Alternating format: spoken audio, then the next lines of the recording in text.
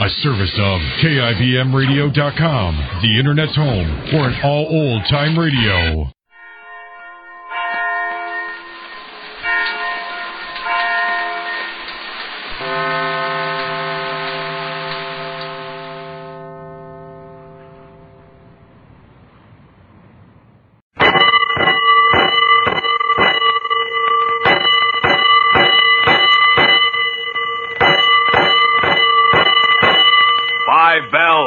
Stand by all stations. Attention, all districts. A 5-alarm fire. 5 bells. Move in immediately. That's it. Let's roll. Let's go. Firefighters.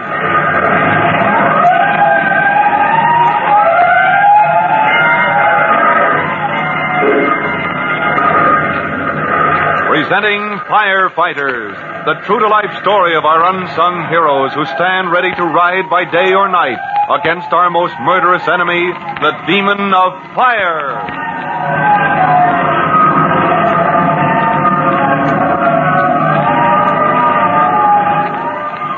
In just a minute, we'll join Tim Collins, rookie fireman, at the scene of his epic battle against the fire demon in the burning warehouse to which Chief Cody has called all available apparatus with a special 4th alarm.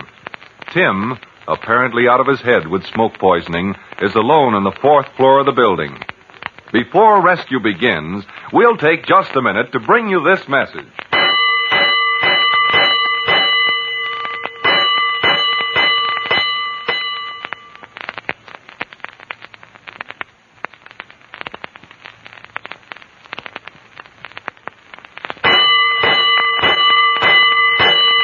Let's go, firefighters. Let's go to the spot outside the burning warehouse where Chief Cody is planning his rescue of Tim Collins. A few minutes ago, you remember, Tim lowered to safety his comrade, Private Murphy, who cradled in his arms the semi-conscious form of the warehouse watchman. As the two men swung from the end of the lifeline, Chief Cody reached up to ease them to the ground.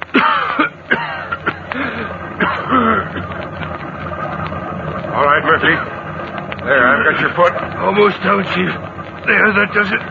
You men, take this fellow to first aid. Who is it, Murphy? I don't know, sir. Here, lie down. They'll be back with a stretcher for you. I don't know who he is. It must be the watchman. He was pinned under a packing case, sir. Collins found him in the smoke and brought him out.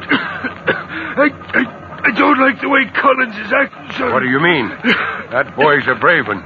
You don't mean he... I mean, he's acting kind of wild, sir. That smoke... It might be smoke poisoning, sir. Smoke poisoning? That's bad. That can make a man crazy. He was... Collins Now, don't try to talk, Murphy. You're in bad shape yourself. Stretcher! This way with the stretcher. Get this man to first aid. And you there, you men. Get that ladder up fast, because I'm right on your heels.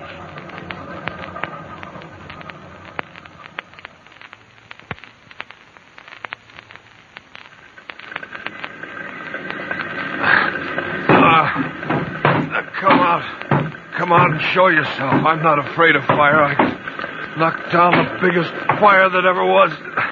Come on, you fire. Show yourself if you are. Alan, over here. Huh? Who's that? Who said that? Alan, come out of that smoke. Get down, you fool. I see you. I see you over by the window. Come on in. Somebody pushed me. How do you know somebody pushed me? Hey, who pushed me? What's the idea? I'm coming after you, Collins. Don't get up. Stay down. Stay out of that smoke. Come on, Collins. Pull yourself together. We've got to get out of here. No. Gotta stay. Look, see that stuff smoldering? Was the fire there? Just put him out. You've eaten too much smoke, boy. You're going to be sick. Now, come on out of this. Look, was a fire there? Yeah, sure. Before we get out of here, there's apt to be a lot more. Fire. Because it got so hot, you know? Got so hot from below. Fires start up here. Oh, but I won't let them start. I got fire extinguisher. Sure, I see. And it's empty, boy. So let's start moving. No. Now, come on, will you? Will you listen to reason? No, I gotta stay here. It gets too hot. Tim, boy, I'm an old man. Now, help me get out of here. Huh? Help? Yes. Help me get over to the window, Tim. Oh, sure, Chief. Sure, I'll get you out. Strong as a horse, that's Tim Collins. I'll get you out and then come back here with my extinguisher. That's right. Anything you say. Yeah. Only come on. Get me over to the window. Yeah, good old Chief. You just leave everything to Tim. Tim will take care of you, good old Chief. You men, lend a hand here. Got you, Chief Cody? Hey, you can stand up now. The air's all right here by the window. You let me alone. Let me go back. Let me back. Knock down that fire. Watch him. He's full of smoke. When that air hits his lungs, he'll... Let me out. Let me...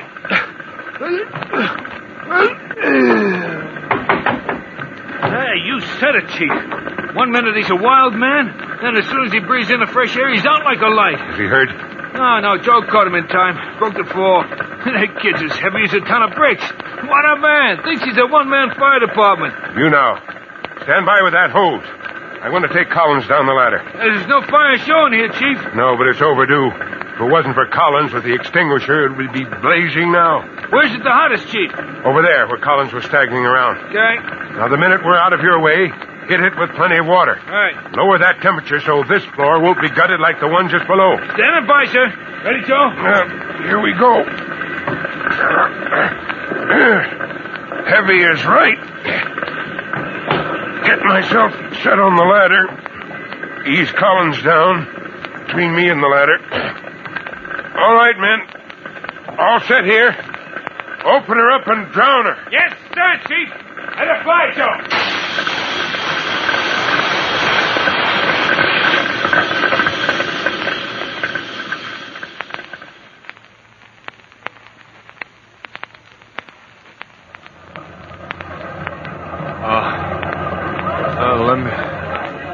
Let me out. My arms are tied. Take the ropes off. Hey, let me out. Hey, Mr. Fireman, it's all right. You should lie quiet. Who's that? Who's there? It's only me, Napoleon Bonaparte. Huh? It's only Napoleon Bonaparte. Now you wake up for true, huh? You don't remember it, huh? Remember? I remember I was up in that warehouse up on the 4th floor. It was full of smoke, and I was with Murphy. Yeah, it was Murphy. Huh? What is making this? My first real fire, and I must have passed out. Oh, good grief, I must have been overcome just as soon as we went into that floor, and I suppose Murphy had to drag me out. Please, Murphy drag? No, please. It's not Mr. Murphy drag. It's you drag. Huh?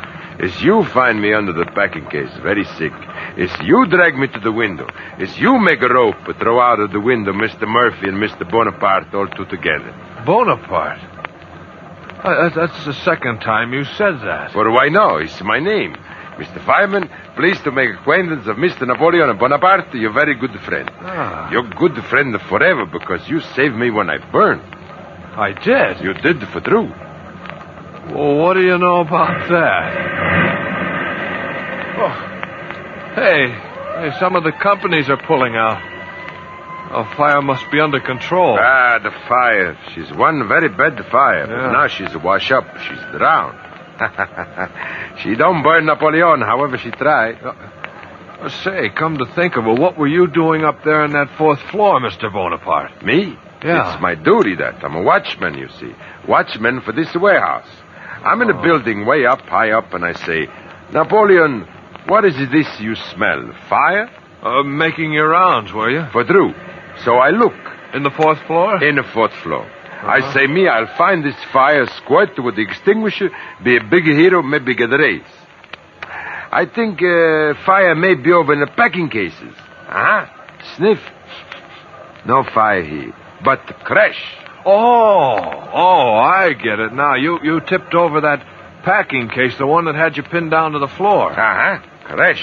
So Mr. Bonaparte, he goes to sleep. Wake up on a sidewalk, wrapped up in the blankets like a big baby. That makes a pair of us. Mr. Bonaparte, have you any idea what could have started that fire? That's a great mystery, no? For a whole week, he shut up tight to the third floor. He's waiting for painters to come back, finish up. Painters? There were painters working in that part of the warehouse? Uh-huh, now we're beginning to get somewhere.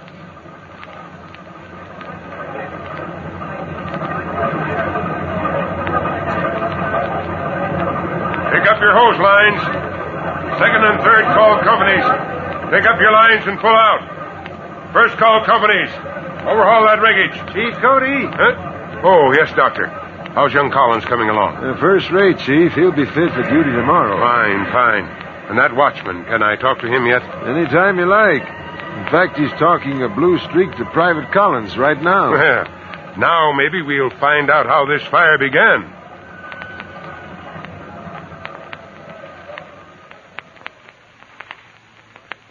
Now, that's one thing the fire chief always wants to know. Just how did the fire start?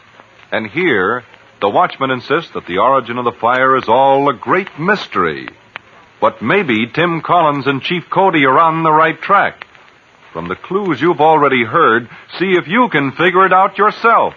And to confirm your conclusions, listen to our next true-to-life episode of The Firefighters. In just a minute, Chief Bob Cody will tell you, boys and girls, how you can help the firefighters in your own town. But before you meet Chief Cody, here's something else you should hear.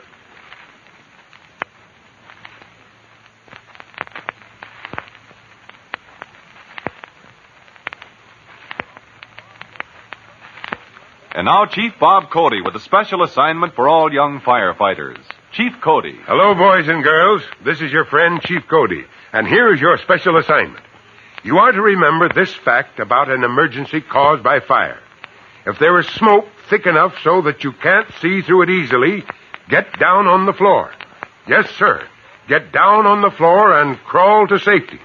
Because smoke tends to rise, leaving the air near the floor cleaner, safer to breathe. Now, this is an important fact. One of the first important facts we firefighters learn. That is all, and goodbye for now. Fire Chief Cody and the young rookie fireman, Tim Collins, will be back at the same time on the same station when you hear... That's it. Let's roll.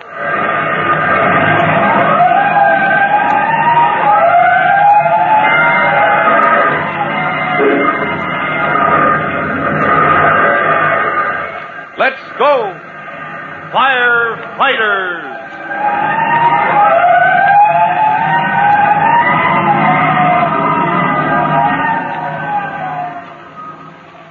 Firefighters is written by Frank Jones.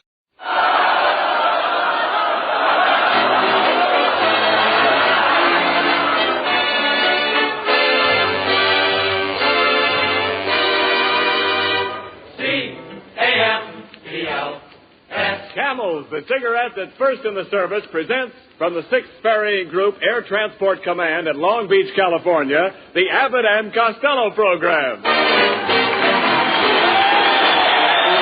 the music of Rick Stevens and his orchestra, the songs of Connie Haynes and the Camel Five, tonight's guest, Miss Merle Oberon, and starring Bud Abbott and Lou Costello.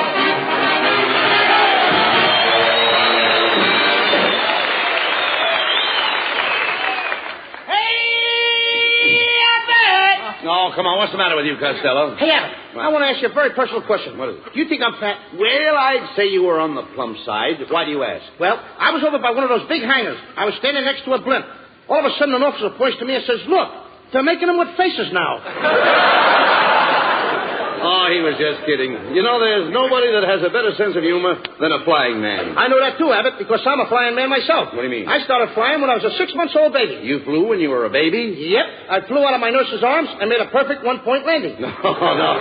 You mean 3-point? No, 1 point. My safety pin was open. Costello, I don't believe you've ever been up in the air. Oh, yes, I have. I used to be a hostess. Well, you walked into that one, my friend. For your information, plane hostesses are always female. This was a male plane. Tell me, Costello, when was the last time you were up in the plane? Do you want the truth or my version? Oh, no. I want the truth. I think we'd get more laughs the other way. No. Tell the truth. Okay, I'll tell the truth. All right. I took my first plane ride today. Captain Dick Lassiter took me up in a great big plane. Tri-motor? Try what? I said tri-motor? Certainly we tried the motor. What do you think we did? Push it? No, skip it. I'm not going to get it up in the air and then try it. All right, forget about it. Forget about the motor? No. The other thing. By the way, what kind of a pilot is he? Was he flying blind? No, he was perfectly sober. What a dope. Of course he was sober. Well, never mind that. You know, Lou, I wonder what these boys down here at Long Beach do when they go on leave. Well, I saw a bunch of the boys down at the beach with their girlfriends. Did they go down there to spoon? Well, they didn't go down there to wash their socks. Well, here's Ken Niles. I've been waiting to see you, Ken. I was wondering what your wife thought of the picture we made last week. That's right, Niles. What does she think of my acting? Well, I don't mind telling you that she absolutely raved. She raved, eh? Yes. They took her away the next morning. What's so funny about that? Did you make that up yourself? Yeah, out of my head. You certainly are. I hate that guy. Well, I know you do, but quit arguing, Costello. I want to hear more about the picture. Did you read any reviews, Ken? Yeah, sure. The Druggist Weekly gave the picture 4 aspirins. See what happens, don't you? He's got the band framed up. Certainly he's got the band framed. That wasn't a funny line. There was nothing funny about that, brother. How can you imagine that? Listen, Ken, I read all the reviews. And even Mrs. Roosevelt mentioned our picture in her column. What did she say? She said, my day was ruined. That's the one line I don't know why they got it in there. Wait a minute, look. Lou, didn't we get any compliments at all? Oh, sure. We got one cheer that I remember. Where from? The Bronx. The Bronx? You know, in Hitler's face without music. Oh, yeah. Well, maybe we should give up the idea of producing our own pictures, Don't you be silly. No. Perfume Pictures Incorporated is here to stay. And I'm ready to start another picture right now. Push the button for my secretary. Okay. Hey. What's the idea of a horn for a buzzer? She used to be a waitress in a drive-in. Oh. Oh, boss, I'm sorry I was late this morning. Are you doing anything tonight? Why, no, not a thing. Then try and get here on time tomorrow morning. Fine secretary. How did you get a job here? I used to be in pictures. I played in The Way of All Flesh. What part did you play? One of the meatballs. Everybody gets laughs but me. All right. Have patience. By the way, do I have any appointments today? Yes, sir. At 12 o'clock you have an appointment with Hetty Lamar. What am I doing after that? Me, he asked. Mr. Costello, could I speak to you for a moment? Why, it's Botsford Twink, our soundman. What's on your mind, Bots? Well, I want you to know that I was terribly hurt because I wasn't in your picture last week with Carmen Miranda. After all, if you're looking for new faces, look at me. My face is new, isn't it? Oh, very new. In fact, your whole head has only been slightly used. Please give me a chance, Mr. Costello. I really do have a lot of talent. You know, I do most of the voices in all the Leon Schlesinger cartoons for Warner Brothers. Don't tell me. Yeah, for instance, here's a little Porky Pig. This is the way I talk when I play Porky. That's all, folks.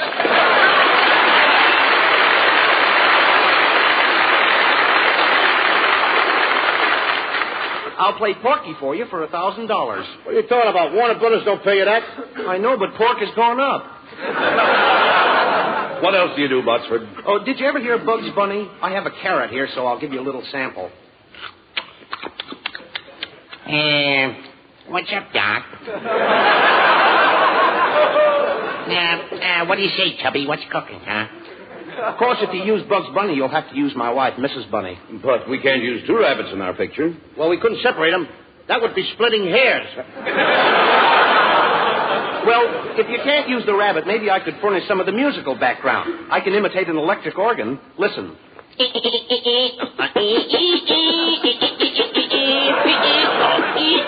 clever, ain't he? Do you call it an organ? Now listen, Botsford. I can't use any of that stuff in my picture. Now, will you get out of here? Now look what you did. Now look what you did. Every time you yell at me, I get the hiccups. When you yell at me, he gets that. Why do you yell? How did I know? Did I know that when I talk loud, he gets the hiccups? Costello, did I know that? Well, don't yell at him. Do something for the poor fellow. Please, Botsford. I said, talk nice to him. Botsford, I'm talking low and easy. Now, take it easy. No more hiccups. That brings him out of it. Does it? I didn't know that. All right, take it easy. How do you feel? Better now. Oh, you do? I feel fine. Oh, am I glad of that, Abbott. Now, let's get back to this picture. But, Mr. Costello, are you sure you can't use the organ? Botsford, how many times do I have to tell you that I'm not ready? Please, let him get in the eye. You see what I told you? I know what I'm doing. Get him out of here!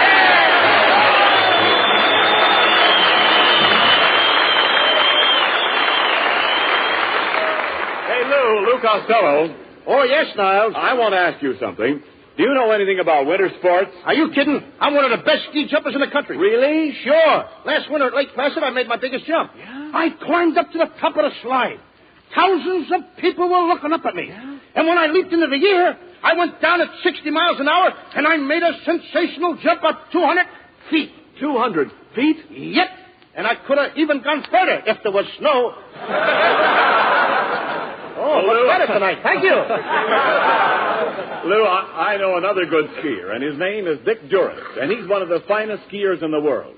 In fact, he's so good that the government asked him to give instructions to ski troopers in lightning-fast mountain warfare.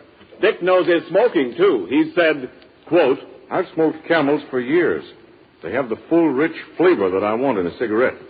No matter how often I smoke, Camels never tire my taste, never get in my throat. Unquote. Yes, and with men in all the services, Camel is the favorite, too, according to actual sales records in the stores where they buy cigarettes. Try Camels yourself for steady pleasure. You'll like the way they hold up, wear well, pack after pack, no matter how many you smoke. The reason is extra flavor.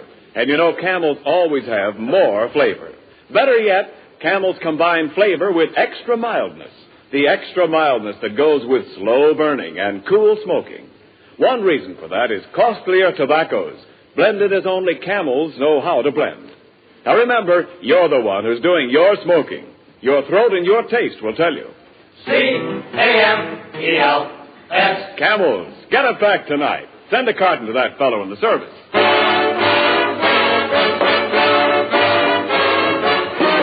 Meet Stevens, the orchestra, and the Camel 5 with a new treatment for an old tune by the light of the silvery moon.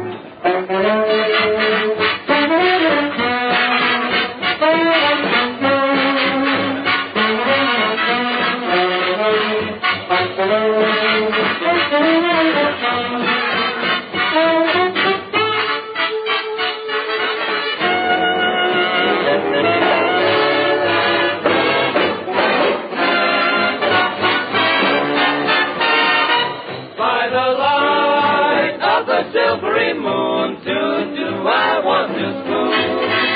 To my honey I'll croon love tune.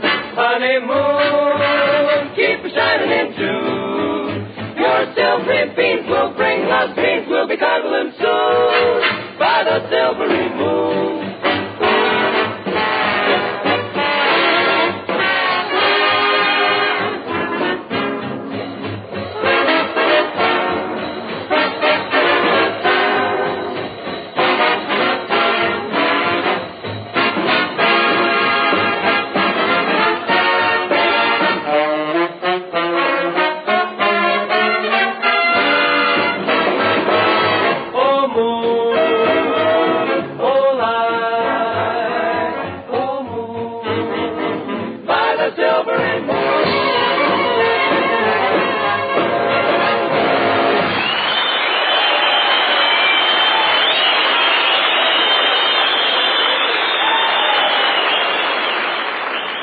Costello, we can't hold up production on your new picture any longer. Now, we've got to get a leading lady. How about giving that secretary of yours a chance? She has blue eyes and blonde hair. And a Supreme Court figure. What do you mean, a Supreme Court figure? A Supreme Court figure?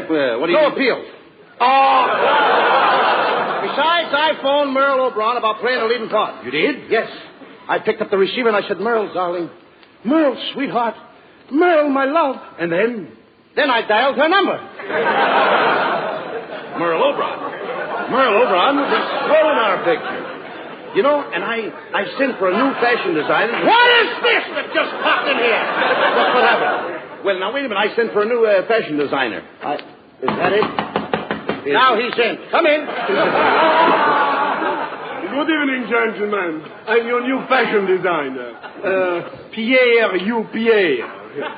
To my friends, I'm P.U. You said it, brother. Hey, get a load of that guy's hair. He's a male Veronica Lake. Pierre, this is Lou Costello. Oh, how do you do, Mr. Costello? Thank you, sir. You are just the man I'm looking at. I've not seen you in a long distance. Look at the way his hair hangs over his face. Pardon me, Pierre. Was your mother ever scared by a sheepdog? Oh, come on. Leave the man alone. We've got to get him to design Miss Oberon's clothes. Now, no more remarks about his hair. Looks like a palm tree in a high wind, doesn't it?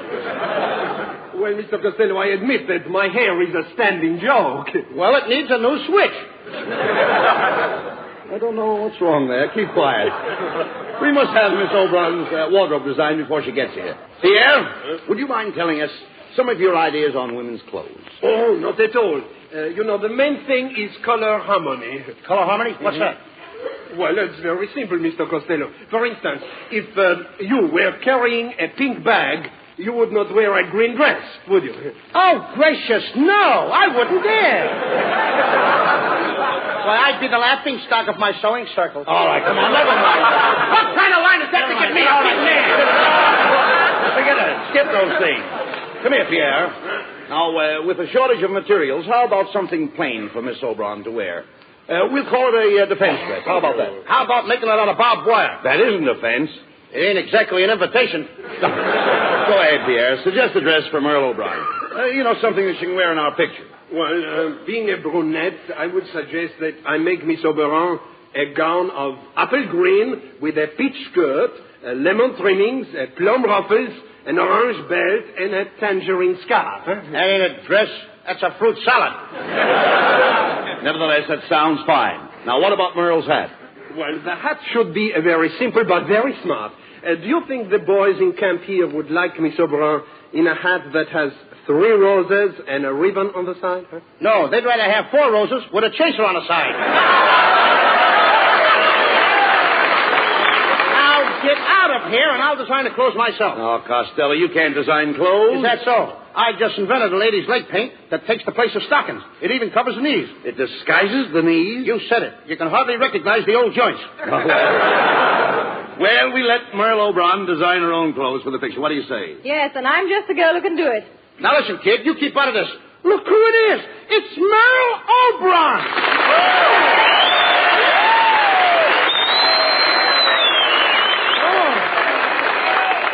Merle, I'm overjoyed. I'm overcome. I'm overwhelmed. I'm over here. Merle, I've always been in love with you. You're so beautiful. Can I give you a kiss? Well, all right, but just one.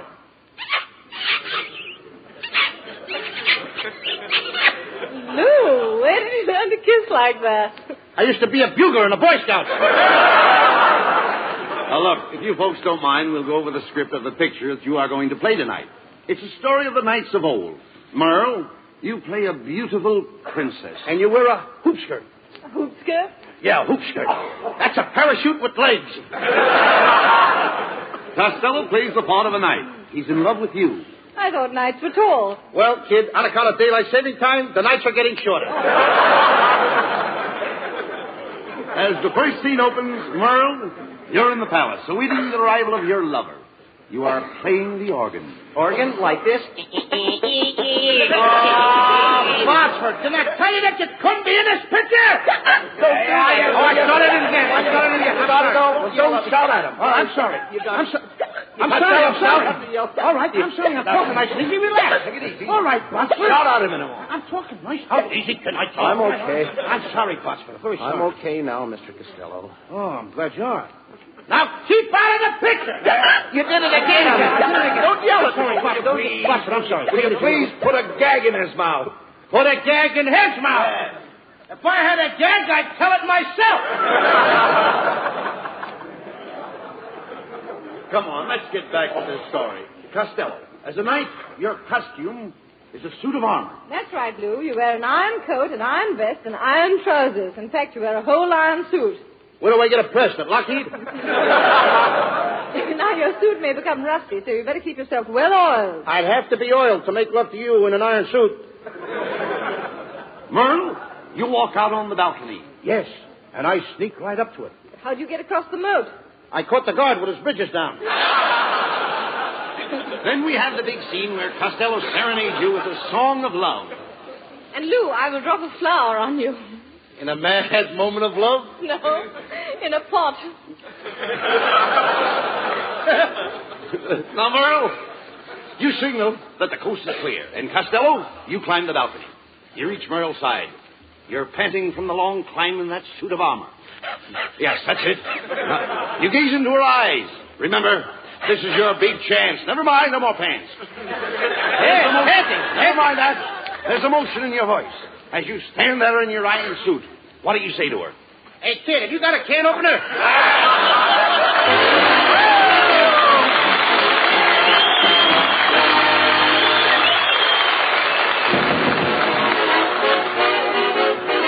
Here's Connie Haynes with the Camel 5 with a new rumba from the pen of Cole Porter. Hasta luego.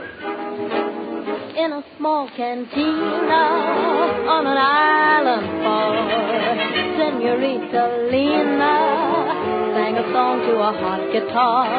All the ding-dong dandies used to gather about when the lovely Lena, Lady Vina, would give in and give out. Hasta luego. Too bad we must part. Hasta luego. And that's mucha good luck, sweetheart. Once they'd married Lena, and her rich old guy moved to Pasadena, where the best people go to die. But when she'd collected all his copper preferred, back to her cantina, lovely Lena went flying as she purred. Hasta luego. Too bad we must part.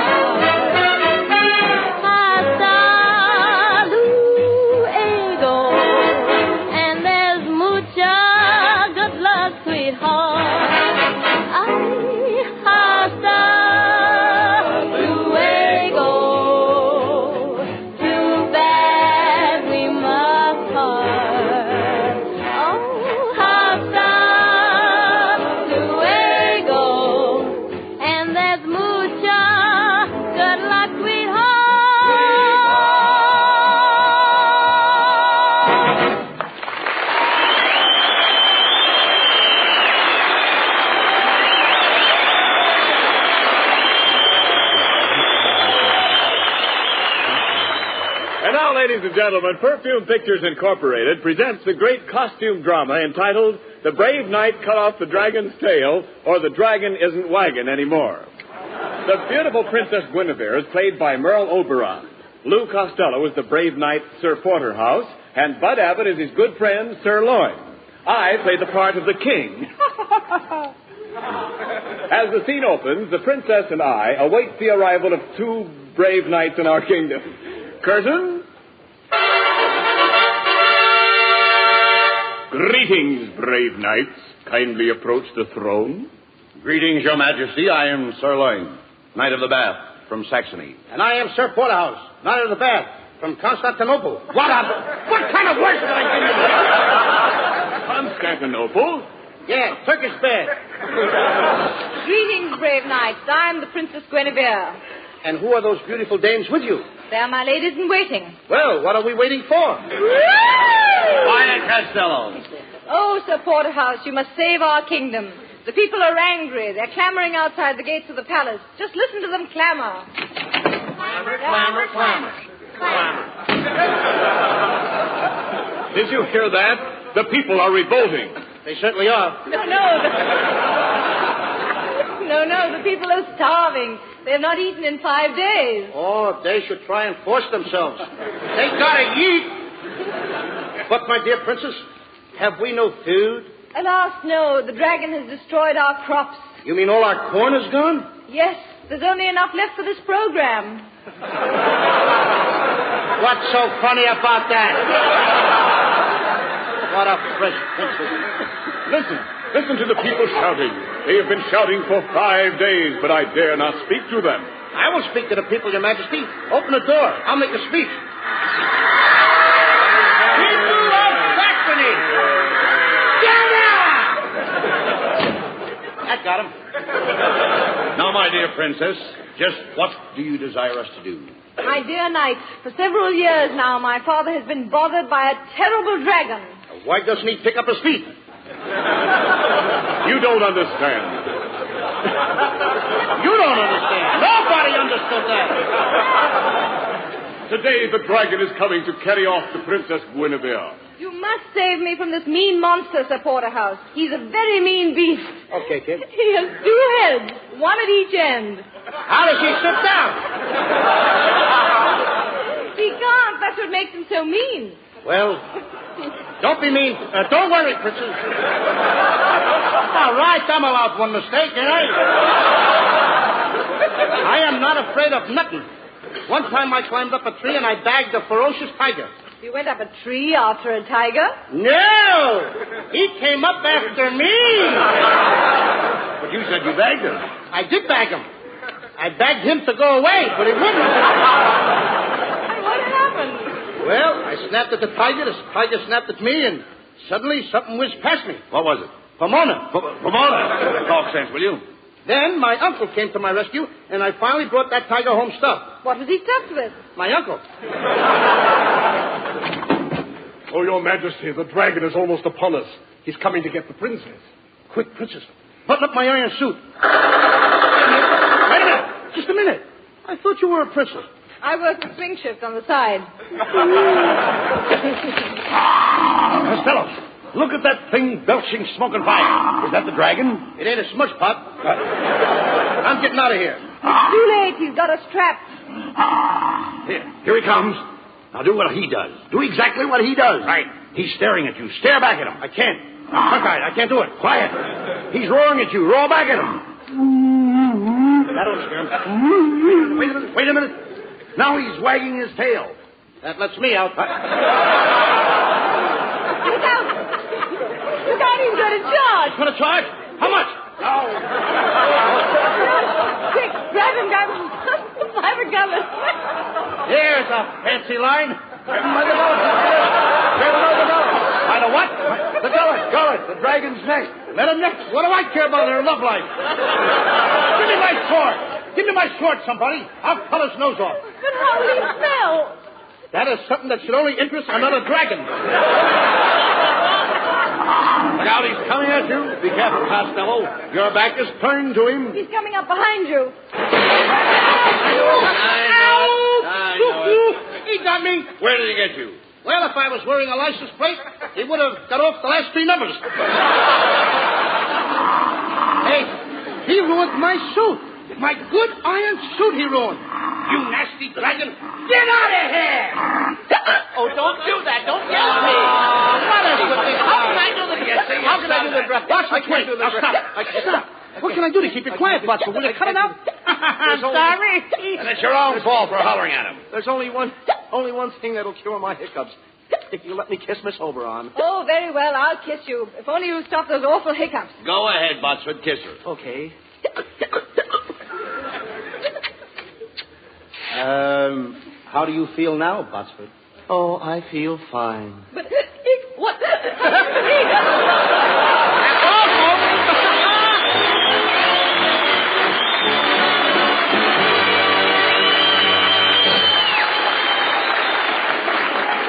Some tunes you whistle for a while and then forget, and others stay with you for years. I think the ones you remember are the ones that have character. I believe that goes for cigarettes, too. We say that Camels have character, and we back that up with the thousands of smokers who have stood by Camels for 20 years and more. We think it's true that more people have smoked Camels longer than any other cigarette. Try Camels and see for yourself. Try them in your T-zone. That's T for taste and T for throat, your own proving ground for cigarettes. Your taste will tell you that Camels have more flavor, And it's extra flavor that helps make Camels hold up day in and day out. Makes the second pack better than the first, and the third better than the second. Your throat will tell you about mildness, too. It's the best judge you'll find. Yes, Camels are mild, cool smoking, slow burning, because they're expertly blended of costlier tobaccos. Your throat and your taste will tell you. C-A-M-E-L-S. Camels, get a pack tonight. You'll want to buy a carton tomorrow. Here's more news about the Camel Caravans, those traveling shows which entertain the men in the Army camps. 32 performances of the Camel Caravan units will be given to men in the training stations throughout the coming week.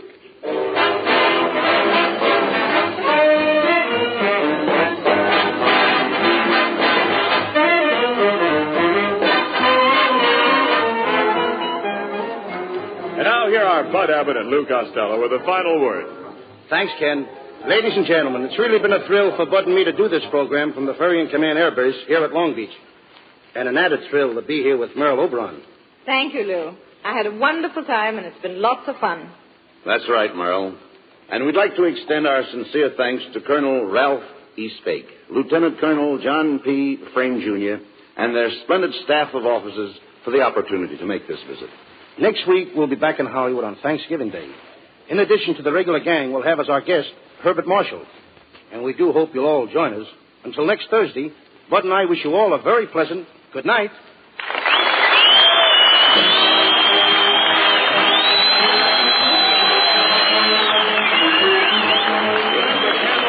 Four great shows each week.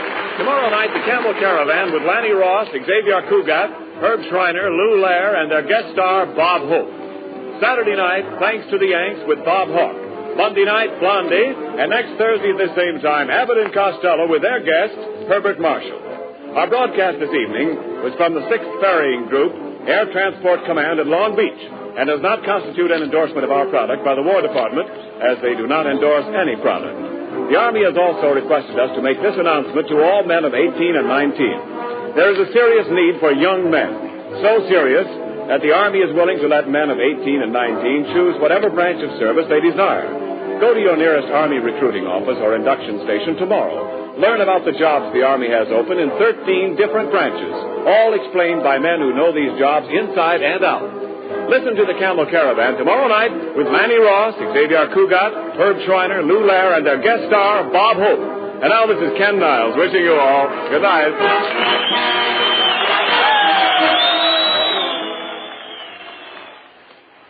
Mister, if you've got a pipe that's biting you, why, it just means one thing. Your pipe's hungry. Yes, sir, hungry for Prince Albert, the mild, rich, tasty tobacco that won't bite your tongue because it's no-bite treated. PA's crimp cut, too, for easy packing and stay-lit burning. Around 50 pipefuls in every handy pocket package. Hollywood, California, Monday, June 22nd.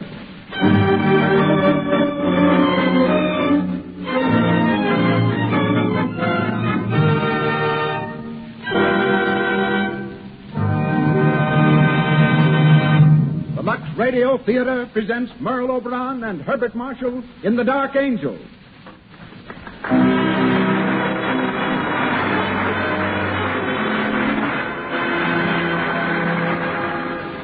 Lux presents Hollywood. Tonight, you will meet Merle Oberon, Herbert Marshall, Rod LaRock, Cecil B. DeMille, Leroy Prinz, James Montgomery Flagg, and many others. And gathered here to witness this event is a tremendous audience of Hollywood notables.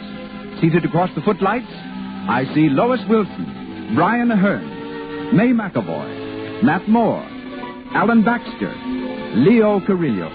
Welcome, all of you, to the Lux Radio Theater.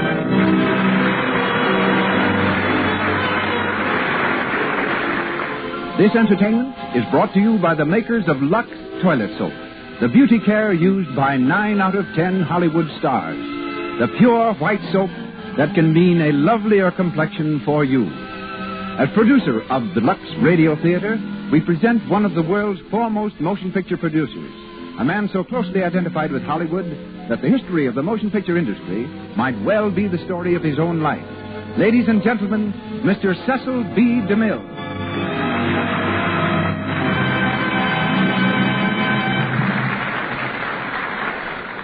Greetings from Hollywood, ladies and gentlemen. The lights of 1,000 cities are the footlights of our stage tonight.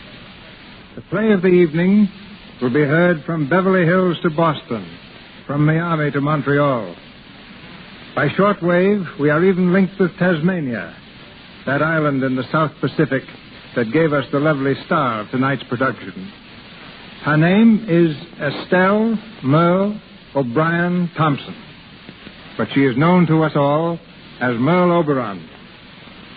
We have listeners also in Hawaii, where once before I directed the man who stars in tonight's production, Herbert Marshall. We were making a picture on the slopes of Mauna Kea in the Koa Forest. I had to stage a fight between Mr. Marshall, Bart as we call him, and William Gargan.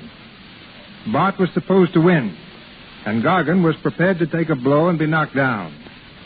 We filmed the scene several times. Each time, Bart played the scene magnificently, up to the final blow. Then something went wrong. I finally asked him why he wasn't giving me what I wanted. And that delightful gentleman, who served with the London Scottish Regiment during the war, who saw action on many fronts and figured gallantly in the Battle of Arras, said very simply, "Mr. DeMille, I just can't bring myself to hit a man full in the face."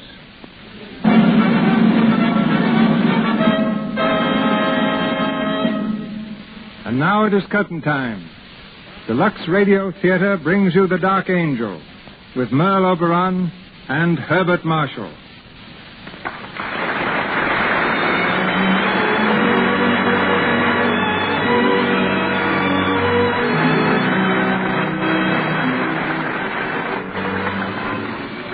The Dark Angel is the story of Kitty Vane, played by Merle Oberon, and Alan Trent, a young English officer with whom she is in love, played by Herbert Marshall.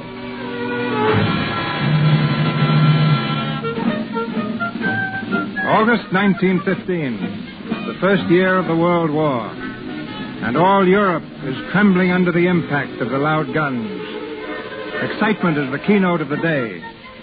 And in a little cottage in the country, Kitty Vane, a charming young English girl, is hurrying off to meet two old friends who are coming home on leave. We hear her running down the stairs. Good morning, Granny. Good morning, darling. You're early. A little.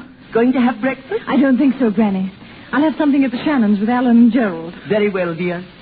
You're excited, aren't you? Terribly. It's a big day. The biggest ever, Granny. Alan Trent and Gerald Shannon. It seems like yesterday they were just babies. And here they are coming back to us after a whole year of war. Yes. You know, Granny, at first seeing them as soldiers was fun. And I suppose I never really thought they'd be going away. But when they did... Oh, Granny, I'm so glad they're coming home again. I'm afraid it won't be for very long. No, I suppose not. But even a few days are better than nothing. And Alan promised me they'd stay just as long as they possibly could. In these days, we have to make the best of everything. It's been a long year for you, hasn't it, darling? It wouldn't have been so bad if... Oh, Granny, if only I knew. If I were only sure. Of Alan? Yes. Aren't you sure? How can I be? When one loves so hard and for so long, one can never really be sure. And it used to be so easy, Granny. When we were children, I'd just ask him to marry me. But now, it's growing up, Granny. That's what it is. Things aren't so simple anymore. I can't just say, Alan, please marry me, quick. Why not? That's the best way to do it. Saves a lot of time. I bet that's just what you do. Of course.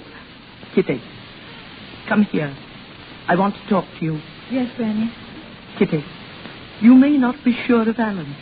I don't know how he feels about you, but I do know how Gerald feels about you. Gerald? He's in love with you, Kitty. Granny. Yes, my dear. I've seen it, and I know it. But it's silly. You shouldn't say things like that, Granny. I'm an old woman, my dear. I can say what I please. But, Gerald, I've never thought about Gerald except as Alan's cousin. Why, I've known Gerald ever since we were babies. And Alan, too, my dear. Yes, but, well, that's different. Somehow. I can't explain it, but it is different. Is it? Of course it is. Heavens, look at the time. I must fly. I've got to meet Mrs. Shannon at the station. Goodbye, Granny, dear. Goodbye, child. Don't drive too fast. I won't. And give my love to Alan and Gerald. I will, Granny. Goodbye. Bye.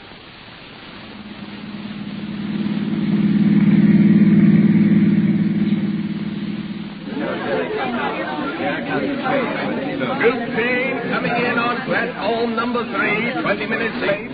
Troop train, 20 minutes late, coming in on... They'll be here soon. Tommy will be here soon. Oh, he's first leaving. Everybody's here. Train comes in for... I hope he's well. I hope he's well. Well, Kitty, I just spoke to the station master. Their train's 20 minutes late. 20 entire minutes. After 11 months of waiting, that really isn't so long. And just think they'll be home with us for 10 whole days. Oh, I'm almost afraid to meet them. Do you think they'll be the same, look the same? Oh, I think we'll recognize them. Oh, look. The train is coming. Oh, why doesn't it stop? Oh, Sheila, what if it doesn't stop here? Silly child, it's stopping now. Where are they? Jimmy, Sandy, how do you think they'll find us. Kitty, be patient, Oh, darling. look there they are. Helen, Gerald, Helen.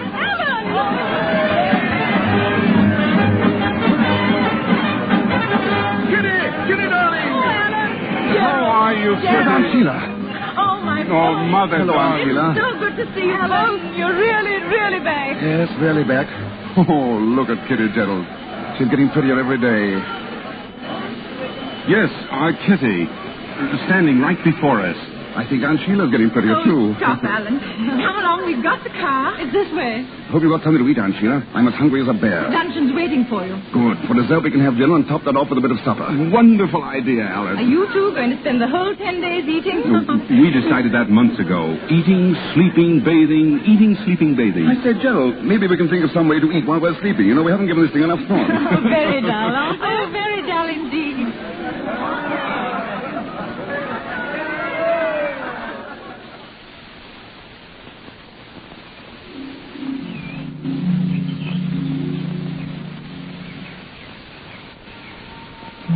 Hey, Kitty, where are you going? Ellen, don't you know it's very bad manners to shout out of second-story windows? Well, it's just as bad as shout back. Want a piece of cake? No, I'm tired of seeing you eat. I'm going home. Oh, wait a minute. I'll come with you. Maybe there's something new to eat at your house. There isn't. Goodbye. No, wait. Look, Kitty, if you don't wait, I'll jump down. Get back in that window, idiot. Will you wait? No. All right, here I come. Ellen, don't. Ellen, why did you do that? Ellen, darling, get up. You're not hurt, are you? Ellen, why don't you speak? Aunt Sheila always taught me not to speak with my mouth full. You like some cake? Here. Stupid clown. Now I will go. No, don't go, Kitty. See, I did scratch my hand. No, slow up there. Scratches like this cause lockjaw or something. Serves you right. Kitty, you're changed. You're positively bloodthirsty. And you haven't changed. You're still a child. You don't feel... Huh? What don't I feel? You don't feel anything. Don't I? How do you know what I feel? Do you know about the months I've been away? The agony I've been in because of you? Do you know how frightened I was of coming home and finding that you'd changed? That you didn't feel the things I wanted you to feel? Oh, look here. I can't say it all. Maybe I can't see any part of it. I'm scared. Kitty.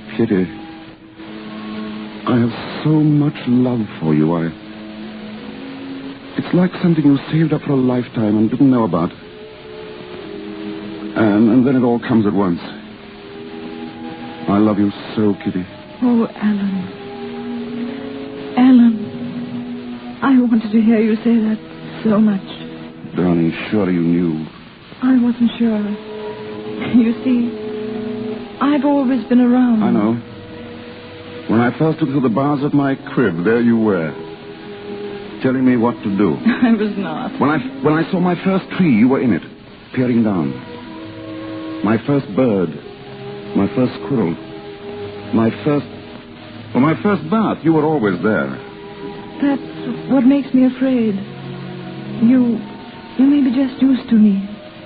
You may meet some other girl. No, you sweet idiot. Don't ever say that. There'll be no one else ever. If you ever weren't there, I'd stop living. I'd stop breathing. I'd stop wanting to breathe. Alan. Don't ever go away, Kitty. Never, Alan. Oh, my darling. Come on. We'll tell Aunt Sheila. And Gerald, too. Now, wait. What are we going to tell them? That we're going to be married. But when? Day after tomorrow? No, tomorrow. Why, you shameless hussy. Come on, we'll run. Wait, Alan. Now, come on. You're going too fast. Who's going to tell them? Both of us. Aunt Sheila, where are you? Hello. What's all the excitement? Oh, Gerald. Big news. Can you guess, Gerald? I think I can. So it's fully happened after all these years. Congratulations. Oh, thank you, Gerald. All my love, Kitty, for you both. This is the way it should be. I'm happy about it. Did you call me, Alan? Come here, Mother. Is anything wrong? Oh, no, it's right. These two have got themselves engaged. Getting married tomorrow. Married? Oh, that's splendid, Kitty, dear. I'm very happy. I know you'll be happy. Both of you. We'll all of us be together. Always now. Do you mind if I run? I can't wait to tell Granny. I think you should come with me, Alan. I fully intend to. We'll be back. Come on, Kitty.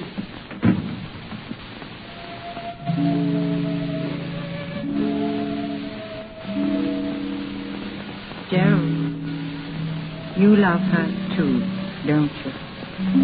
Yes, Mother. Oh, darling. It's all right, Mother. This is the way it should be. Gerald, I almost forgot. This message came for you a while ago from the War Office. I do hope... War Office? Let me see it, dear. What is it, Gerald? Gerald. We've got to go back. We're leaving England tomorrow morning. Oh, Gerald, no. Must be a big drive on. All leaves are canceled. Oh, those poor children. They were to be married tomorrow. Yes. I'll have to tell them.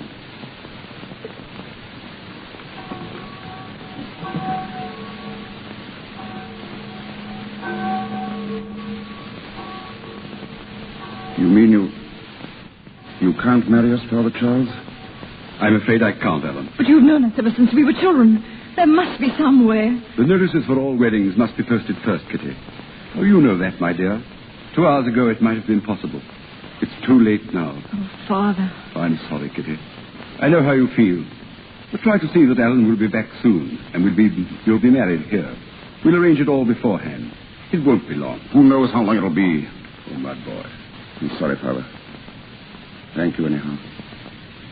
You've been very patient with us. God bless you, and bring you back to this church for the marriage you want. Goodbye, my children.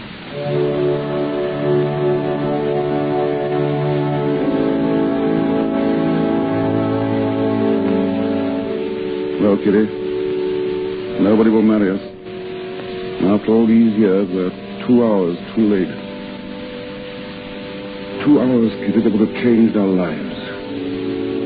No, Alan. They're not going to change our lives. Kitty. I marry you, Alan Trent, in front of a church. And I marry you, Kitty Vane, for always. Until the day I die.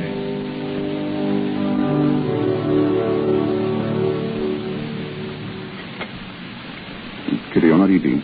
I can't. You shouldn't have come down here, Danny. We should have said goodbye at the church. I wanted to be with you, Alan. Right at the last. Is there anything I can do for you, sir? No, thank you. Well, I hope the dinner was good. Quite good. That's right. I always like to see a soldier eat before he's off. I suppose you're one of them as is leaving on the boat tonight, sir. Yes. Well, over the top with the best of luck, say I. What's that? Oh, the guns. You can hear them when the wind's this way. I always tell my husband that those guns make it like living right in the war, so to speak. I always say... Yes, I know, yes, of course. I wonder, would you mind bringing some more coffee? Coffee? Not at all, sir. Fetch it right away, I will. Kitty, darling. Oh, Alan. Those guns. They frighten me, Alan. And the men we passed coming down. Thousands and thousands and thousands of them. And in a little while you'll be gone. Gone with the rest of them. No, listen to me. They're going. I'm going. There's nothing to be done about that. There isn't much time left. And we must face the truth. And the truth is that in the few hours we have left, we must live a whole life together. We must play a game. And we must know it's a game. And if it's a silly game, it's the best we can do. The game is this. We must pretend that there is nothing tense and desperate about these few hours. And that the only time I'll have to leave you for the rest of our lives is to buy us both a loaf of bread and a bottle of milk. No, Alan. Do you think you could pretend that, darling? I'll try. What time do you really have to leave, Alan? Very soon, dear, 5:30. But until then, remember, we're together for the rest of our lives.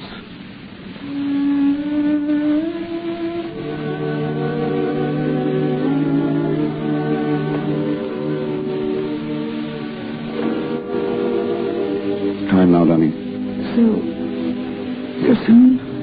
Yes, I've got to leave. Very well, Alan. Look at me, Kitty. You'll do something for me? Whatever you wish. Then sit here. Just where you are. Close your eyes, darling. Now, don't open them till I've gone. I love you. I'll always love you. Goodbye, darling.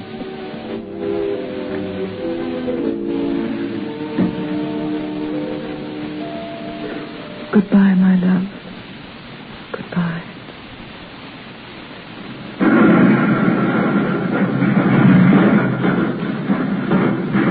Phew. Pretty bad going out there tonight. Sounds like it.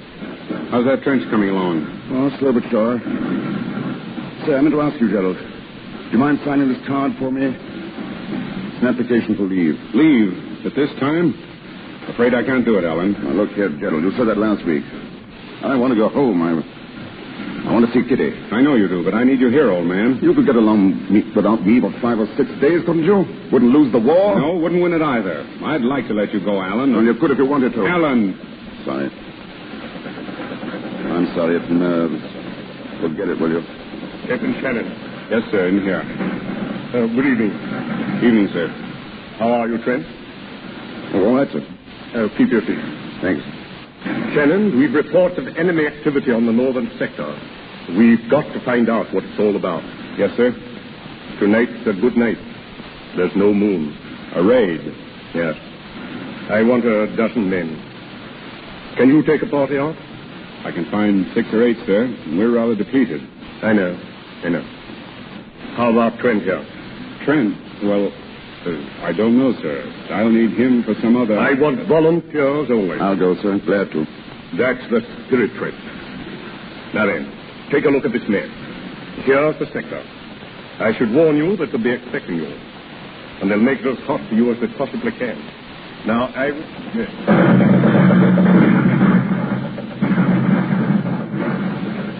Ready, Alan? Ready. How much time? 30 seconds. Sorry I got you into this, old man. That's all right. Look out! The Colonel said they were expecting us, didn't he? Oh, it won't take long. Over and back in 3 minutes if all goes well. What is it now? 10 seconds. Good luck, Alan.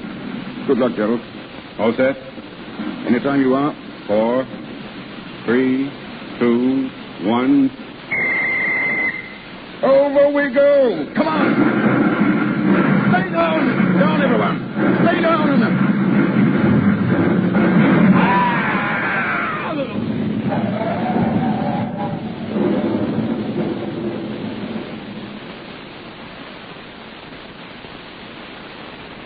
Granny! Are you asleep, Granny? Kitty, what's the matter? Granny, did you hear something? Only the wind, darling. Why? I thought I heard a scream. A long scream. Oh, Granny. You've been dreaming, child. Yes. Yes. I thought I saw Alan. Alan with a black cloud hanging low over him. Like a dark angel come down to... Oh. There. Go back to bed, my darling. You'll be all right in the morning.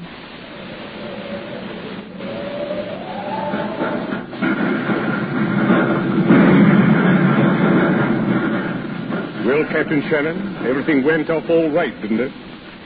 Yes, sir. Did you bring back a prisoner? Yes, sir. Good. What about the men? Lose any? Shannon, I asked you if you lost any men. Yes, sir. We lost 4 men. 4? One of them was Alan Trent.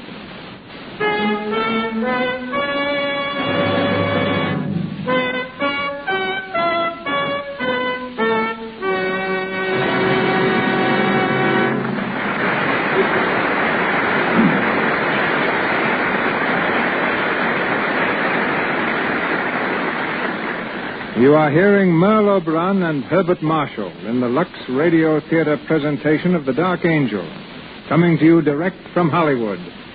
We continue with the play in just a few moments.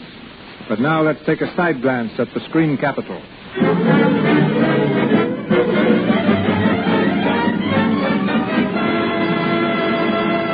It's lunchtime in the Brown Derby, and as usual, this famous restaurant is being patronized by lots and lots of stars. And lots of visitors hoping to see them.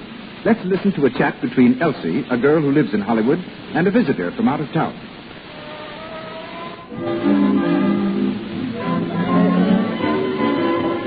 Oh, look, Elsie. That must be... Oh, it is Norma Shearer.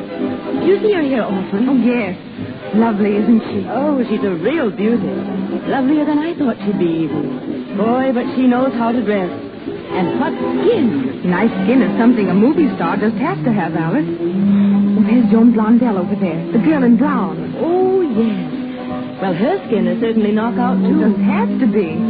No one here can afford to have cosmetic skin. Why, if they had enlarged pores or little blemishes, it would just be too bad. I've read about how they use Lux toilet soap to remove cosmetics. Yes, and I know that's what they do. Remember Jane Bangs? Yes. Well, her family's here now, and her brother works in one of the big studios. And he says Lux toilet soap is always in the stars' dressing room. Wise women all over the country are protecting their skin the way Hollywood's lovely stars do. Before they put on fresh makeup during the day, always before they go to bed at night, they use Lux toilet soap. This simple, regular care protects the skin. Keeps it clear, smooth, good to look at. And once again, Cecil B. DeMille.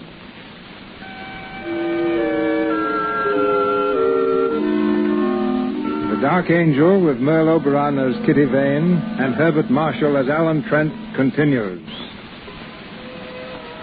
Many months have passed since the night Alan disappeared into the darkness of the battlefield. Gerald, on leave again, has gone directly to Kitty. We find them sitting under a tree in Kitty's garden. It's wonderful to see you again, Gerald. It seems ages since you were home. It's been ages. You're looking well. Oh, I'm fit enough. What about you, Kitty? I? You look tired. Oh, no. I'm very well. Oh, Gerald.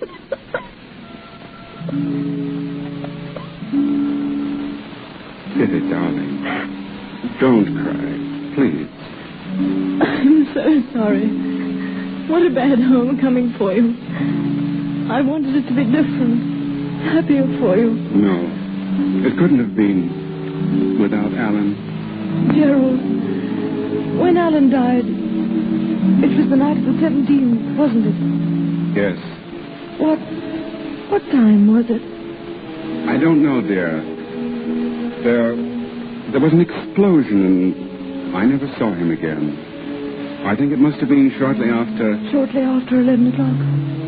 I know. He had wired me he was expecting leave, and then He wanted leave, Kitty. He wanted to come home to you. And he couldn't get leave? I wouldn't give it to him. What? I wouldn't give it to him. I could have, but I didn't. I refused, Kitty. I killed Alan. Gerald, what are you saying? It's my fault. If I'd done what he wanted me to, he'd be alive today. It's my fault, Kitty. I killed Alan.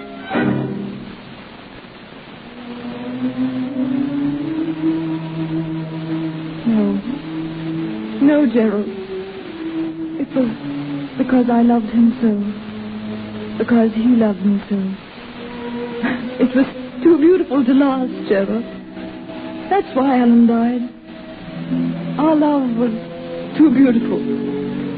Too happy.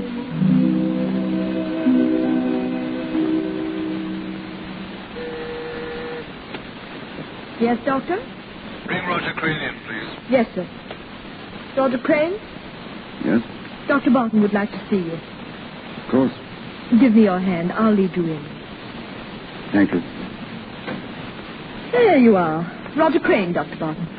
Come in, Crane. Thanks. This way, Crane. There's a chair right in front of you. Here, let me help you. Oh, it's all right. I can find it, Doctor. I'm learning to feel my way around quite well now. Fine. Nature takes care of a man, doesn't she, Doctor? If she takes away his eyes, she gives him a good sense of direction. Compensation, we call it. You notice the difference between night and day yet? No, not yet. Well, that'll come. Is that all I can ever hope for, Doctor? To notice the difference between night and day? Will I never see anything again? No, Crane. I'm sorry. Oh, well. Oh, Crane, I want to talk with you, not as the head of a rehabilitation hospital, but as man to man. Today, you leave us. I'm assigning an orderly to you, Mills, a pleasant fellow. He'll take you home. I'm not going home, Doctor. I have no home. And your real name is not Roger Crane, is it? It's as good a name as any other? Yes, I suppose so. Well, Crane, I have a few things here that belong to you. Some money, a very disreputable-looking pipe. Thank you. And a photograph. Photograph? Yes. So I've kept these things for a reason. Now, look here, my boy. You came to us from a German prison hospital. Your card read that all means of identifying you had been destroyed. I could have gone into that further, but I didn't. I know that. I'm grateful. Now, this picture. I see there are 3 people in it. One of them is you. There's an inscription. To Alan and Gerald. Take care of each other. Kitty. Now, Crane, those 3 people are not strangers to one another. Who are the other 2? Why aren't you going home? Fear of being pitted, I suppose? Being a nuisance? I know what it means. I once saw blind men in a hospital. Stumbling, helpless. Now I'm one of them. Is that your only reason? Reason enough, Dr. Barton. Well. What are you going to do? I don't know. Take a cottage. Somewhere in the country where I can be alone. I've always wanted to write. I think now might be a good time to start, you. And that's going to be your life. Away from your home, your friends. Away from everything that made life sweet. Yes. It's a lonesome existence you've picked for yourself, Crane. I know it. But that's the way it's got to be. And I can't back.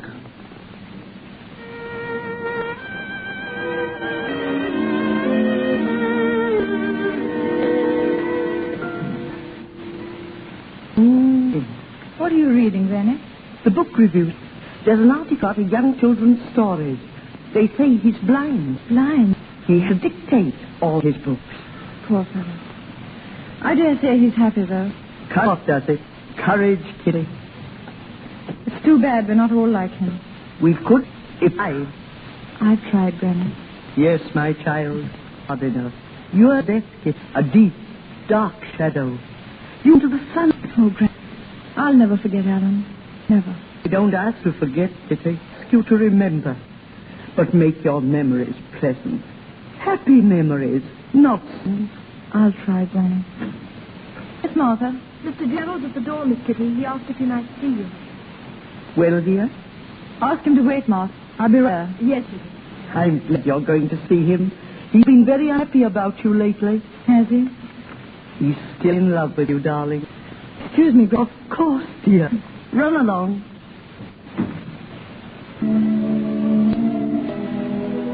Hello, Gerald. Kitty, how are you? All right. It's been a long time since you were here, Gerald. I know. I didn't want to come. Why not? You've been keeping to yourself so much lately. I thought perhaps you'd like to be alone as much as possible. Thank you, Gerald. Shall we sit down out here? How is your mother? Oh, she's very well. She's been worried about you, though. Tell her I'm coming to see her soon, will you? I wish you would, Kitty. The house hasn't been the same without you, really.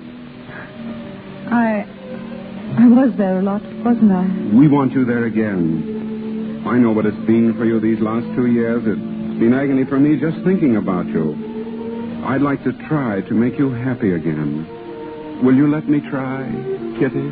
Oh, Gerald, you're very sweet to me.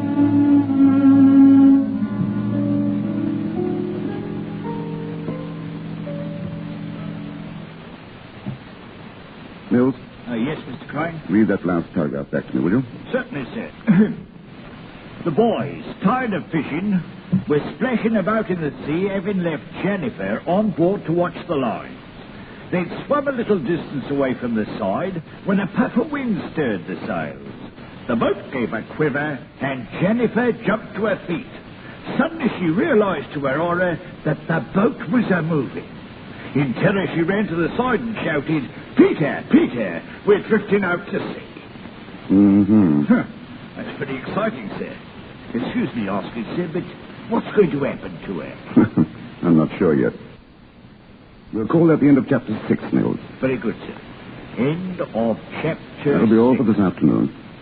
By the way, Mills, any word from Dr. Barton? Oh, yes, he's coming down the 8 o'clock train, sir. Oh, well, have some hot tea ready, Mills, and a good fire if you can stir one up. Yes, I'll have a fine fire, sir. It'll be great guns by the time he gets here.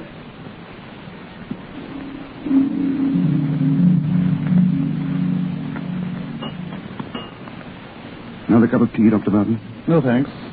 It's a nice place you have here, Crane. I like it. Very comfortable. How's the new along? We've made a start. Fine. It's been amazingly easy. I stretch out all day here in the study or back to Mills. Sometimes I laugh at myself. Imagine me stories for boys. I read about you a few weeks ago in the section of the Times. I wondered why you print your photograph. I don't think my picture... No? Crane, during the war, you were in the artist rifles, weren't you? Yes. Did you ever come across a chap called Shannon? Gerald Shannon? Company. Oh, that's so. Crane, do you remember a photograph of yours I gave at the hospital? A photograph of 3... I remember.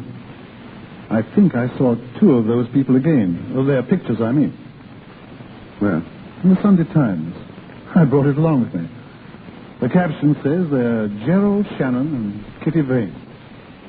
Is that right? Yes, that's right. What's it say about them? It says they're going to be married. Married? Are they? I'm very glad. We used to be quite good friends. They've been very close to each other all their lives. I was hoping this would happen.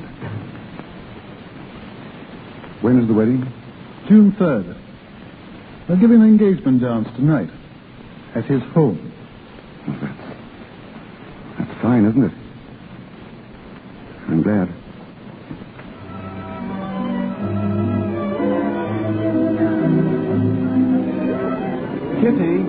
Kitty, where are you? Here, Gerald. Darling, what are you doing out here all by yourself? Just thinking. Happy, darling? Don't you know I am? What were you thinking about? Oh, everything. You and me, our marriage, And Alan? Gerald. It's all right, darling. I understand. I couldn't help but think of him tonight. But they weren't sad thoughts, Gerald. I was just thinking that if Alan could see us, if in some way he knew that I was going to marry you, I think he'd be happy too. My darling.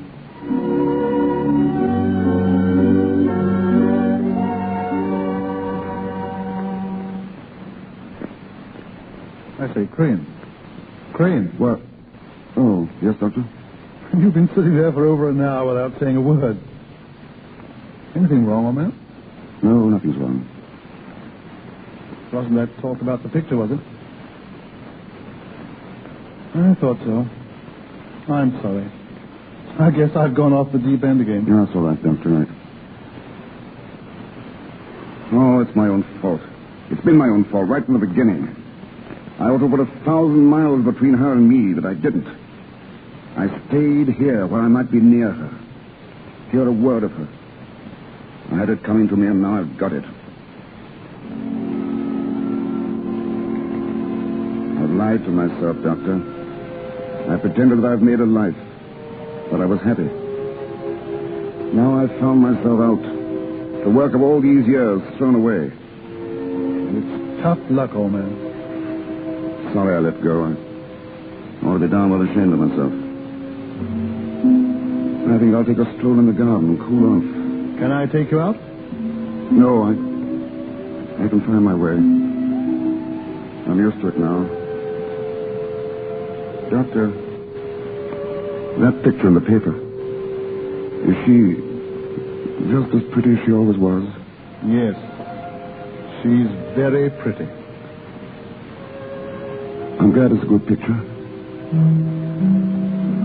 I wish I could see it.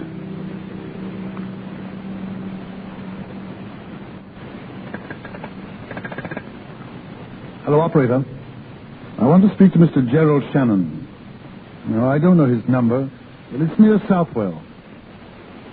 Yes, Shannon. Gerald Shannon.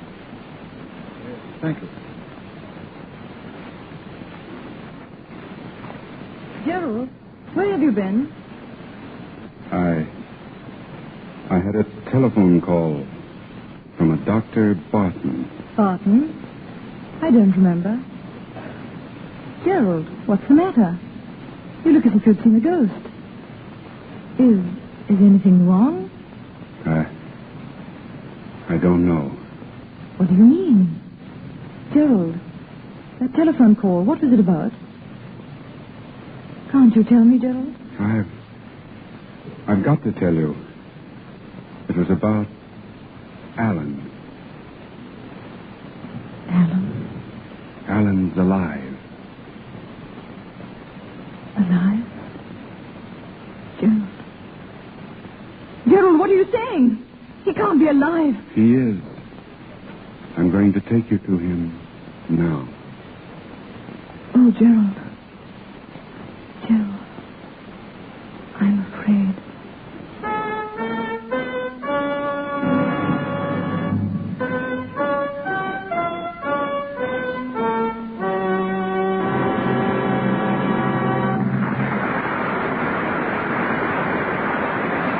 We pause for station identification.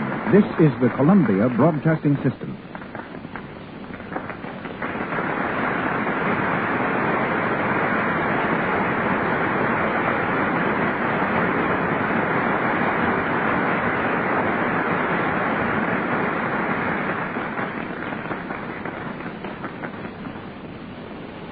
This is Cecil B. DeMille speaking to you from Hollywood. Our play continues in just a moment. Standing beside me is a man who has been dancing in and out of trouble all his life. Soldier of fortune, war ace, member of the French Foreign Legion, political prisoner in Cuba, ammunition smuggler in Mexico. His adventures would provide material for 100 Hollywood thrillers. Yet today, of all things, he is a dance director at Paramount Studios. But his courage never deserts him. He flew to Yuma yesterday and was married. The man who fears nothing, Leroy Prince.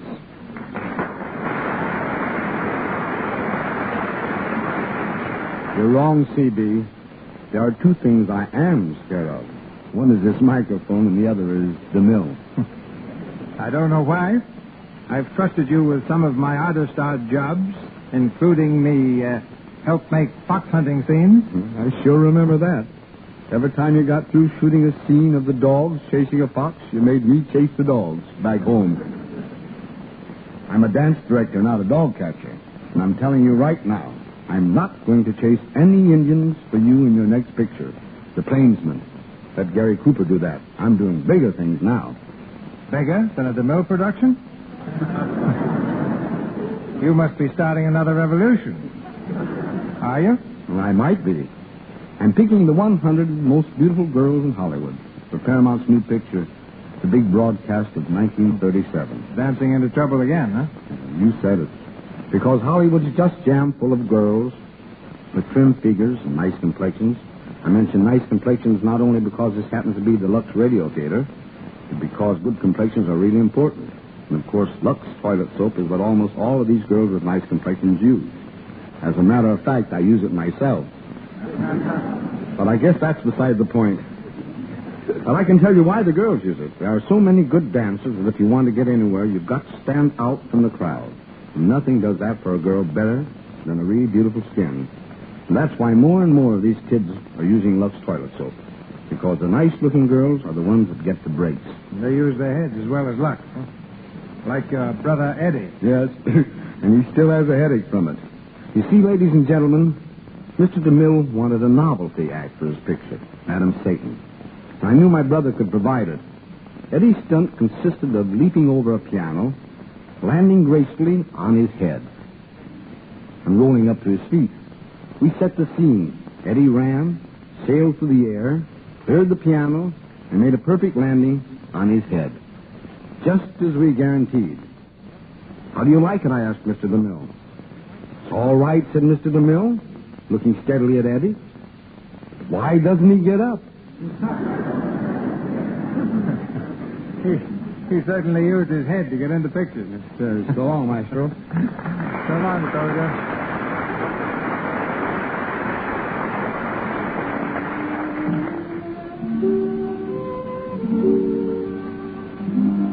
We come to the last act of The Dark Angel, starring Merle Oberon as Kitty Vane and Herbert Marshall as Alan Trent. It is 1 hour later. Dr. Barton and Alan stand facing each other across a table in Alan's cottage. The doctor has just told Alan of his telephone call to Gerald. Why did you do it, Barton? Why? I had to, old man. I knew it was right and that it had to be done. Shannon ought to be here soon. I expect you'll want to speak to him alone. Yes, of course. Well, I'll clear out. Did you tell him that I was blind? No. Only that you were here. Is he coming alone? He didn't say. I don't know what this will do to your feeling for me. I hope not too much. Good night, old man. Gerald coming here. Mills. Yes, sir? Come here, Mills. Tell me something. Is this room just as it usually is? Why, yes, Mr. Crane. I must be absolutely certain. Have a good look. Is anything out of its usual place? Any furniture changed about? No, sir. Nothing at all, sir. Good. My pipe's here in the tray. Yes, that's right. Matches. Cigarettes on the table? Yes, sir. And flowers in the bowl, right? Yes, sir. Right. What kind? What color? Yellow, sir. Tea roses. Tea roses. I must remember that. Anything else, Mr. Crane? No, thanks, no. Oh, wait. There was a copy of the Times that Dr. Barton left. It's here, sir. By the lamp, sir. Thanks. Bring in some drinks soon, will you? I'm expecting a visitor. Very good, sir. Let me know as soon as he comes. But remember this. Say nothing about my eyes. Do you understand? Nothing. I don't want him to know that I'm blind. That's why I want everything in its place, so he won't notice it. Yes, sir. I won't mention a thing, sir. Not a thing. That's all, Mills.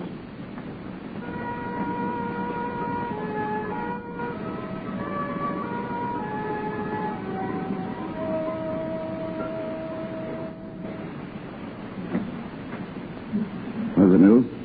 You're here, sir. They. Yes, Lady and a gentleman, sir. A lady. Young? Yes, small, dark, and very pretty, sir. Very pretty. Shall I show him in, sir? Yes. Very well, sir. Mr. Crane's in the sitting room now. Thank you. Alan. Kitty, how are you? Oh, Alan. Alan, old man. Gerald, it's so good to see you. And Kitty. It's really you. I always knew sometime, somewhere. But we should meet again? Yes, I think I always knew it, too. The three of us. I'm so happy to see you both. Sit down, Kitty. Get a little man. Sit down. You'll have a drink, won't you? Alan, what? There's a cigarette right there on the table, Gerald. Alan, what's the matter? Why, what do you mean? You act so queerly. You treat us like strangers. Oh, Kitty. But you must have so much to tell us. Yes, Alan. Well, it's a long story. But I want to hear about you. How's Aunt Sheila? How's everything? Oh, I'll keep you here for days telling me. Give Kitty a cigarette, Gerald. Matches here, huh? Thanks. I have some. Where have you been, Alan? Where? Well, I've been here. I've become a writer. Remember when we were kids? I was going to be a Shakespeare. Well, I'm not a Shakespeare. I write books for children. I like doing it. I guess I've done fairly well. I use the name Roger Crane. But, Alan, why didn't you let us know? Do you mind if I have a pipe? I'll show you around the garden later. I'm terribly proud of my roses. Just look at these yellow ones in the bowl. Pretty, aren't they? Tea roses. Alan, what's happened to us? Yes, why are you holding us off, Alan? I saw the notice of your engagement in the newspaper. Nice picture, too. My love to you both. I hope you'll be very, very happy. So, that's it. That's why you sit there torturing Kitty.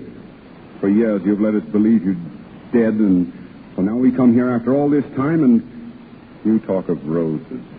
Good Lord, man, you've only to look at Kitty's face to know what you're doing to her. Gerald. Go outside, Gerald. I want to speak with Alan alone. Very well. No, wait, Gerald. I'll be out in the garden.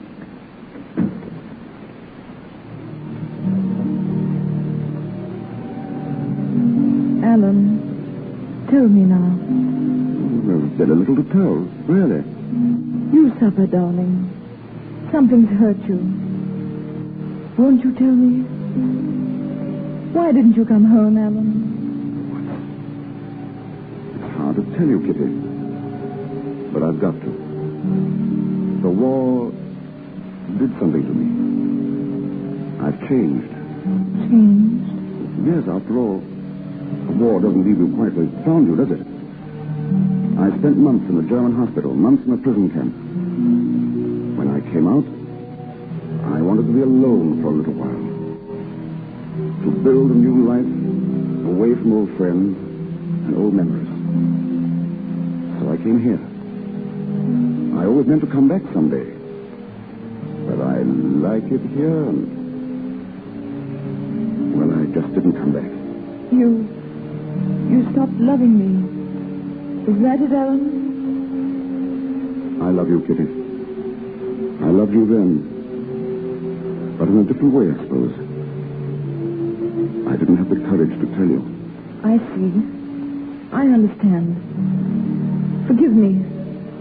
I've been tormenting you. It seems we won't see each other again. It would be better if we didn't, Kitty. Very well. But before that happened, I want to tell you that I loved you then. I love you now. I love you with all my heart. I've never loved anyone else. I never will again.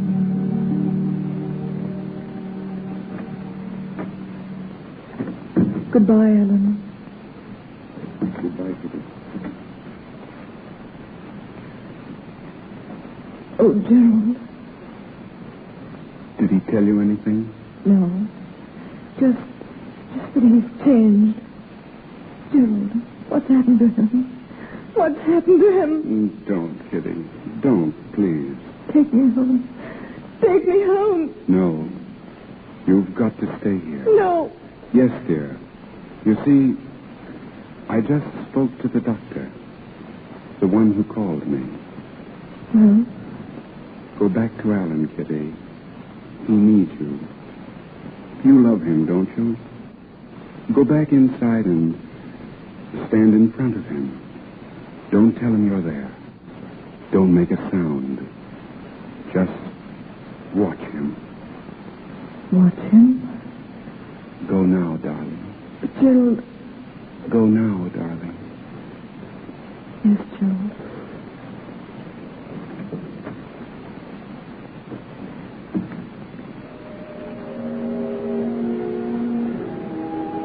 Who's that, Mills? Mills, come here. I was just about to call you. I've been thinking lately of going away. Leaving the country. I have reasons, unfortunately. And I'll have to let you go. I'm sorry, Mills, but... Mills, are you there? Who is it? Who's standing there? Alan. Oh, Alan, my darling. My darling, my darling. Why didn't you tell me? Why didn't you tell me you couldn't see me? Kitty, don't. I'm here now, darling. Right here in front of you. Put your arms around me. Hold me. Hold me tight. Stop. Think what it means. It means life again. I've been dead. Oh, dearest, it was cruel of you. How could you know me so little? Kitty, will you listen to me? No, I won't. I won't. You told me once never to go away. I never shall. You may as well face it. You'll never be alone again, darling. Wherever you are, I'll be with you. Always. Always. Oh, Kitty. I never could escape from you, could I? Never. You were always popping up. Always. Thank God you popped up this time.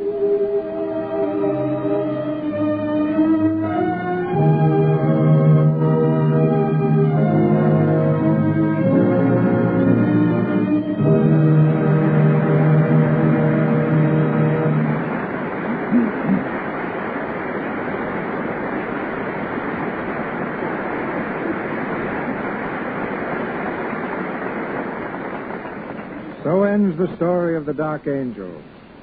And in just a moment you will hear further from our artists, Merle Oberon and Herbert Marshall. Speaking of artists in a more specific sense, I doubt if there is any painter in the United States better known than our guest tonight. With Charles Dana Gibson and Howard Chandler Christie, he made the beauty of the American girl famous the world over. He's also a motion picture pioneer. Ladies and gentlemen, Mr. James Montgomery Flagg.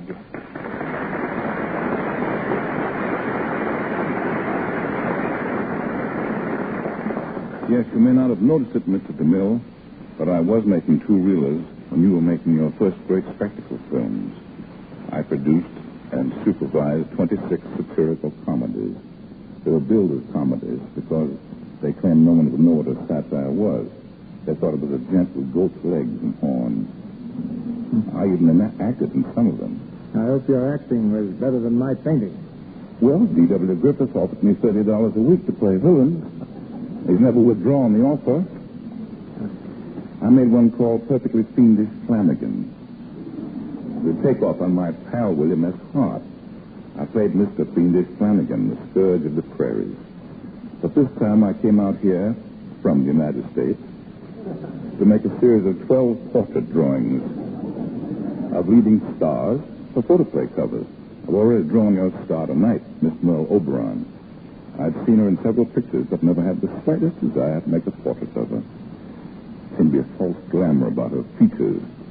But as soon as I met her, I found Miss Oberon beautiful.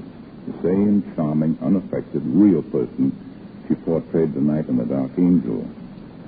In regard to my drawing these stars, they're invariably charming and gracious, and I fully realize the terrific flames made on their time, their unreal life under the glare of the world's bloodshot eye. My astonishment was great that they could still be unaffected and simple in their manner. My hat, if I wore one, is off to them and to your Lux Theater. Good night. Before Mr. DeMille comes back with Miss Oberon and Mr. Marshall, I'd like to mention the names of some of those beautiful stars Mr. Flagg came here to draw. You know them all. Ginger Rogers, Carol Lombard, Joan Crawford, Jean Arthur, Betty Davis, Claudette Colbert, Jean Harlow. It's a list of the screen's most famous beauties. We're proud to say that every one of those stars I mentioned uses Lux toilet soap. That goes for tonight's lovely star, too. Next time you see Merle Oberon on the screen, notice her flawless complexion. Remember, it's Lux toilet soap that keeps it smooth. And here's Mr. DeMille. And now we present Merle Oberon and Herbert Marshall as themselves. As Mr. Flagg has said, Miss Oberon is the same sincere, delightful person that she portrayed in The Dark Angel. And Herbert Marshall, who played the soldier, did in real life serve with distinction in the war. In fact, the very name, Herbert, means bright warrior. Merle Oberon, Herbert Marshall.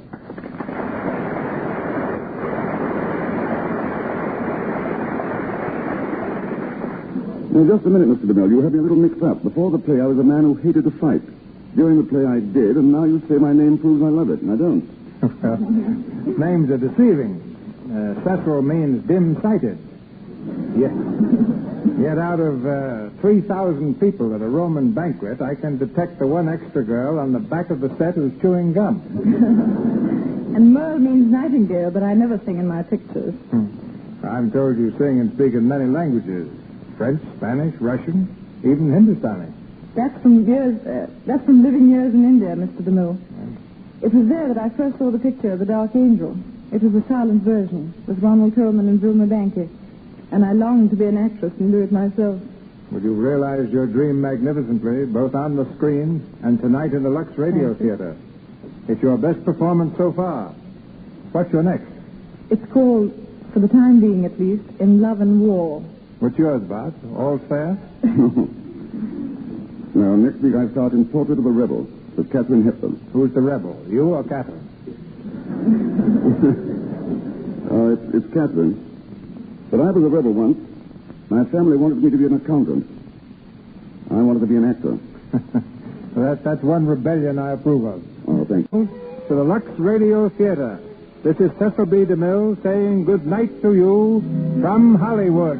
Heard on tonight's program was A Pretty Girl is Like a Melody from the Music Box Review. This is the Columbia Broadcasting System.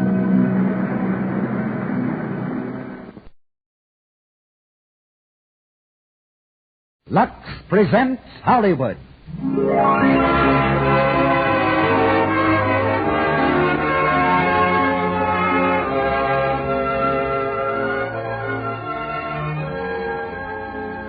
The Lux Radio Theater brings you Merle Oberon, George Brent, and Pat O'Brien in Till We Meet Again.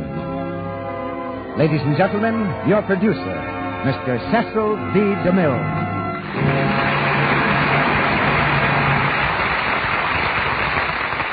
Greetings from Hollywood, ladies and gentlemen.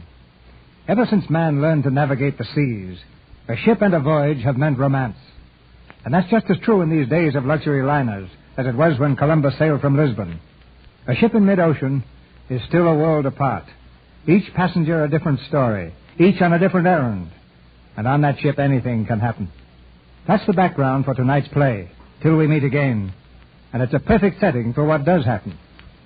Till We Meet Again is the drama of a man and a woman in love on a voyage that ends in a strange harbor. Two travelers from different worlds with different ideals, but with the same destiny. And into the short weeks that separate Hong Kong from San Francisco, they crowd a lifetime of adventure and happiness and mystery. After seeing the picture, we knew there were 3 stars you'd demand for our radio production of Till We Meet Again, the same 3 who starred on the screen. So our next move was to get this trio together at the place where a good many Hollywood deals are negotiated, a luncheon table at the Brown Derby. Merle Oberon, George Brent, and Pat O'Brien walked eagerly into the trap, and Pat went even further. He paid the check. It's a cast we're proud of, brought to you by a product we're proud of, Lux Flakes. And women who run their homes the modern way know that Lux Flakes on the shelf is the trademark of a wise homemaker. Now the steward has provided a comfortable deck chair for each of you. The gangplank is up, and our curtain rises on the first act of Till We Meet Again, starring Merle Oberon as Joan Ames, George Brent as Dan Hardesty, and Pat O'Brien as Steve Burke, with Mae Clark as the Countess.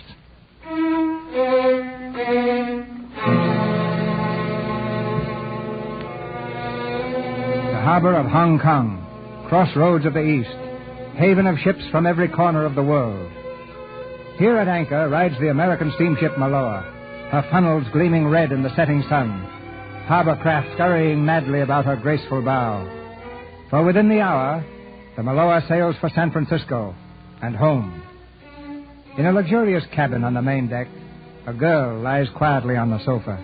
The ship's doctor in a chair beside her, a maid hovering anxiously in the background. The girl is pale but composed. Silly of me, wasn't it, Doctor? Keeling over like that in the middle of my own farewell party.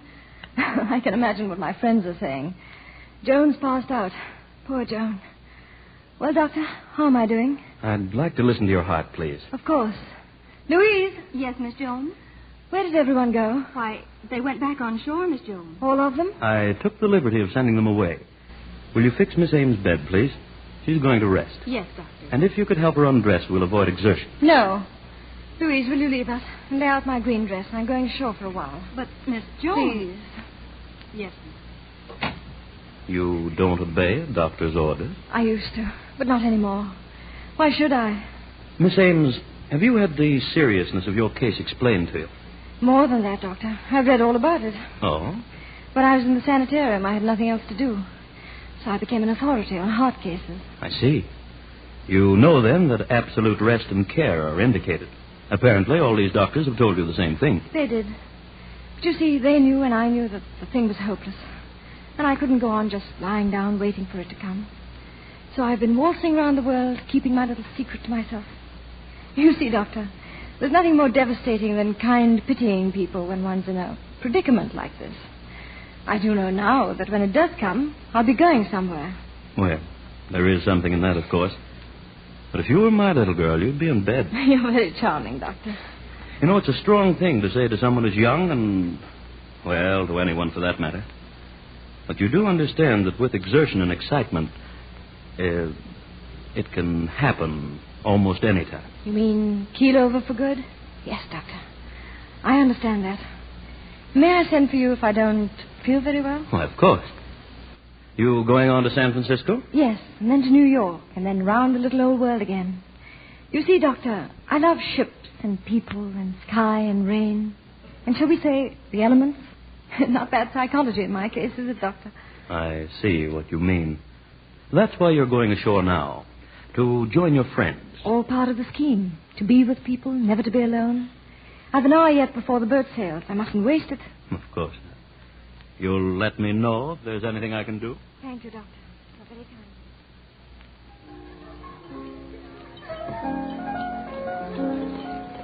kind. You see, Mike, there are two schools of thought in mixing a drink like this.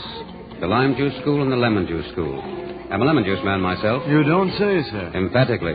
That's why I always mix it myself. Well, I've been a bartender for 20 years, but I've never seen this one. Has it got a name? Yes, it's a paradise cocktail. When anyone comes along who knows that every second of life is important, make him one of these. I know every second of life is important. Oh, good evening. I've been watching you mix that. Rather difficult, isn't it? Will you share in the fruits of labor? Another glass, Mike. Yes, sir. There you are. A few drops of paradise. Think of that. And looking at you, quite appropriate. My name's Dan. Mine's Joan. Hello, Joan. Hello, Dan. Shall we drink to our brief meeting? Yes. Hail and farewell. Oh, no, that sounds a little too ruthless. Auf Wiedersehen. All right. Auf Wiedersehen. You always break glasses when you finish with them. It's an old superstition. It seals a promise. You must be a nuisance around the house. I don't make many promises. Well, not to be outdone. And now we're bound to meet again. Goodbye. Wait. I'm just looking for some friends. Would you like to help me find them? Do you think I should? Luck has allowed us a few drops of paradise. And the others might spoil it? Yes. You're right. We'll trust luck to come around again sometime. It must. Goodbye, Joan. Goodbye, Dan. Joan, dear. Oh, here you are. We've been waiting for you. Hello. Who was that man, darling? What?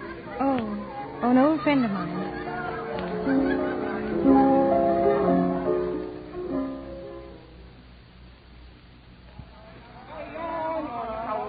All right, Dan. I wouldn't move if I were you. I've got a gun right in your ribs. Well, hello, Steve. It's been a long chase, fella. Looked as though I might make a career out of it. Well, you can put that rod away. I'll put you away first. Hold out your hand. I've got a bracelet for it. Want me to roll up my sleeve for you? All right, sucker, you asked for it. All right, Danny boy. Will you come peaceful like, or will you be having some more? Okay, Steve. You win. Put your hand on that bracelet. You make another move, and I'll blow you in half. Oh, don't be such a copper. My, we got rough, didn't we? Well, where do we go now? To the boat, and then San Quentin. Mind if I get my clothes? They're on board. Oh, very considerate of you. Yes, wasn't it? All right, this way. You know, you're a hard man to lose, Steve. Yeah, so they say. The chief told me when I left San Francisco, don't come back without Dan Hardesty. Well, here I am. And here I am. You know, they're making these handcuffs better looking these days. That last pair. They looked awful. You know, I was ashamed to be seen in them. Well, I'm glad you like these. You're going to be wearing them a long time. Yeah? What boat are we taking? The Maloa? Is that all right with you? I don't mind.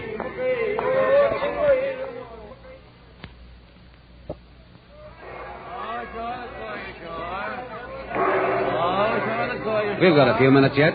Mind if we stay out here on deck? No, help yourself. Thanks. You know, Steve, you ought to be very grateful to me.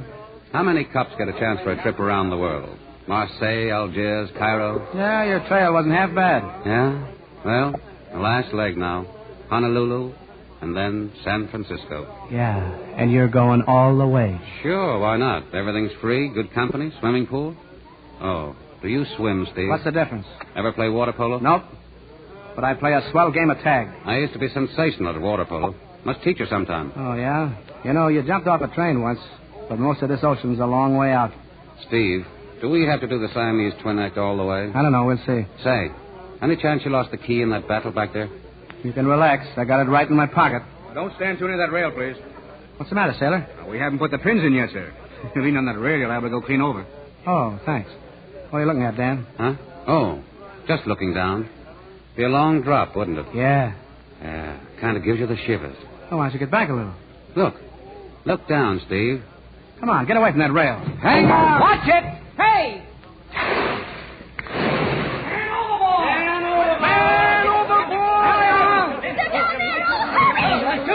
Life preserver! Life preserver!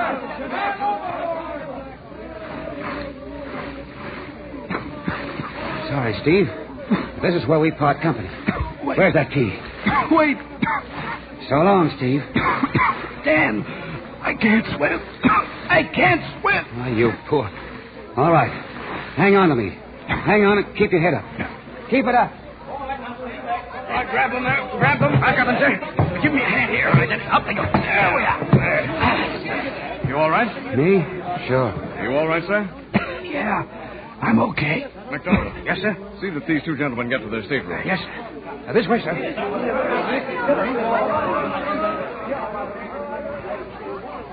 I'd better say goodbye, Joan. Take good care of yourself, dear. I will.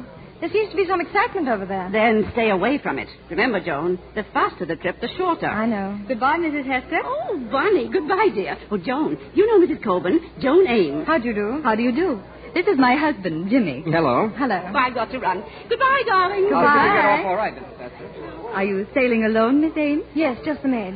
Call me Joan. All right, Joan. Call me Bonnie. You look it. Thanks. You're on your honeymoon, aren't you? Is it that evident? You look happy. Here we go. Happy voyage, Joan. Happy voyage, Bonnie.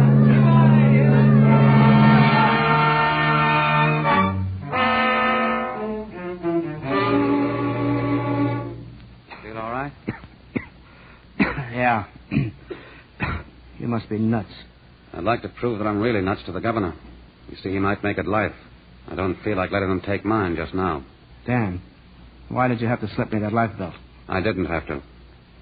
Why didn't you let me drown, Dan? I was just wondering. I'd have been out of your way, and with your knack of disappearing, you'd have had a real break. Well, I guess you are nuts. There's a difference between stepping on a dirty rat and rubbing out a... Oh, well, forget it. Rubbing out what? What are we going to say? I think you'd be all right if you weren't a cop. Thanks, Dan. And thanks for the life belt. Okay. Now, what about those handcuffs? Then we'll leave them off for the trip? There isn't a chance of my getting away. We're 3 miles out right now. Well, I'll tell you, Dan. Just because of that life belt, you're not going to the brig where you ought to go. I'm going to give you a break. But one move and you get it. You understand? Okay, Steve. Thanks. All right.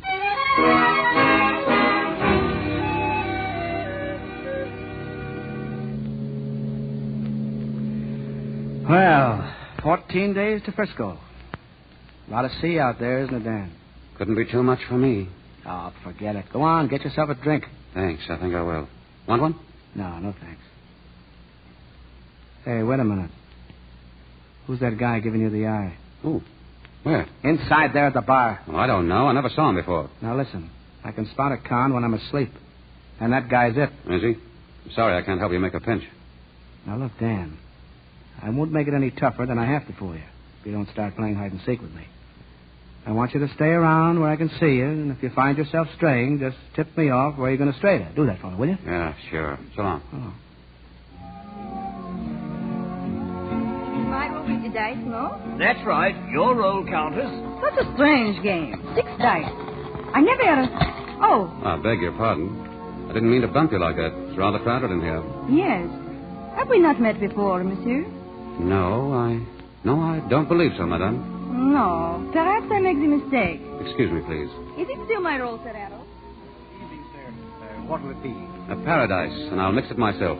Yes, sir. Hello, Dan. Hello, Rocky. Where did you spring from? I ain't sprung yet. Well, you look okay, Dan. Not for long. Are you alone? I'm the cat that walks, just me and myself. I'll need you. Hey, look, I got $15, Danny. The ticket cleaned me. Now, listen. I'm on my way back to San Quentin with Steve Burke. He's outside there watching us now. What's the rap? Murder. Murder? Be careful. What's it mean, Dan? Life? For a couple of weeks, I'd say, and then, well, you know. How can you beat it? It's the Sharks or Honolulu. I'd say Honolulu. Don't know me too well in front of Burke. Now, listen. The Frenchwoman behind me with the English mug is a very old friend of mine. Catch her presently away from that mug and tell her what I've told you. And not to know me. Get it? Okay, sure. Now, beat it. I'll see you later. Right. Here's the making, sir. Thanks. John? Well, what are you staring at?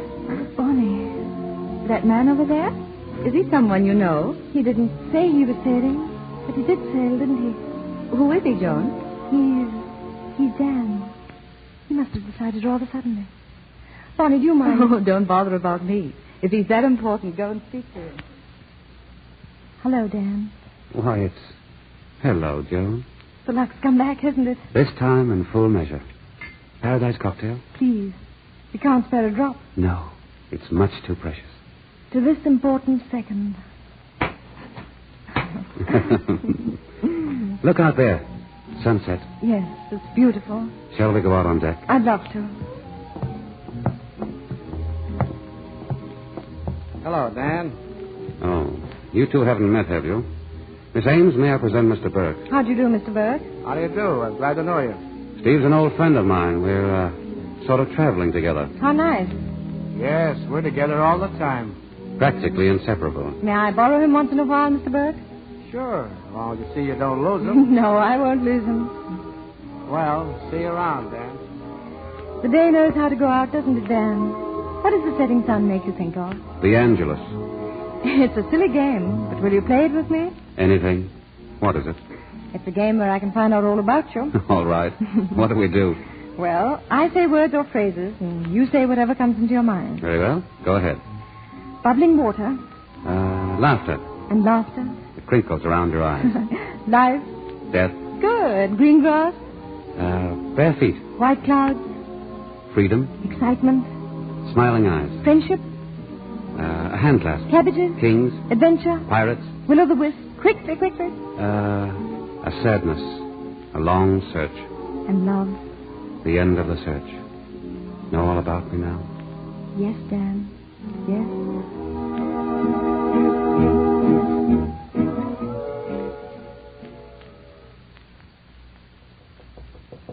Who is it? Bonjour, Countess. Who are you? What do you wish? Rocky's the name. Rocky Rockingham. I'm a friend of Dan Hardesty. Is that enough? Yes. What's the matter with Dan? Is he too up in the world to say hello to old friends? He's not up. He's way down. And I got to slip it to you pronto. He wants you to help him. Go ahead. Oh, wait a minute. What about this English guy you're hanging around with? That's mine. I've been building that up for months. Can you get some dough? Well, I'm trying, if the dice fall right. Is that what Dan's after? I guess he could use it. What's his angle? The girl? No, the cop. You mean the one tonight upstairs, the one from Frisco? Yeah, Steve Burke. What's he doing socially with cops? It ain't so social. Burke's taking him back to San Quentin. San Quentin? It happens to the best of us. But not to Dan. Is it a long stretch? How well do you know Dan? I've known him since I was a kid. I used to think, once in a while, that maybe Dan and I could... Well, I didn't have quite what it took, I guess. Not quite the luck. You're in love with him, huh? What do you think? Well, that makes it tougher for me to tell you what I got to. Can you take it? Sure, I can take anything. Didn't you know that Dan was in for murder? Murder? When? That's what they call it. He rubbed out a dirty double-crossing heel. Self-defense, too, but he couldn't prove it. Murder? You don't forget a rap like that. That means life. Yeah, worse than that, it means his life. He hasn't a chance. He's been sentenced. He'd have been dead by now, but he broke away while they were taking him to San Quentin. Oh, you're crazy. He'll tell you himself. His only chance is Honolulu, and he thinks you can help him. How? Well, he's got some idea, something. We'll get him here now. Hey, he doesn't get out of Burke's sight. We'll try. I'll stay up. If you can't get him, come back anyway. We'll arrange something for them all.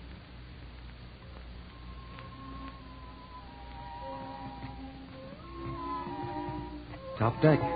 No further to climb. I can climb forever if you just hold my hand. Yes, Joe. All my life I've been reaching out for your hand. Where are we? I haven't known since Hong Kong, since I was wrecked on the bar. On a ship in the Pacific. A very small ship. 10 days to Honolulu, 5 more to the Golden Gate. 10 days, the Golden Gate. But what is time? Days, hours, years. Eternity can happen in a minute. Haven't you found that out? I will. Will you teach me all the important things you seem to know? How did you find them out? Watching the stars on nights like this. They're like us. Tiny specks lost for all time in their own unending oceans. And they say that if you make a wish on a star, it's sure to come true. I wish. What do you wish? To tell would spoil it. Yes, it would. Will you be satisfied? Us here? Just us? No questions asked? No questions at all, except the ones your eyes ask and my eyes answer. Nothing said? Except what my heart says and your heart understands. Listen. Can you hear it? Dan, Dan, Dan, Dan. Let me say it. Let me just whisper it. Joan.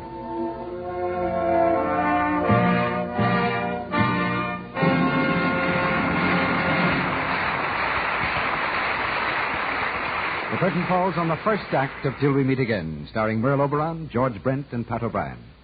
During this brief intermission before Mr. DeMille brings us Act 2, let's have a little music. You know, there are 3 things women like about new Quick Lux Flakes. And I've asked Lou Silvers to say these 3 things to us in music. First,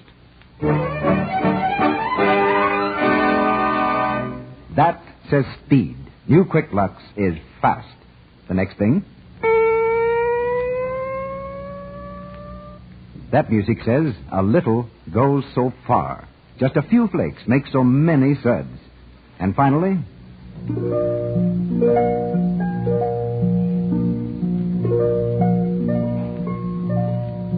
that says purity. New Quick Lux is so pure. Now, if you will remember these 3 things, you'll always get New Quick Lux Flakes for washing the things you want to keep lovely. Because it cleanses so swiftly and surely. Because it's thrifty to use. And because it's so pure. We think New Quick Lux is just about tops for your nice things, for all your washables. And a lot of women think so, too. Their enthusiasm has made Lux Flakes the most popular care for fine fabrics in this country. Now, that's a pretty fine vote of confidence, isn't it? Next time you order, get a big box of New Quick Lux. It comes in the same familiar package. Costs you no more, and you'll find it's so fast. A little goes so far. And it's so pure.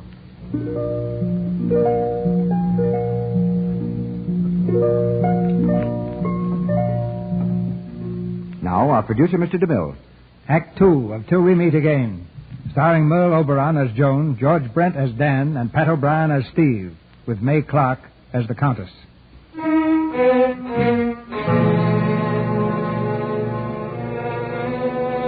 The steamship Maloa moves slowly eastward toward San Francisco. But Dan Hardesty and Joan Ames are bound for another port, eternity. They know nothing of each other's destiny and are happy with the stolen holiday which fate has allowed them. It's late evening, 4 days out of Hong Kong. To the cabin of the woman known as the Countess comes Dan Hardesty. The door is opened for him, and he slips quickly into the room. Dan. Oh, Dan. Hello, Countess. Oh, don't look like that. They haven't banged those gates behind me yet. They can't. You've got to whisper. You look lovely tonight. Ravishing. Dan, what's going to happen to you? You've got to get away. I've got one chance. Honolulu. We'll be there for one whole day from 9 till about dusk. I've got to give Burke the slip, and believe me, he's no dummy. He's been on my trail for over a year, all over the globe, Paris. Oh, I wish I'd known. I was in Paris. Well, about this Burke, he's taking no chances at all. I could move in on him. Burke? Oh, he's no ladies' man. But I know you when you want to. If you could just find out what he intends to do with me that one day in port. He's being pretty decent right now. Letting you loose? Yes, he's got something of a heart. So have you. I've seen you with that girl. Well, I can't tell you anything except don't know me at all. Keep clear. Just get to know Burke. And I'll need some money. How do we go for that? I've got a branch of the Bank of England on board. Sir Harold. All right. One other thing, and write this down. Herb McGillis. Yes. Send him a radio. 221 Front Street, Honolulu. I'll need a quick way off the island, any kind of a tramp. Anything that could be rented to leave as soon as I can make it. Don't mention my name on the radio. Dan, you've got to make it. Well, just in case I don't. You know I'm grateful to you, don't you? Dan. You're a great girl. I've always said so. Good night. Good night, Dan.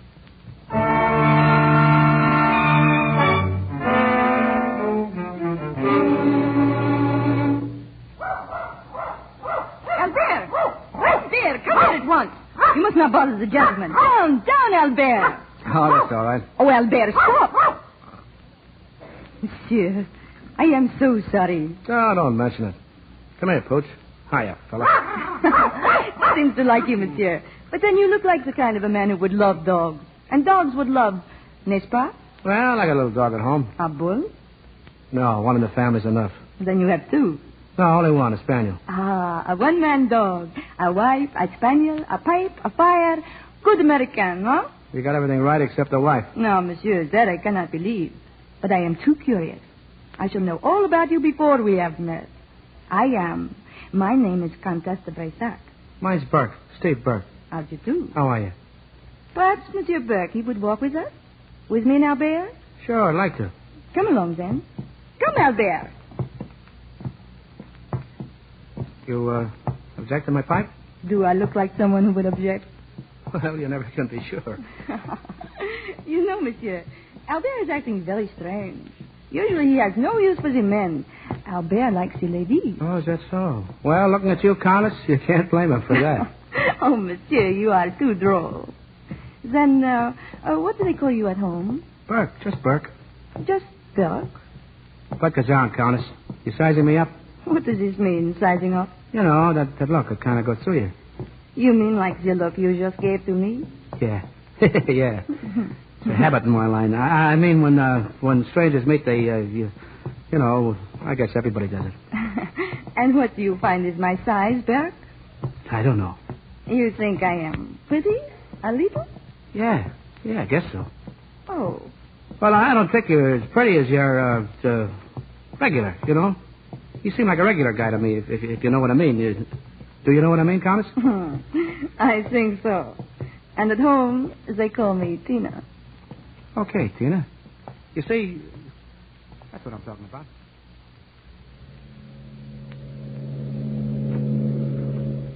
My darling Joan, this letter is the hardest I've ever had to write. How can I ever tell you? Hello, Dan. Oh, hello, Joan. I was just writing a letter. To me? No, it's just a sort of a business thing I had to do. Oh, so you couldn't write me a tiny note, but you could write a dull business letter. I tried to write yours and couldn't.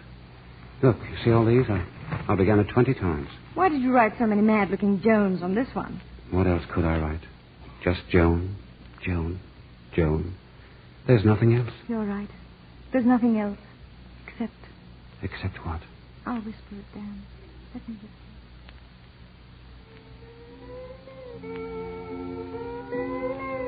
Stars are out again. Just for us. A perfect night. And tomorrow a perfect day. Honolulu. You've been there, Dan? Once. Just calling. There's a spell to the island. Tomorrow I'm going to take you high up to the mountains where you can look down and see the ocean on both sides. The colors keep changing. And then suddenly a cloud will roll right over like a blanket. It makes you feel as though you'd left the earth and were riding away on a cloud. Then it clears, and you can see the colors again. And sometimes you can hear music. No one knows where it comes from. What are you thinking about? You. I love you, Joan. Oh, Dan. Dan! Joan, what is it? What's the matter? Nothing. Nothing. Wait. Wait here. I'll be back in a moment. Just a moment.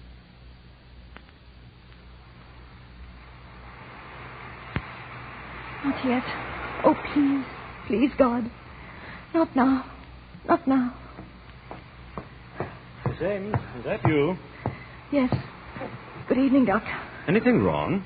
Well, I think it's all right now. I do wish you'd go to bed and rest, Miss Ames. Not now. No. Well, of course, I can't order you to bed, but you're actually pounding your life away. A girl who's as ill as you shouldn't keep up this pace. You know that, don't you? Yes, Doctor, I do, but not now, really. Please. All right. Good night, Miss Ames.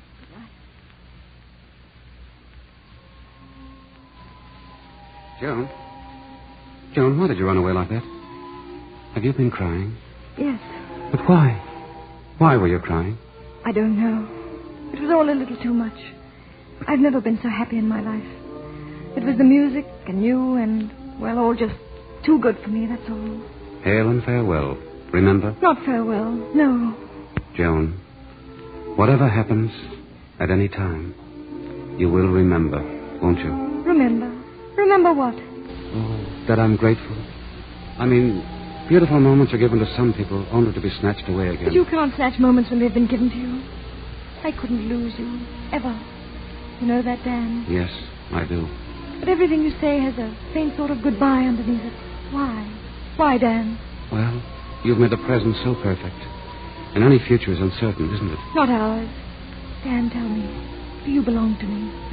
Do you really belong to me? That's all I want to know. Yes. The best of me is yours. And tomorrow? Tomorrow is going to belong only to the two of us, isn't it? Every minute I can give.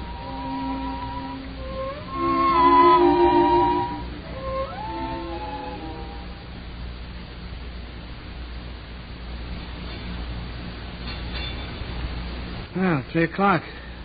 Time goes quickly with you around, Countess. Want to leave a glass more of champagne? No, thanks. I'm over my quota now. I don't drink. Besides, I've got to think about Danny boy. I'll bet he's still up on deck with that little girl. Do you blame him? Nope. It's very strange what you tell me. That nice man, a murderer. Yeah, it's tough. With any kind of a break, he could have... Oh, well. But you allow him freedom, at least on the boat. You have a good heart, Burke. Right now, I got a headache and a butte. I'll be staying awake, though. It's only a few hours to Honolulu. I wouldn't put anything past him. Take care of yourself. I will. I'd like to be around for the rest of this trip, if only to see you. You are very nice, Burke. Good night, Tina. Wait. Tomorrow you put this Mr. Hardesty in the, how you say... in the brig, yeah. Why? Then tomorrow is yours to spend with me? Oh, okay, sure. Ah, good. You must come early. Here, you take one of these tonight. What's that? For your headache, Burke. No, I never take anything. Now you are a baby. Your head will clear, poof, like that. Well, it's very kind of you. Here, you take two. That will fix it. Thanks. You know, Tina, I'm getting fed up with this police game. So? Yeah, my dad was a cop. Yes? You see, I was kind of brought up in it. When you get around the world a bit, you find out it isn't such an elegant job. They are a necessary evil. The cops? Yeah. Yeah, but you see, people in your position in life, well, you never know there are police around till you lose your jewels. Or something like that. You know what I mean, Tina? Kind of worlds apart, as you might say. Yes, I see. Boy, I am tired. Well, night. Good night.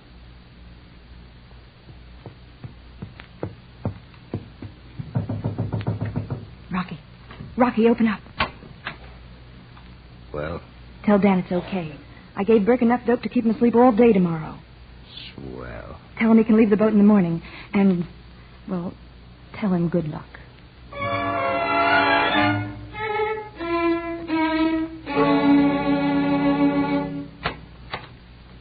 Is that you, Bonnie? Come in, I'm just getting dressed. Hello, Joan. Have we docked yet? Almost. Have you by any chance seen my gentleman? I've just been calling. There's no answer. I usually wait for him to call me first, and he usually does. But this must be an unusual morning. You're in great spirits, aren't you, Joan? Why not? I love Honolulu. You're going up to the mountain? To the Pali, yes. A picnic in the clouds. Joan, did you tell Dan Hardesty that you were ill? What? That you've been ill for a long time, and that you should have nothing but rest and quiet and no excitement? Who told you that? Your maid. She's worried about you. May I ask what concern it is of yours? It's the concern of anyone who happens to be a human being. Don't you think it would be better to wait until I mention the subject myself? Oh, Joan, please don't be angry. I never butt in when I'm not wanted, but I am another girl. It's such a beautiful day. I was trying so hard to forget, to put it away, not to think. I don't want to think about it. I don't want to be afraid. He mustn't know. It would change him. I know it would. I go round and round the world, always trying to forget it. It's got to come. I know it must. But not now. It couldn't now. Oh, Joan. It won't. It won't. Oh, Joan, don't cry. Look at you. I don't want other people to suffer about me. This is the first time for ages that I haven't been resigned to it, you know. But now I want to live so much. I've got to somehow. I've got to for him. Oh, Bonnie, I love him so much and I don't know what to do. You won't say anything to him, will you? Will you promise me? Yes, I do promise, but you... There are no buts. No buts at all. Nothing anyone can do or say can change things as they are. Shall I mope in here and wait on a beautiful day like this with everything to live for? If it's only for a few hours, wouldn't you crowd it all in if you could? Wouldn't you? Yes. Yes, I would. Well, that's what I'm going to do. I don't care about tomorrow. I don't care. I'm living now, today. And I want to live every second.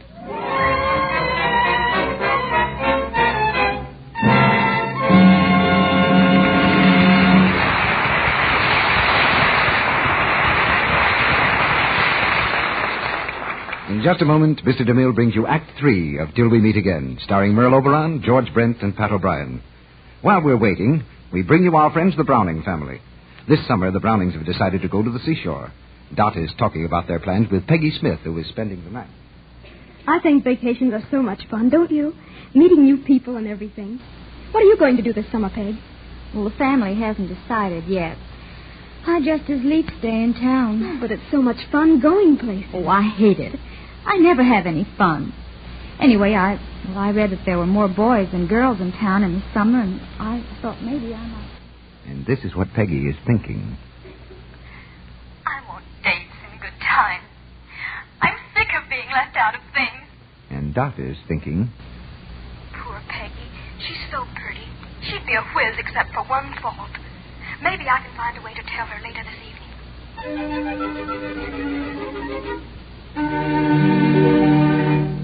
About ready for bed, Doc? In a minute, Peg. I'm luxing my undies. Goodness, at this hour? Why, of course. I like to put on fresh things in the morning. You know, honey, if they aren't fresh and free from perspiration every day, you're apt to offend people. Besides, it's so easy to keep them dainty with new Quick Lux Flakes. It's ever so fast. Dot Browning's suggestion to Peggy is a wise one for every girl who wants lots of friends and lots of happy times this summer. Daintiness is important. And now with new Quick Lux Flakes, it's very easy to be dainty at all times.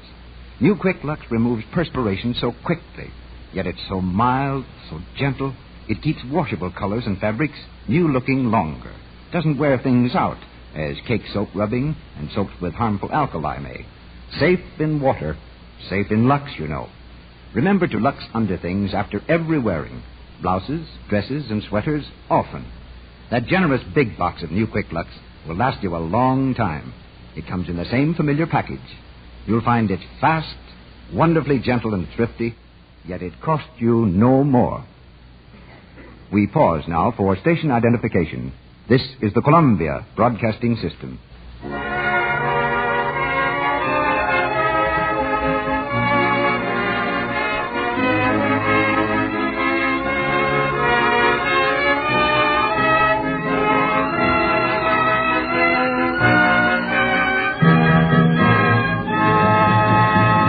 The curtain rises on the third act of Till We Meet Again.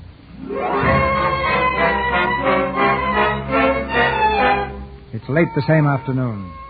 With Steve Burke out of the way, Dan is off the boat and ready to make his escape from Honolulu. But he's lingered for a while to spend the last sweet minutes with Joan. High on a mountaintop, shut off from the world and its troubles, Dan and Joan sit looking out across the blue sea. You know, Dan, I used to think of heaven, long ago when I was a little girl. I think of it as a place of golden streets and fanfares of trumpets and people fluttering around like mad on wings. But then I didn't know. I didn't know that heaven is a little spot in the mountains above Honolulu. Oh, Dan, if we could stay here forever. Joan, would you be really content to spend the rest of your life with me? Yes. No matter where? Anywhere, Dan. But what's the matter? Why are you so restless suddenly? Joan, darling, there's something I have to tell you. Is it serious? Yes. If it's that serious, not today, please. Joan, there's something unreal about us, isn't there? How? Oh, our whole experience together. We're so close, and yet we still know so very little about each other. But I don't want to know any more than I know now. Do you? Yes, but what kind of people are we? What have we done? What do we intend to do? Well, about the past, I think I was born when you first looked at me. And about the future, if I should ever lose you, I'd die. And in between the past and the future, we have this. It won't ever end, will it, Dan? No. Whatever happens, we belong to each other always. Darling. Don't say anything, I know. But it's the second warning. Let's pretend we don't hear it. Dan, kiss me. What is this? Tears? I can't help being a little sad. It's been such a happy day. Well, I suppose we should go back, shouldn't we? Yes, I suppose so.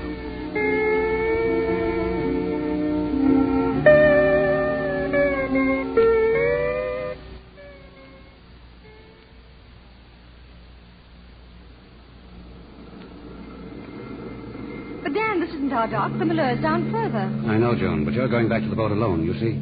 I'm not sailing with you. Dan! Please don't ask me why, but quickly now, you'll be late. If you're not sailing, neither am I. Oh, Joan, I've left this everything to say until the last moment, and now it's too late. But we'll meet again, and I'll write to you from wherever I find myself. But where? Where are you going? I don't know, somewhere. I'm sailing on a little schooner just off here. Joan, kiss me. I'm coming with you. Yes, I know you would, but you can't. Anywhere with you, anywhere. Joan, please, you must go now. You must. I know. I've known a goodbye in all you've ever said or done. I prayed it wasn't so, and it is. You're leaving me. If only I could have been more, meant more to you. Dan, are you afraid? Afraid? Has anyone said anything? But what? Don't lie, you know. You know and you don't want me anymore. Oh, Dan. Joan. Joan, what's the matter? Joan.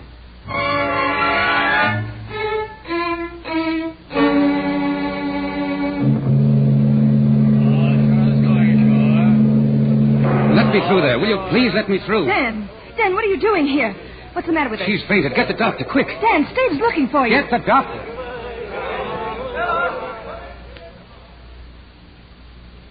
Joan, are you all right? Dan, listen, you've still got time. You can make it. Dan. Yes, dear? Don't leave me. Dan, please, come on. Where is she? Here, doctor. Miss Ames. This girl's acutely ill. I'd be obliged if you'd leave. Acutely ill? She's been suffering from a chronic heart ailment. It'll only be a matter of months, perhaps weeks. You mean she... Yes. Now, please leave. Of course. Dan. A few weeks. Dan, you can just make it, please. Not now, he don't make it. Come on, Dan. Now on, I'm chaining you to the bedpost.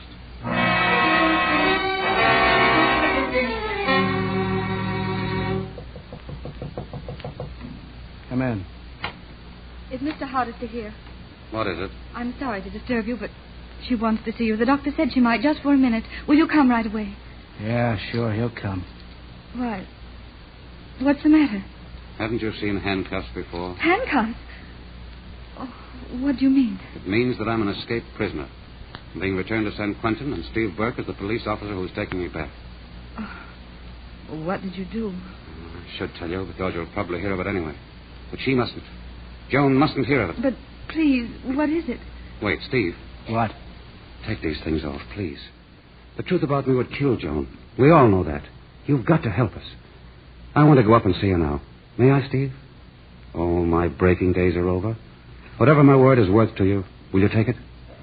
If you're going, you better go. Thanks, Steve. You're swell.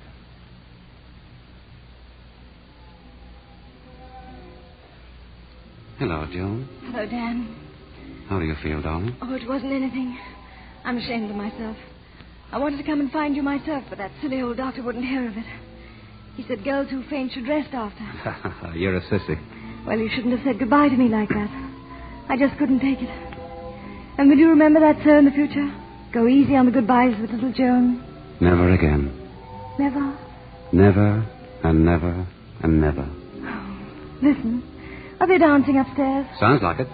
May I have this dance? Shall we skip out for half an hour? Rats to the old doctor or anyone else. We're our own masters, aren't we? Yes. But we're going to wait until the morning. Want to do me a favor? Anything?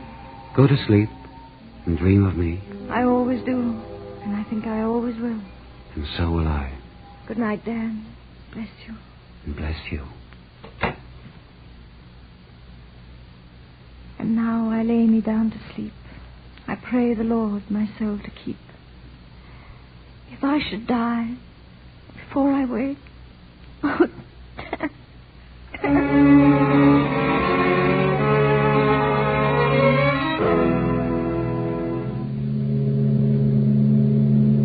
Good evening, Burke. Hello. Well, our trip is almost over, isn't it? Yeah, We'll be in San Francisco in the morning. that's right. Burke, have you been avoiding me? Sure I have. I don't want any part of you. You can save that French act for the suckers. Oh. Sure, I took the trouble to send a radio. Got an answer. Your record's nearly as good as Dan's. All right. Where's Dan now? He's up on deck. You've been pretty decent to him, Steve. All right, so what? Listen, I've got $30,000. The money's in New York. You I've can got stop some right there. He's going all the way back. He's no thug. Now, will you cut it out? I want to talk about it. Just a cop at heart. Peace officer, yes. Steve. What? You're the first one of your breed that I've ever known who seemed to be human. Well, according to the history I got on you, you've been too smart to get near enough to know much about cops. Frenchie Lonergan. What a moniker. Lonergan, your old man? Yes. What'd he do? About 14 years straight. The jute got down his lungs, and one day we heard he'd passed on. Pretty tough, aren't you, Liz? What'd your mom do? She's okay. We've got a little place for her in South Dakota. And what makes you think I'm so hard? You were going like steam for the Countess. Yeah, it was a swell act. But there's one thing about your not being a countess. What? Well, there's a lot of distance between a cop and a countess. Worlds apart. But there's, I don't know, kind of a relationship between a cop and a crook. What are you going to do after? Around 40, 45 or so when you get old. I'll be dead. No, you won't, Liz. I've been watching you and thinking about you the last few days. And I was wondering what might happen to make you get on to yourself. You know, thieves grow old very badly. They shrivel up and fear gets them. They either fall back on drugs or booze. Oh, cut it out. All right, I'm sorry. Oh, Steve. Oh, come on now. I wouldn't hurt a hair of your pretty head. Come on, Lonergan. We're going to talk a lot someday. You've been on my mind anyway. Have I, Steve? Yeah, sure you have. And, you know, cops grow old, too. And I was thinking, Tina, if you've got company for it, it's not so. Oh.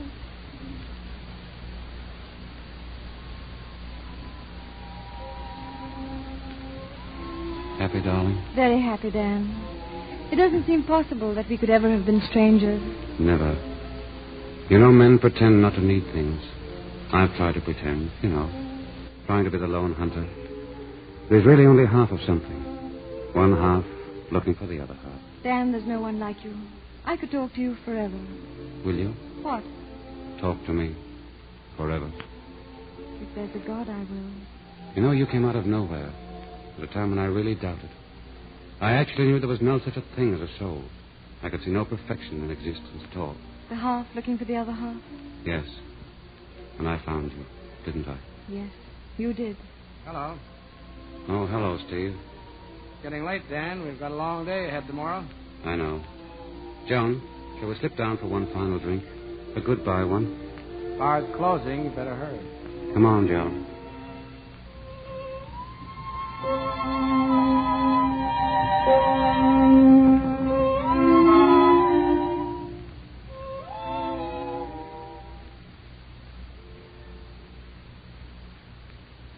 What does San Francisco mean to you, Dan? A lot of things. I love San Francisco. So did I. Until now. Why now? Oh, the end of our journey? But we'll be together. Yes, we will. After a little while. Not more business like Honolulu? Yes, you see, I'm leaving immediately for Mexico City. It's quite a gay place. Yes, I've heard. Could I, do you think? No. I've made the plans. After all, I am the man of the family. What? What plans? Tell me. Am I in them? Yes. You and I are meeting in Mexico City at the Palace Bar for New Year's. New Year's? Oh, it seems too long to wait. Well, I'm not going to try to explain it all now, but you see, that's the way it must be. All right, my master. Agreed? The Palace Bar, Mexico City, New Year's Eve. You'll be with me inside here every second until then. In my heart, Dan. To us, darling. To us.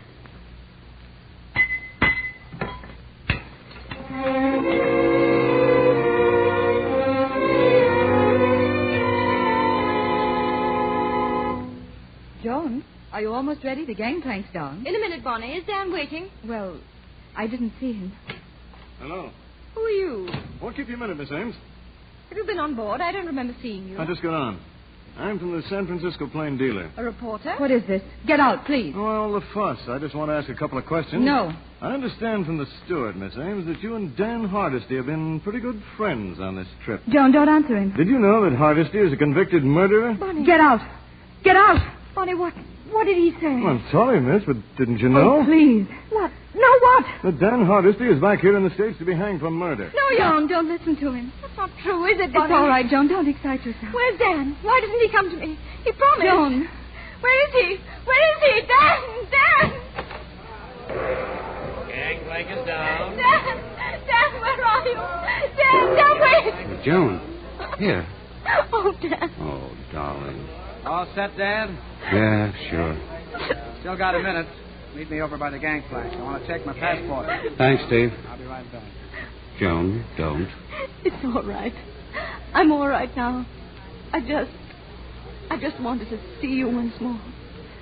I love you, Dan. I love you, Joan. Goodbye, darling. Not goodbye. Are we the same? Until New Year's. Mexico City, New Year's. I'll be there, Joan. I'll be waiting. Auf Wiedersehen. Don't forget. Never. Joan, are you all right? Joan, Dr. Cameron's here. Miss Ames, I saw him. I said goodbye. He's gone. He's gone. Joan. Oh, Joan. Stand back, please. Is there anything I can do, Doctor? No. It's too late. There's nothing anyone can do now.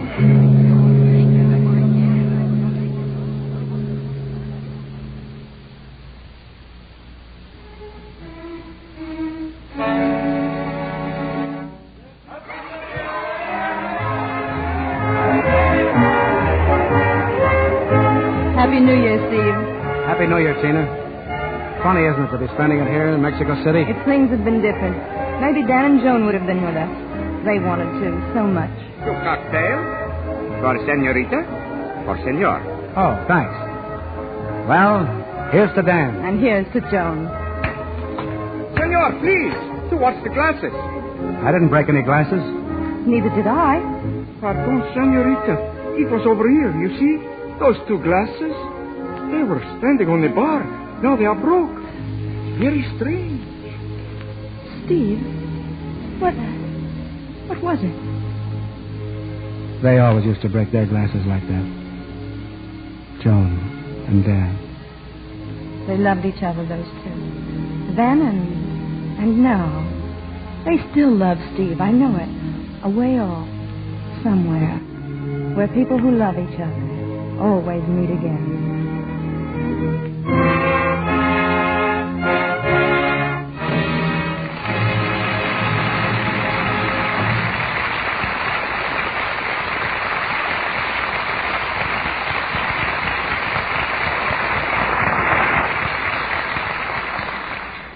Mr. DeMille brings our stars to the microphone in just a moment. While we're waiting, Sally tells me she's been composing riddles lately. Yes, I can see one in her eye right now. What is it, Sally? Oh, something I thought of this afternoon. What housekeeping job gets done 3 times a day, yet is never finished? Can the housewives in our audience guess the answer? Well, suppose you tell us, Sally. Well, it's dishwashing, of course, as every housewife knows. To her sorrow, I suppose. Well, there are ways to make it pleasanter. A lot depends on the soap you use. Yes, if you care for your hands, and practically every woman does, a lot does depend on the soap.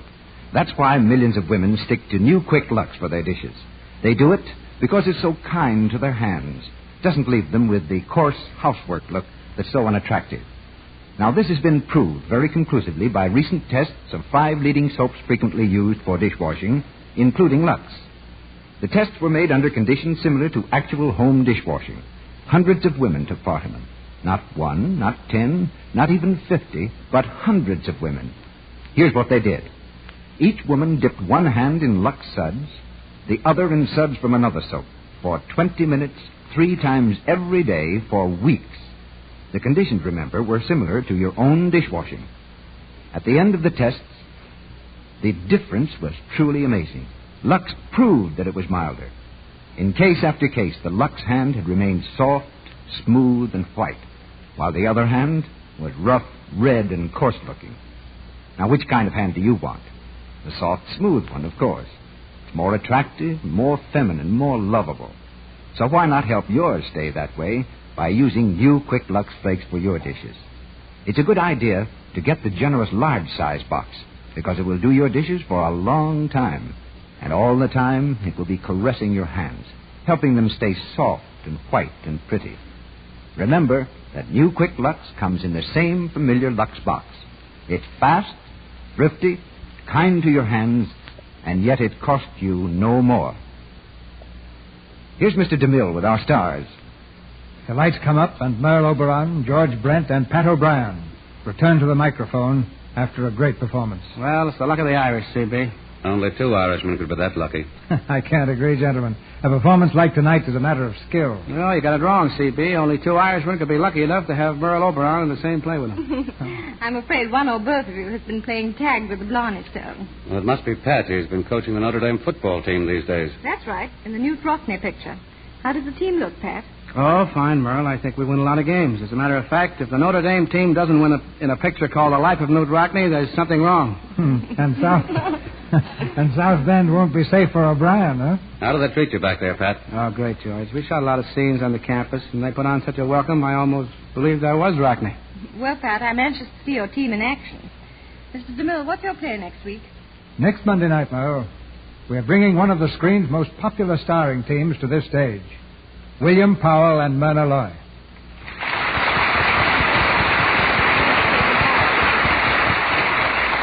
And our play is After the Thin Man. Bill and Myrna will play Nick and Nora Charles, the gay husband and wife they've made famous in the Thin Man pictures. As the detectives in After the Thin Man next Monday night, they do their sleuthing in the same romantic and light-hearted way that you've applauded on the screen. You've got all the ingredients of a hit there, C.B. Good night. Good night. Good night, C.B. Good night. Good night. I hope it won't be long until we meet again.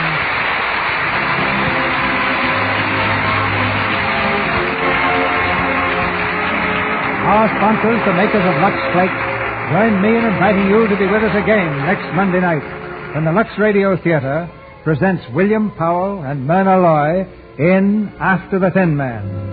This is Cecil B. DeMille saying good night to you from Hollywood.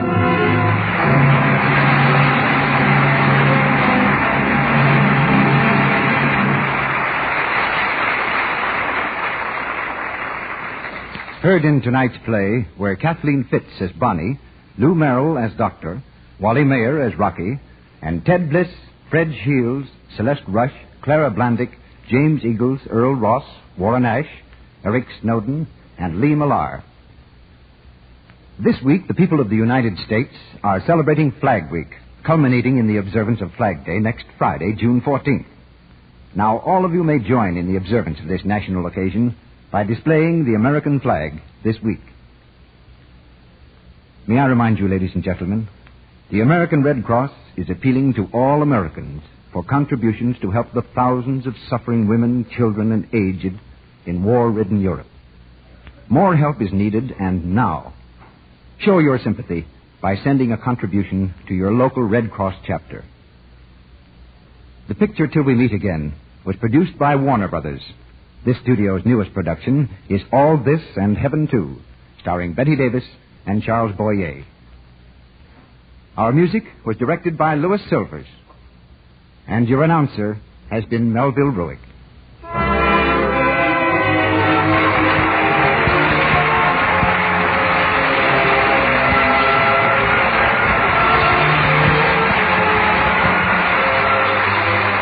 This is the Columbia Broadcasting System.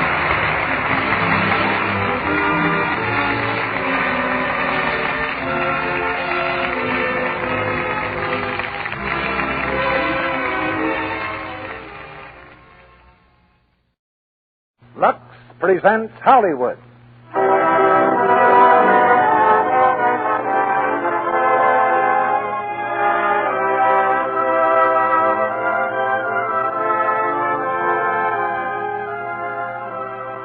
The Lux Radio Theater brings you Merle Oberon in Lydia, with Edna May Oliver, Alan Marshall, Joseph Cotton, and George Reeves. Ladies and gentlemen, your producer, Mr. Cecil P. DeMille.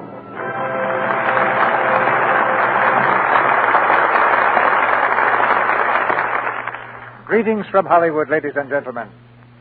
In the words of a very sound philosopher, there's more than one way to skin a cat. And there's more than one way to find good drama for the Lux Radio Theater. Ordinarily, we wait until a picture or stage play becomes a hit before selecting it for the air. But we picked tonight's drama long before it became a hit. In fact, even before it became a drama. And for that, we have to thank our evening star, Merle Oberon. At a rehearsal here many months ago, Merle told me the idea of a picture she was going to make.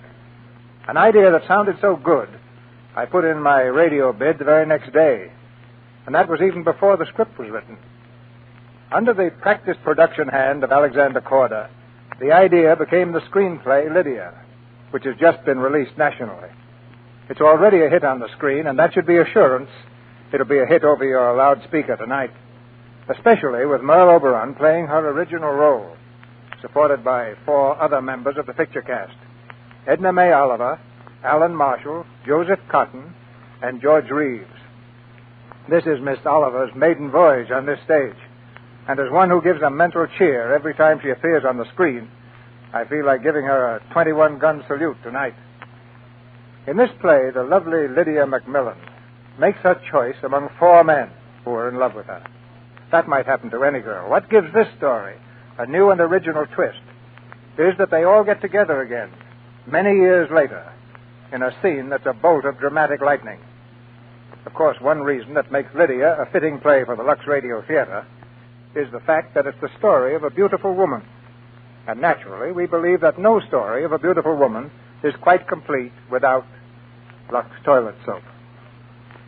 Women are concerned with how they look from the age of 8 to, well, I suppose must be 80. And that gives the male half of the world a great deal to be thankful for. Fortunately, wherever women do care about their looks, our product is always at hand. But I reluctantly suspect that there may be 1 or 2 women left in this audience who haven't tried it yet. If those lonely ladies will let Lux Toilet Soap speak for itself, I'm sure they'll find it very eloquent and convincing. The curtain's going up now on the first act of Lydia, starring Merle Oberon as Lydia Macmillan, Edna May Oliver as Granny, Alan Marshall as Richard, Joseph Cotton as Michael, and George Reeves as Bob.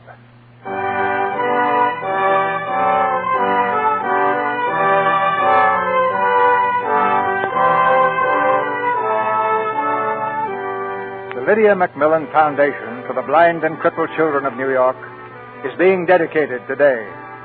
On the granite steps of the new building, a woman stands quietly. She's near 70 and dressed in black. During all the speeches and applause, she hasn't stirred from her place. Straight and dignified, she looks for all the world like a statue, carved in bronze. Her name is Lydia Macmillan. This institution was not built of stone and mortar. It was reared out of a human heart that has given itself to the service of mankind. Lydia Macmillan, it shall be our privilege and our honor always to serve the standard you have raised.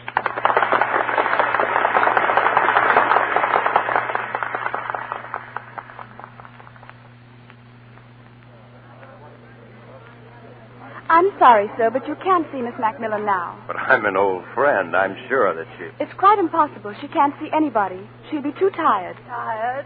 Who'll be too tired? Do you think a few silly speeches can wear me down? Well, sir, what do you want? How are you, Lydia? Congratulations, my dear. Well, blow me down. It's Michael Fitzpatrick. Yes. Golly, this is worse than the speeches. I'll have to sit down. Lydia, may I with all my heart and the rest of the world... Moses on the mountain, man. Are you going to give me another speech? Sit down. Trudy, this is an old beau of mine. Leave us alone, please. Oh, yes, Miss Lydia. You haven't changed a bit, Lydia. That's one reward of being a spinster. You don't change. You decompose, but you don't change. Spinster? You never married? No. Too much work. Not enough allure. Nonsense. There were 4 of us that I know of. 4?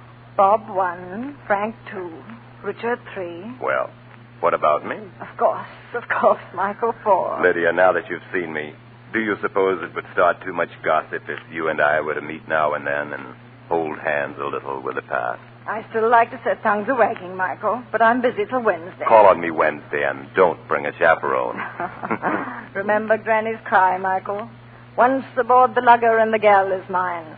Aboard the lugger Wednesday, then. Goodbye, Michael.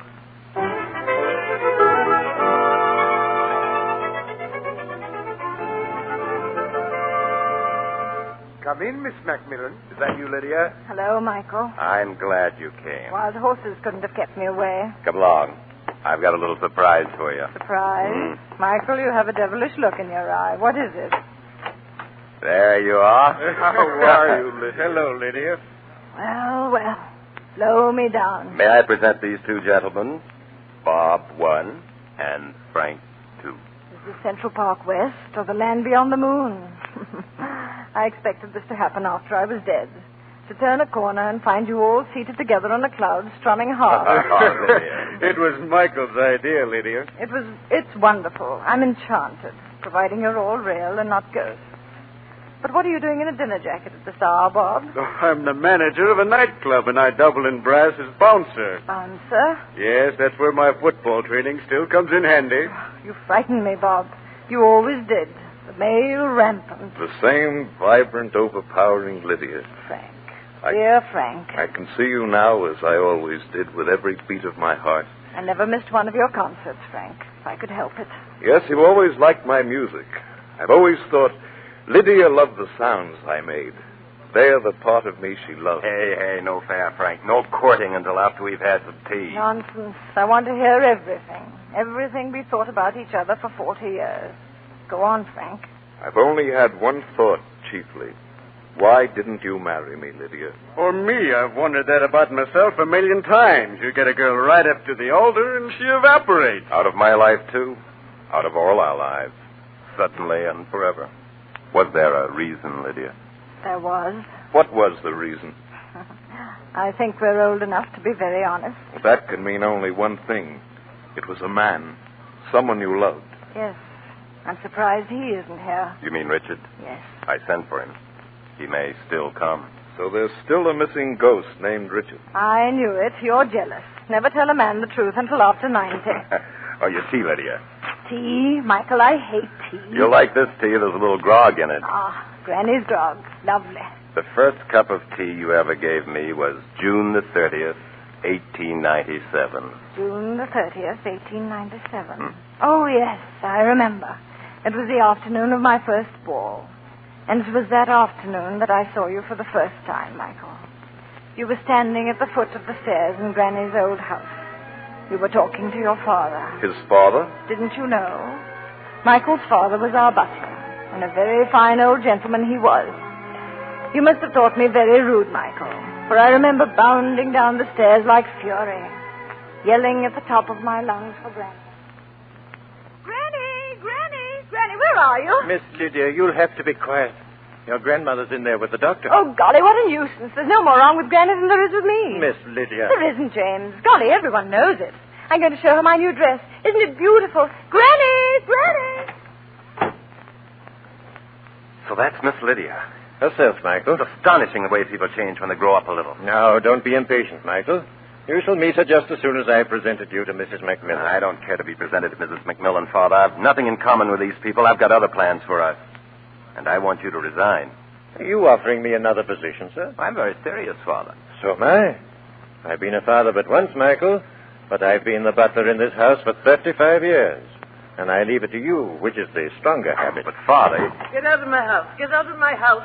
I wouldn't set foot in it again if I lived to be a million. Never. And I'll see that you don't change your mind, you fake sawbones. You're as healthy as a bartender, madam. But you're spoiled, self-indulgent. Get out. Good day. Get out. Cast off, you landlubber. I'll poleaxe you. Claims he's a doctor. Doesn't know his elbow from a barrel of rum. Telling me my liver is perfect. I ought to run him out of Boston. Granny, will you please look at my dress? What dress? Are you trying to tell me that shameful thing you have on is a dress? But, Granny... You look as though you were ready for the bathtub. Upstairs with you. Put something on. Cover up those shoulders. Oh! There's nothing wrong with showing your shoulders. If I can't wear what other girls wear, I'll not go to the ball. I'll go to bed and stay there and never get up. Just lie there and die, killed by a nasty, cruel grandmother. Oh, you little idiot. If you start crying, I'll break. Don't flatter yourself. Nobody's going to cry. Good. Now go sit down. Now, James, who is this young man and what does he want? May I be permitted, ma'am, to present my son, Dr. Michael Fitzpatrick? A doctor, eh? I just get rid of one and another descends on me. I've spent 37 years of my life trying to get a little relief from a liver. Oh, there's the pain again. Right there. May I see your tongue, ma'am? What for? Please. I may be able to tell something while you're having a seizure. A lot of good that will do. Say, ah. Huh? Oh. See anything? Now, relax, please. Well? Very obvious. What is? Gastroenteritis. Acute. I have that? Definitely. Well. First medical I've met who makes sense. Gastroenteritis, eh? Acute. Well, I know where I got it, too. The sea. Swallowed tons of seawater in my youth. Ate out my liver. That's what killed Captain Macmillan, my husband. Where's Lydia? Lydia, come here. I want you to meet our new family physician. What's the name again? Michael Fitzpatrick, ma'am. Oh, yes. James's son. As fine a father as a man ever had. James, I want something to eat. I have the tea ready, ma'am. Tea? I hate tea. With a chaser of grog. Ah, that's better. Well, Granny, what about my dress? May I go to the ball or do I go to bed? Go on. Go to the ball in that mermaid suit. You wouldn't have dared wear it in my youth. But men have changed. Their blood has cooled. Once aboard the lugger and the gal is mine. You don't hear that anymore. Well, come on, James. Come along, man. Yes, ma'am. Yes, ma'am. I want some of that patty de foie gras that gave me the pain yesterday. I feel so much better today that I don't think it'll do any harm.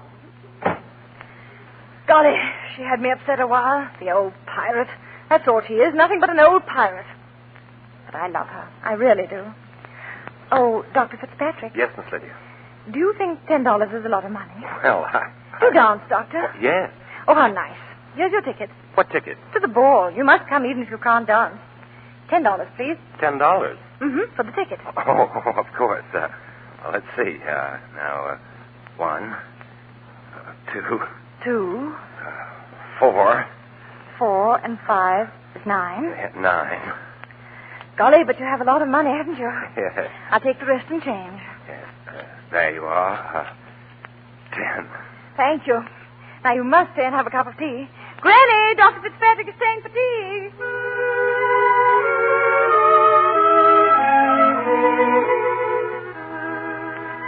Yes, I remember that afternoon. For me, it was love at first sight. It wasn't for me, Michael. I'm afraid it was only the Macmillan avarice and cunning. You see, there was a prize offered for the girl who sold the most tickets, and I still had one left. Oh, Lydia. I never forgot that ball, Lydia. Yes. Do you remember the ballroom? My breath stopped when I went in. Oh, I've seen a great many ballrooms since. None as wonderful as that one. Wasn't so wonderful for me. You danced every dance with Bob. Yes, Michael. I was very sorry for you. But you see, I was very much in love with Bob.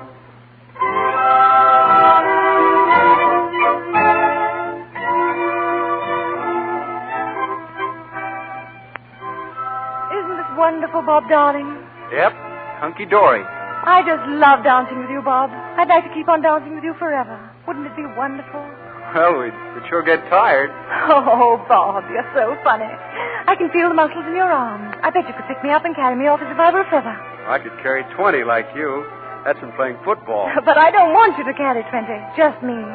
Bob, dance out towards the terrace. I want to look at the stars.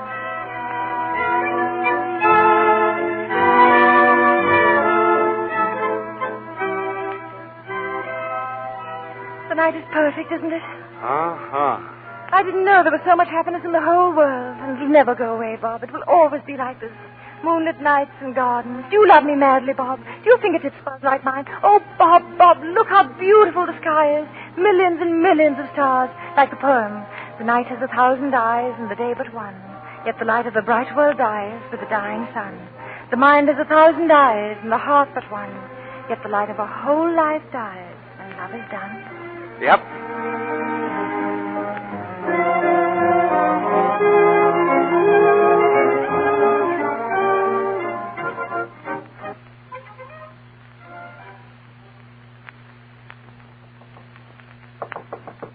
Just a moment. Coming. Hello, Dr. Fitzpatrick. Why, Miss McMillan. May I come in? I hope I'm not disturbing you. Not at all. Is this a professional visit? Of course not. Oh, I like your office. This is my laboratory. Well, I like it. Michael, do you believe in equal rights for women, or do you believe that women are slaves, chattels, no more than cows in the pasture? Answer me that. Are women slaves? Why, of course not. Then you're on my side. Oh, what's happened? Oh, Michael, it's shameless of me to say this, but I'm in love, and Granny hates him. Hates him? Hates who? Bob Willard. She's packing me off tomorrow to Virginia to visit my silly cousin Mary. But I'm not a slave. I'm not going to be shipped off in a crate. Lydia. Oh, I know all scientists are cold-blooded, and... What's that thing, Michael? That's a microscope. Oh, but you're different. You're not a scientist, really. I mean, you love me, don't you? In your own way, of course, like a brother. And you're going to help me, aren't you? Certainly. Oh, thank you, Michael. You see, we're going to elope. Elope? Tonight. We've already made an appointment with the Justice of Peace in Quincy at 8 o'clock. And what do you want me to do? I have it all figured out. Granny is taking me to some silly lecture this evening, and you're to come to the house in about an hour, look at my tongue, and say that I'm very sick and must go to bed. The Granny will go alone, and I'll get out of bed and elope. Will you excuse me while I put on my coat? Michael, where are you going? I'm going to tell your grandmother the truth. You despicable sneak. Never mind what I am. You wouldn't dare. I'll dare anything to keep you from wrecking your life. Wrecking my life, you hypocrite. I can see through you, you nasty toady. You want to stand in with Granny so you can get ahead. I thought you were my friend. I am. All right, then, you lackey. Servant's blood, that's what you have. I'll marry Bob anyway, tomorrow, the next day, or sometime. And Granny, you and all her butlers can't stop us.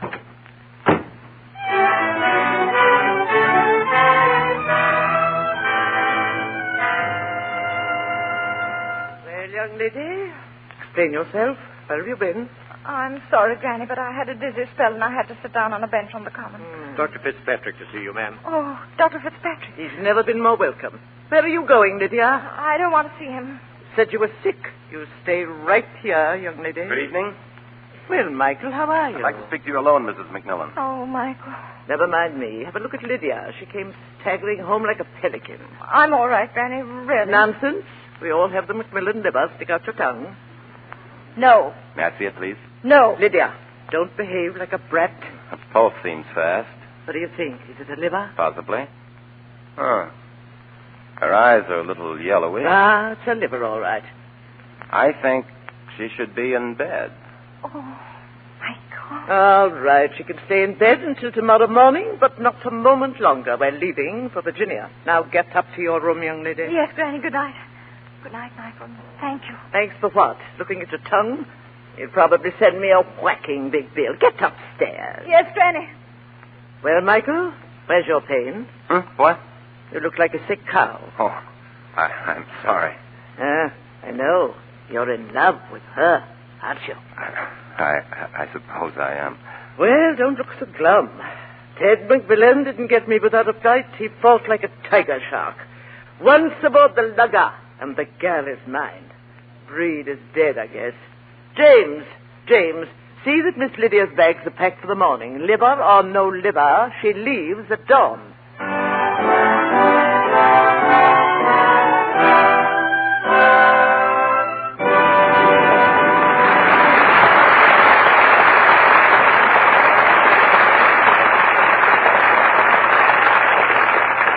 In just a few minutes, Mr. DeMille and our stars, Merle Oberon, Edna May Oliver, Alan Marshall, Joseph Cotton, and George Reeves, will bring us Act Two of Lydia.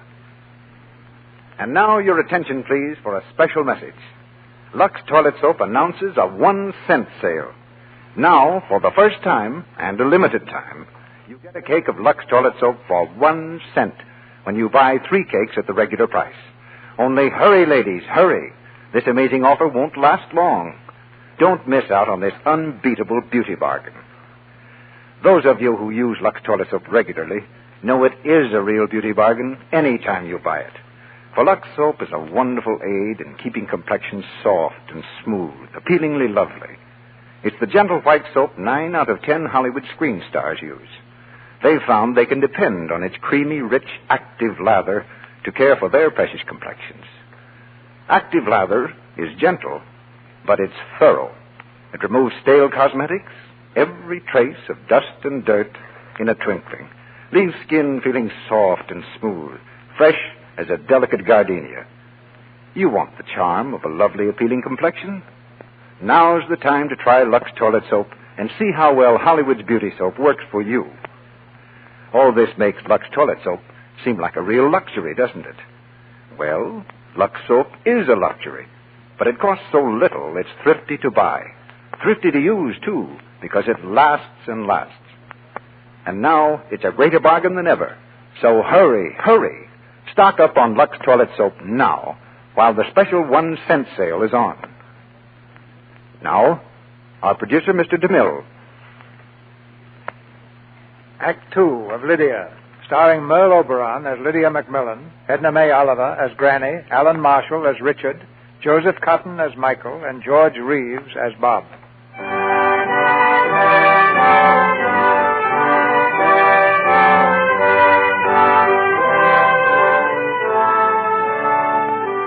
Michael, Bob, Frank, and Lydia.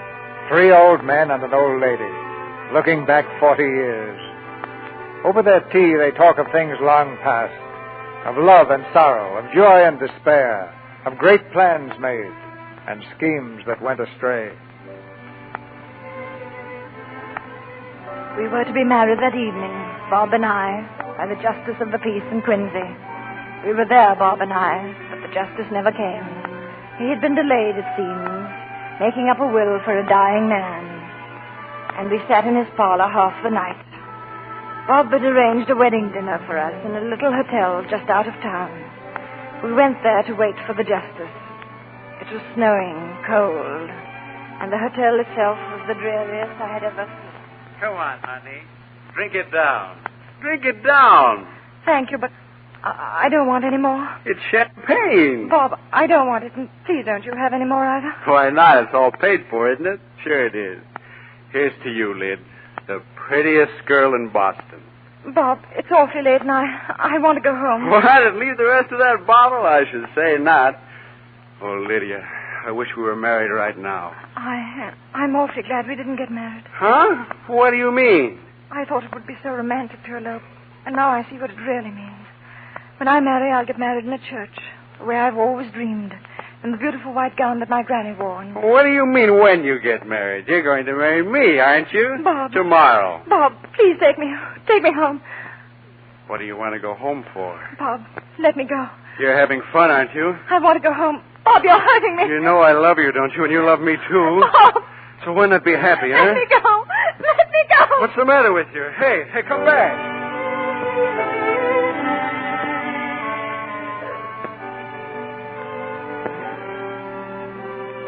So I ran away from you, Bob. Out of the hotel into the snow. You're blushing, Bob. I didn't mean to hurt your feelings. I've been repenting that night for 40 years, treating a girl like that. A girl who loved me. Nonsense. It wasn't love. But if a man hadn't died that night in Quincy, I would have married you, Bob, and ended up running a nightclub. But as it turned out, something else happened that night. A little thing. One of those little things that sometimes change a whole life. As I ran out of that hotel, I threw myself into a carriage standing at the curb. Here, just a moment. Take me to Commonwealth Avenue, Boston. I beg your pardon, miss, but this is, or rather was, my carriage. Oh. Can you spare a moment while I pay the driver? Thank you. Here you are, driver. Much obliged, sir. Beauty in distress, driver. Beauty in distress.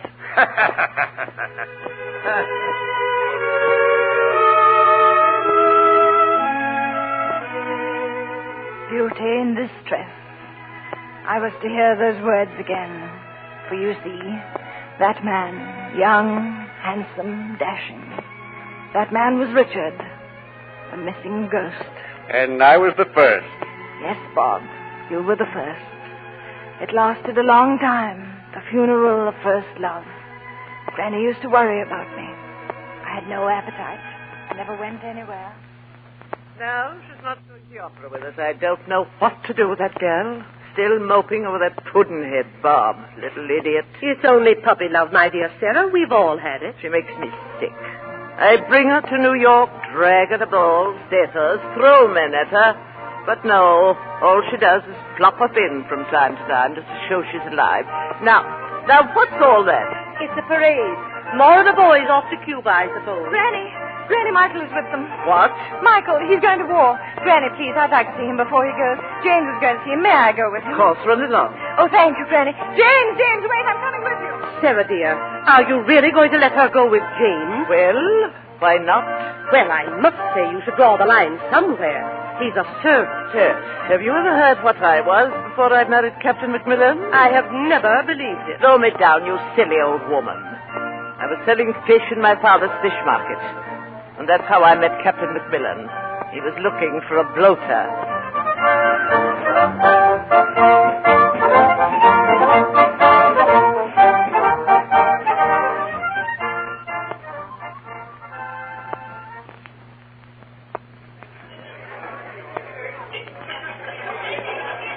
Oh, Michael, I've eaten so much, and I've never been happier in all my life. My last prescription for you before I leave for the war is a steak every evening, baked potatoes, and a stein of beer. I'll be as fat as the blonde lady there when you come back. Just so you wait for me.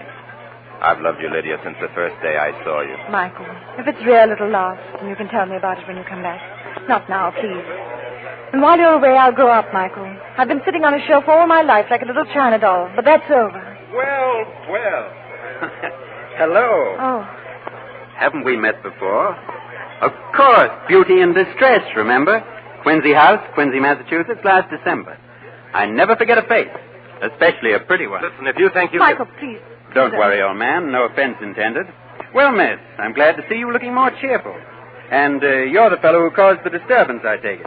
I can always tell what a woman is crying about. For 2 pins, I'd knock your block off.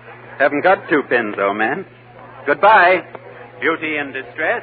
Michael, we'd better go. You're supposed to be at the pier.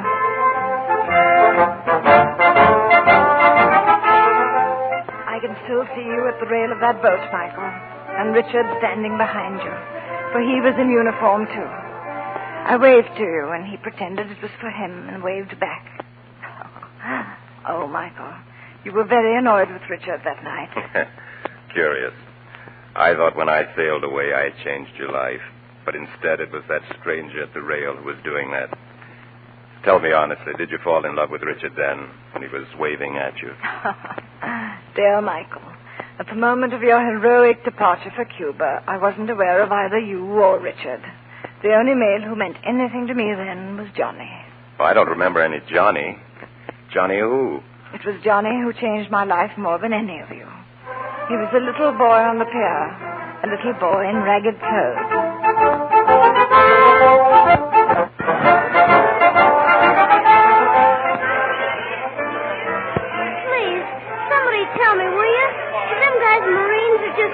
They're Marines. Have they got guns and everything? Oh, yes. Here, I'll hold you up. Is that better? Yeah, I can hear them better. What do they look like? Are they big? I can't hold you any higher. Can't you see them? No, ma'am. I'm blind. Oh, blind. Oh, yes. Yes, they're very big. They have red and blue uniforms on. Red and blue? Yeah, I don't know what red and blue is. Well, red is like... It's like the sound of those big horns. Yeah? What's blue? Blue is... It's like... Don't you think I'd better take you home?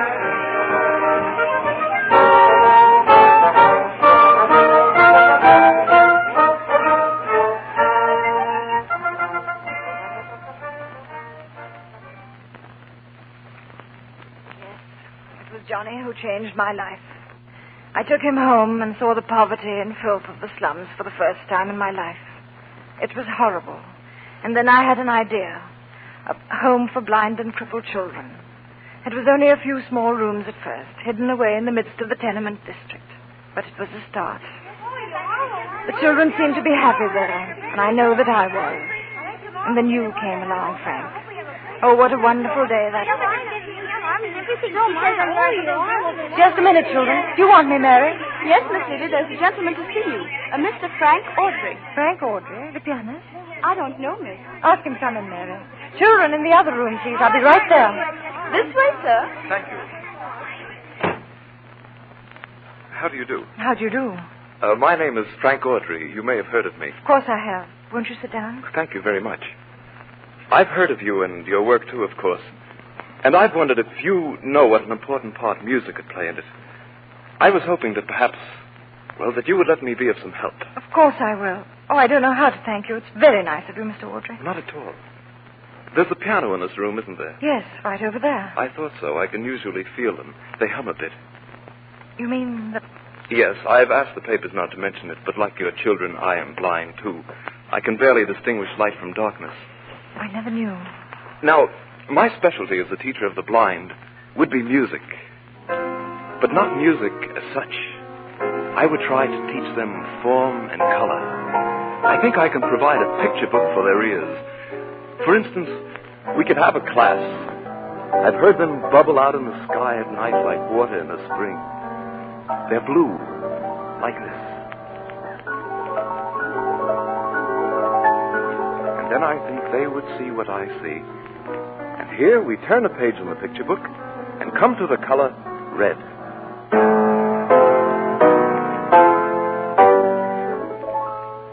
You recognize it? It's the sun going down. Very impressive and instructive, I think. And much more fun than playing Chopin to people who can see everything but Chopin. Well, then we could have a class in what Miss Macmillan looks like. Do you mind if I describe you without restrictions? Young, emotional, very lovely. It's much too lovely for me. No, this is the way I see you. This is the way you are.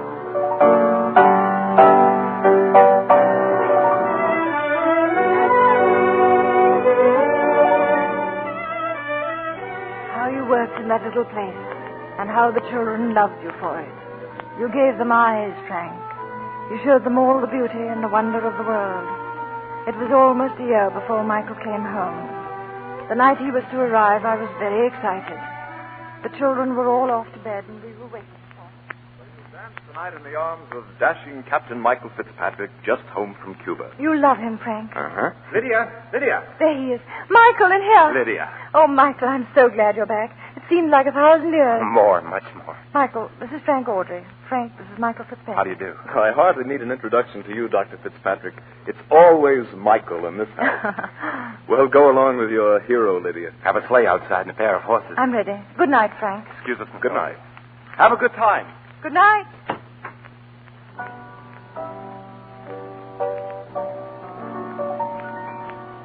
Hello. Well, and who's that? It's me, Ruthie. I want a drink of water. Oh, Ruthie. I understand your eyes are getting better. Uh-huh. Did you see Miss Lydia tonight? Uh-huh. She was awful pretty. Tell me, what does she look like? Is she dark or fair? Well, she has dark hair. And her eyes, what color are they? Blue. Blue. Yes, blue like the sea. And did you see the man who was here? Dr. Fitzpatrick? Uh-huh. What did he look like? Oh, he's tall and very handsome. Oh. Good night, Ruthie. Up to bed. Good night. Blue eyes and dark. Tall and handsome.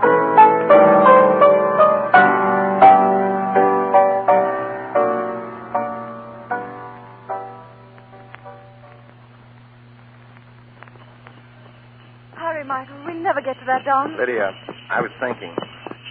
That fellow loves you, too. Who? Frank Audrey. Oh, Michael, you're He mad. loves you. I could tell. Michael, I've done a giddy lot of growing up while you were away, and I've almost made up my mind. Against me? Against marriage. I have my work to do. So much work that a lifetime isn't enough to do it. That doesn't worry me at all. It's a pre-marriage phase that all women go through these days. Then you understand, I remain a spinster. And as far as I can see, I'll be one when I'm 90. Well, that will involve me in one of the longest courtships on record. Move over there! Look, Michael, that Clay's trying to pass us. Don't let him. No one's going to pass us tonight. This is our night. If you want to race, why don't you get going? Hurry, Michael. Hold on. Come on, you turtles. Giddy up, you feel mice. That's better. That's better. Keep that wind.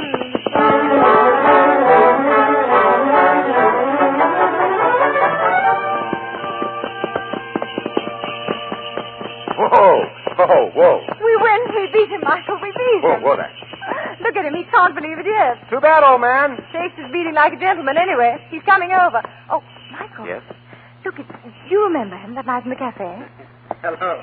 I'll do better next time. Oh, how do you do? How do you do? Gentleman in distress, It seems so. Well, what about a dance for the loser?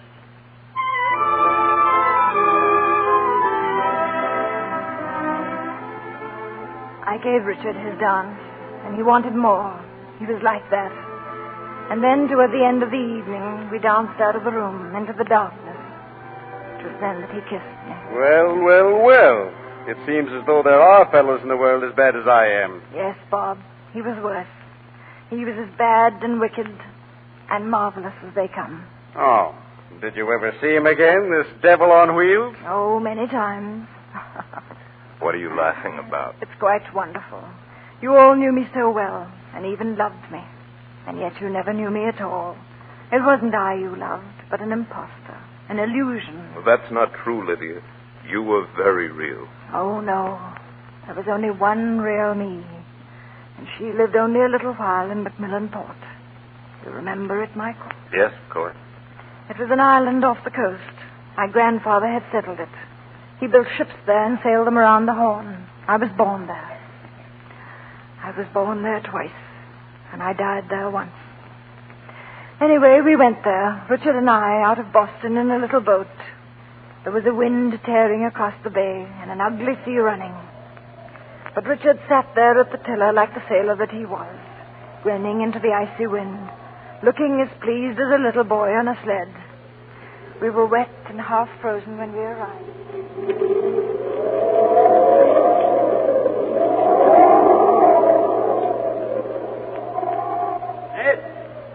Ned! Now where's that weather-beaten tar? Tying up the boat. Wasn't he surprised to see us, though? Dear old Ned. Well, get the stove going. I want steak, potatoes, and a wash tub full of hot coffee. Oh, Richard, you were marvelous beating into that gale. You look like a Viking. I am a Viking. And I wish I had some dry socks. Come over here. Richard, you'll have to lose that habit of addressing me as though I were a gang of stevedores. Come over here, I said. Well, you were all right in the yawl. You didn't squeal once. I was terrified. I knew it. That's why it was fun. You admire me very much, don't you, Richard? Yes, you'll do in any wind. Come here, you stormbird. Richard, Ned will be coming. Let him. I want to laugh. Then laugh. Oh, darling, darling, you're wet and icy and half frozen. No, I'm not. No, you're not. The sea and the wind are inside you, but they're warm.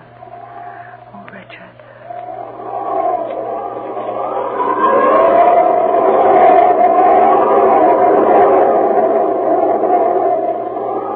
The wind rose higher that night. For days it screamed over Macmillan Port, and the sea was a fury of boiling whitecaps. There was no getting home, and I was glad. It was like heaven there. Richard and I were together all the day. And at night I could hear him in old Ned's shanty, laughing over the gale. I was never so happy in all my life.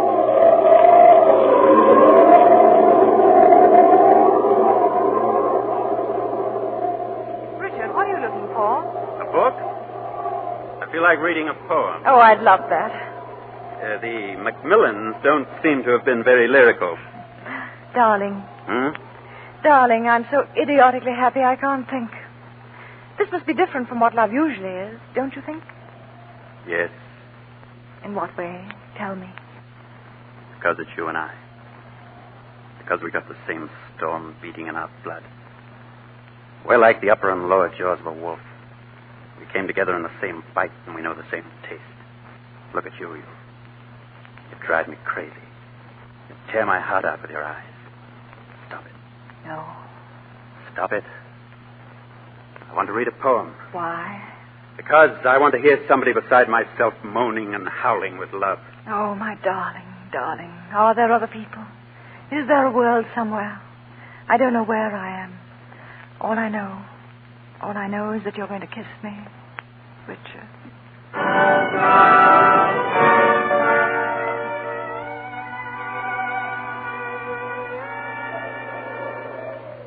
Lydia! Lydia! The wind's down. I'm going into the mainland. Richard, must you go? Let me come with you.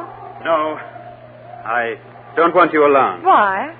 Because I want you to stay here. But, darling, you'll be gone ages. No, I'll be back in 6 hours if the breeze holds.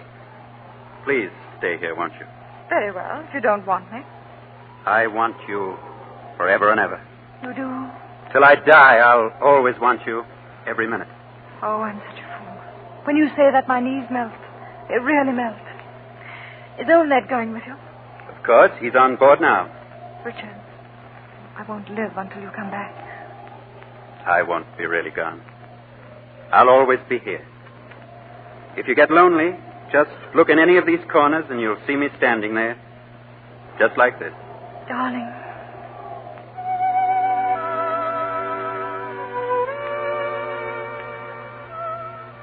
In that little boat, they headed out to sea. I stood there thinking, if the breeze dies down, he won't cast off. But the breeze didn't die. Not it. Not it. Then I sat and waited by the fire. I started to pray that night for what I thought was happiness, and kept on praying forever since. It was a long night, the longest in the world. Then a faint patch of white came into the cove that grew larger. The little boat was coming back. Old Ned was at the tiller. He had a strange look on his face. An old man's look who is sorry for life. He had a letter for me from Richard. The wind almost blew it out of my hand. If it had, it would have been better. Oh, so much better. He held the light and I read the letter on the windy pier. He was gone away, it said. His heart torn out of him. He was gone because there was another woman with a claim. Not his fault. It had happened a year ago. He was going back to see her. There were cries and tears in the letter. It might take a little while. Even a few months. I enclose a ring. My mother's wedding ring. And I'll send you another every month. Believe me. Trust me. Wait for me. My heart's in Macmillan Port, and I'll come back for it. Forgive me for the way I am going. Forgive him. He couldn't have borne the sight of my tears. Wait for him, he said. I think the letter did blow away after I'd read it. Yes. I don't remember ever seeing it again. It must have blown out of my hands into the sea.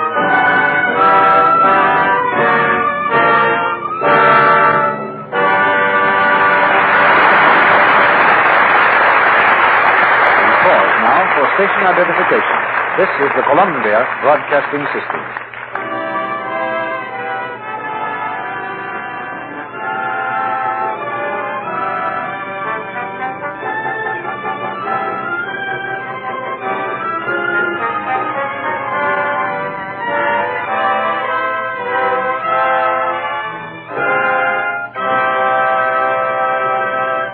Sounds as though Jimmy's enjoying that dance. And no wonder, for Jane's the kind of a girl that men like to be near. She's pretty, really charming. And part of her charm is that flower-fresh look she always has. You see, she knows the importance of perfect, exquisite daintiness. Jane knows an easy way to make sure of daintiness, too. She's found out that her complexion soap, Lux Toilet Soap, makes a wonderful daily beauty bath. A beauty bath that leaves skin really fresh and sweet.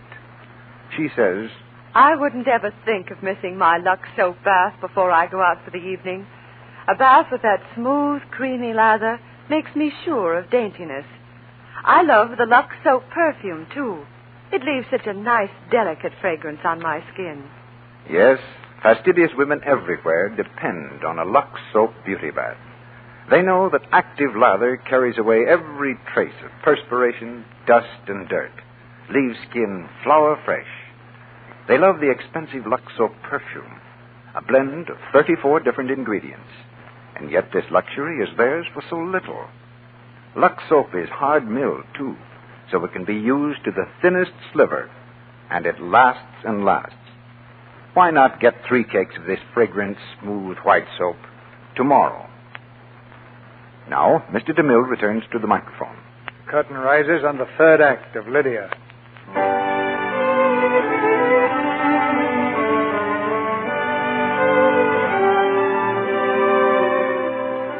To her 3 old friends of the past, Lydia has opened her heart wide. In her story, she's shown them a girl they never really knew, the girl she used to be. That letter from Richard, was that the end? Didn't you ever hear from him again? Not for some time. I waited as he had suggested, only a little more desperately than he thought. And then at last, a letter came to Boston. It was a nice letter, the kind one gets once in a lifetime. It contained 3 more rings, and it said he loved me. I remember the words to this day. I adore you. I worship you. I dream of you every hour. I'll be with you again on New Year's Eve at the church of the Little House, the one you always talked about. We'll be married on New Year's Eve while the bells peal. Be there at midnight. I love you. New Year's Eve came at last. In a flurry of excitement, I was packing my bag to go to New York. Granny was with me. Well, young lady, I'm still waiting to hear. To hear what, Granny? Oh, you Jezebel, stop taunting me. What's he like? I'll bring him back from the church, and you can see with your own eyes. He's a sailor, eh? Yes. Well, that's very pretty, I must say. My granddaughter running off to marry a sailor I've never seen. A low, dick-swabbing rotter in a knitted cap, and a scoundrel to boot. All of that? Some red-faced liar with a wife in every port. All of that? I can just see him now, heaving from side to side when he walks like a pelican. And you love this monster? Yes, Granny. And he loves you? Oh, yes. Are you going to love him for always? Till I die. Even if he turns out to be a scoundrel and a dog? Whatever he turns out, I shall love him for always, just as I do tonight.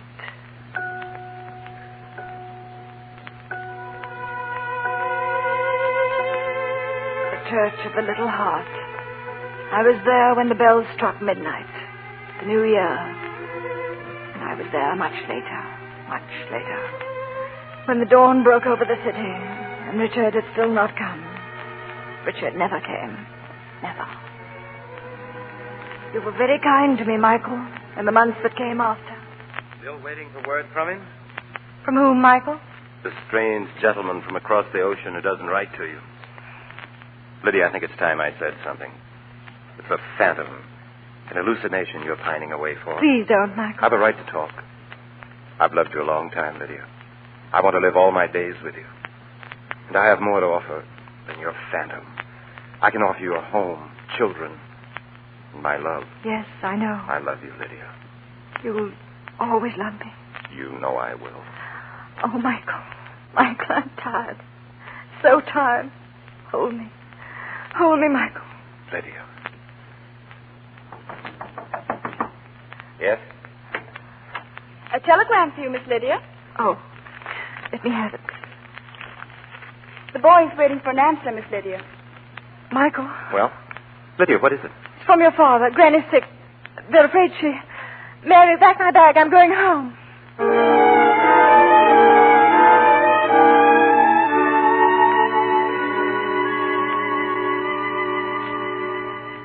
How is she? Is she any better, James? Oh, she's very much better, Miss Lydia. I'm afraid I was a bit hasty in sending you that telegram last night. Just what happened, Father? Well, she was in very high spirits last evening. She said to me, James, I have a feeling in my old bones that something very important has happened and that I've finished a job. Soon after that, she was stricken. Did you call the doctor? Yes, at once. Dr. Whitridge. Dr. Whitridge, that's so bold. Granny. Never felt better in my life. Granny, darling, I'm so glad to see you. Why, Lydia, you're shaking like a leaf. What's that idiot James been telling you? Nothing, darling. We were coming anyway. Michael and I have some news for you. You are feeling better, aren't you? Good for another 50 years, even with Whitridge. I knew you two would come. I felt it in my bones. Well, out with it. When's the wedding? Well, we haven't set any date yet. Moses on the mountain. You can't dilly-dally around with a girl like Lydia. Nail her down, then. Nail her down. We'll set the date right here and now. All right. You'll be my father and my mother, Granny, and my maids of honor. Oh, good heavens, I almost forgot. We brought something for you, James. Thank you, Miss Lydia. It's something you're going to need in the very near future. Isn't he, Michael? Yes, he is. My first white waistcoat. To wear at the wedding, James. Do you think I might kiss you now for the first time, Father? Not the first time, Miss Lydia. I had that privilege once when you were 18 months old. Well, come along. Luncheon's ready, I hope. Yes, ma'am. Good. I haven't eaten a thing since this morning. Now then, your usual place, Lydia. You there, Michael? Yes. James? Yes, ma'am. I want a fourth service at the table. A fourth service, ma'am. I didn't know you were expecting guests. I'm expecting nobody. I want a fourth plate there for yourself. Come, don't fall asleep. Sit down. Very good, ma'am. And call me Sarah. Maggie, bring another service. No soup for James. He hates it. It's very kind of you to remember, ma'am. I asked you to call me Sarah. Thank you, Sarah. That's better. And unless you're very cold, James, I would suggest you remove your gloves at the table. Oh, yes, of course. Oh, I beg your pardon, ma'am. Now we're all here as we should be. I've waited for this moment a long time. The ship all trim, the topsails bellying out, and a good man at the helm. You, Michael. No fancy pirate with his whiskers in the wind, but a good man. Maggie, we're coming into port, fetch some grog. We're coming into port, and we're going to drink to the health and happiness of our new captain, Michael Fitzpatrick. Michael... Granny! Catch her, Father. Oh, Granny!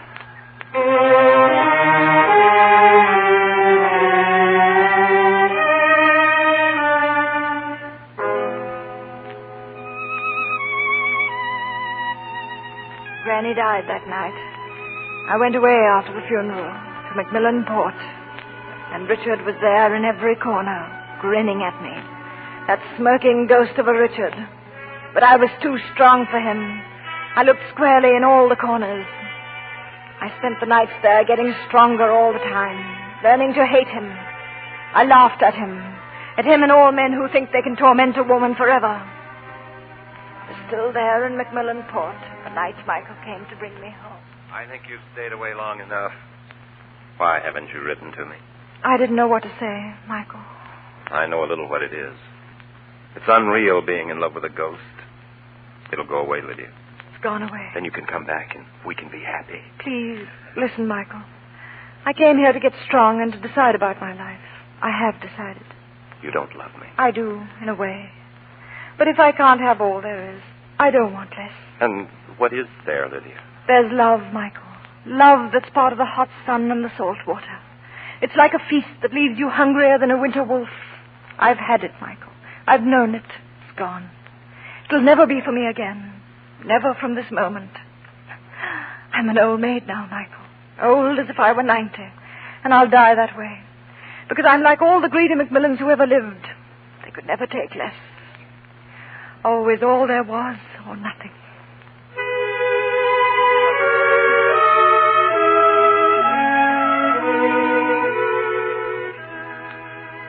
There's the story. That's the Lydia who lived a long time ago. 40 years ago. And that's all there is.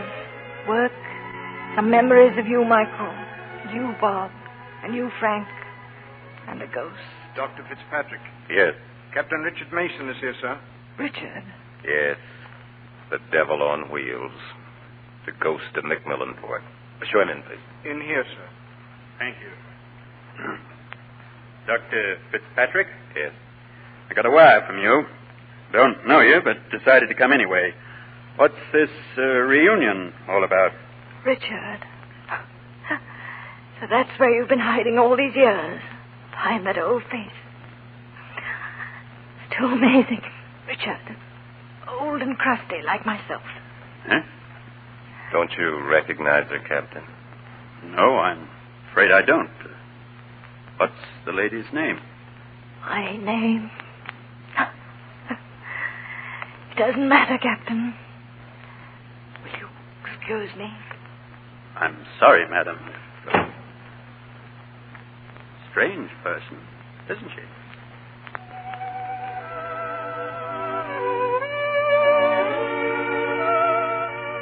Lydia. He didn't remember me. He was taken by surprise. Nonsense, Michael. He's forgotten me. You're not upset. No. I made a fool of myself, Michael. Not at all. You opened your heart to the men who loved you. No. None of you loved me, really. Bob loved a little idiot. Frank loved a vision that wasn't true. You, my dear, loved an angel. And Richard loved only Richard. I kept thinking as I was listening to you before. What was the real Lydia? Which one?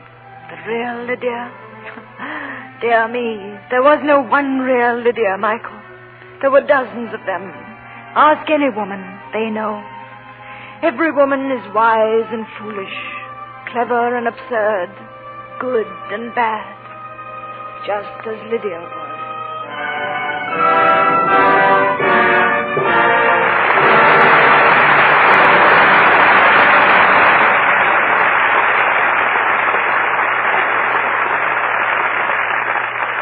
Your applause rings down the curtain on Lydia, and some acting we won't soon forget. 4 great troopers return to the microphone now. Merle Oberon, Edna May Oliver, Alan Marshall, and Joseph Cotton. Thank you, Mr. DeMille. Naturally, I was delighted when you asked us to play Lydia here so soon after the picture was released. It's been a very enjoyable week. I would like to point out, sir, that you owe the presence of a certain lady here to Lydia. You're right, Mr. Cotton. Edna May Oliver's first appearance anywhere deserves celebrating. Well, how do you like the Lux Radio Theater after giving it the once over lightly, Miss Oliver? It's a theater, Mr. Marshall, a theater. The curtain goes up at the beginning and it comes down at the end. Give me some of those old tyrant Granny Macmillan parts to get my teeth into and I'm happy. You have a date with another tyrant, Miss Oliver, just as soon as we can find one. We'd like to make you as much at home here as Alan Marshall. Yes, you've practically moved in here to live, haven't you, Alan? Oh, I don't know. I wasn't here last week. However, 2 weeks out of 3 so far this season makes you pretty good. Good. They should have the key to the back door. I think you're right. But before we bring the curtain down for the evening, I'd like to say something about the product that makes these plays possible. I've used Lux soap regularly for a long time now, and I think it's a grand complexion care. When Lux soap is on trial, Merle, the result is sure. A jury of several million American women has already handed down the verdict. What play are you casting for next week, Mr. DeMille? That's a delightful comedy called Third Finger, Left Hand. And I really don't need to tell you more than the names of our stars, William Powell and Myrna Loy. The play is adapted from the Metro-Goldwyn-Mayer picture success. You'll hear Myrna Loy as a businesswoman who invents a husband for reasons of her own. When Bill Powell turns up claiming to be the husband, you can imagine Myrna's embarrassment and get a faint idea of the fun there'll be here next Monday night. Any comedy with Bill Powell and Myrna Loy is a must for me, Mr. DeMille. I'll be listening. Good night. Good night. Good night. Good night. We have a standing order for players like you four.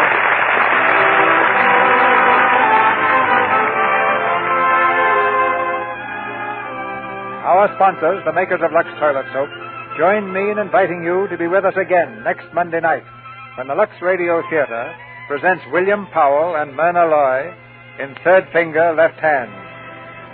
This is Cecil B. DeMille saying good night to you from Hollywood. Here is important news for those of you who live in communities not operating on daylight saving time. If you live in a community which does not operate on daylight saving time, you will hear this program beginning next Monday night, 1 hour later than heretofore. Alan Marshall appeared tonight through the courtesy of David O. Selznick Productions, Joseph Cotton through the courtesy of RKO, and George Reeves through the courtesy of 20th Century Fox. Heard in tonight's play were Jeff Corey as Frank, Bruce Payne as James, and Dix Davis, Barbara Jean Wong, Verna Felton, Thomas Mills, Una White, Stanley Farrar, and Ferdinand Munier. Our music was directed by Louis Silvers, and your announcer has been Melville Ruick. This is the Columbia Broadcasting System.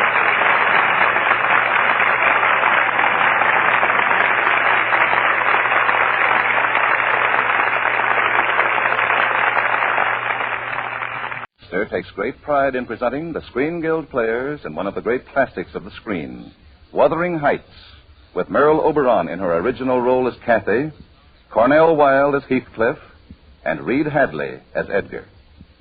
The Lady Esther Screen Guild players in Wuthering Heights.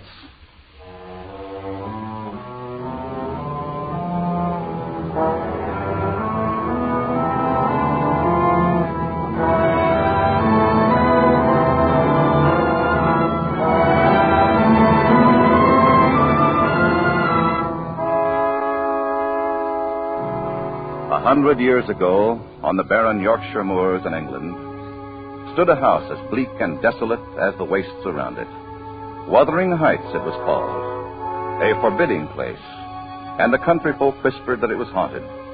But only one man knew the truth. One man, old Edgar Linton, who lived at the Grange. Yes, sometimes when the wind is from the moors, a voice goes sighing through the house. Kathy, I love you. I love you, Kathy. And another sighing voice that replies, Darling, I'll always love you. Always. Always.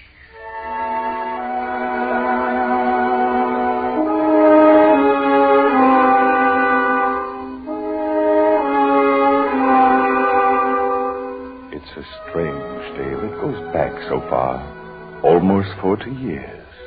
Almost to the very first moment they met. Kathy was very young then, only a child, when her father, the master of Wuthering Heights, returned from a business trip to Liverpool and brought with him a young boy. I found him starving on the docks, kicked and bruised and almost dead. I couldn't find anyone willing to claim him, so I thought I'd better bring him home. Shall you like that, Kathy? Oh, yes, Father, yes. And you, Hindley, will you be as kind as your sister? Well, my boy? He's dirty.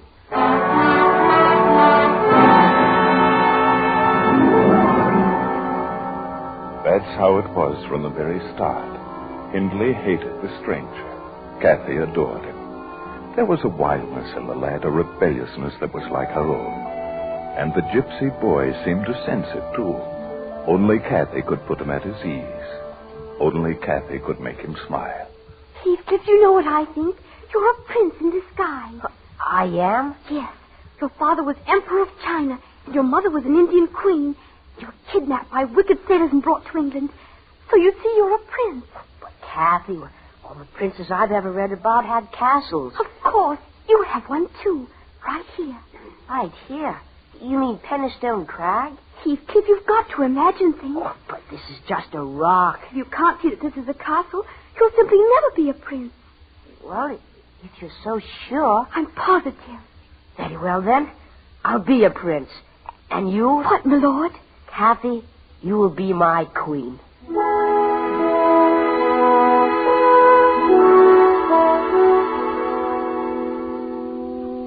That was the dream they built on Penistone Crag. And as they grew, it grew with them. until the day it was almost destroyed. They were in the small drawing room downstairs. Hindley was with them, and the three of them sat there without a word. The three of them waiting. There's Ellen now. Ellen, what does the doctor say? How is he, Ellen? Kathy, darling. But speak up. How is my father? Master Hindley, you're to send for the vicar. He's dead. He's dead. Kathy, my dear wild little Kathy. Don't cry, Kathy. Come, I'll take you to him. Not you, Heathcliff. You're not wanted up there. Hindley! He'll go to the stable, where he belongs. But I only meant... You'll do as you're told. I'm master here now.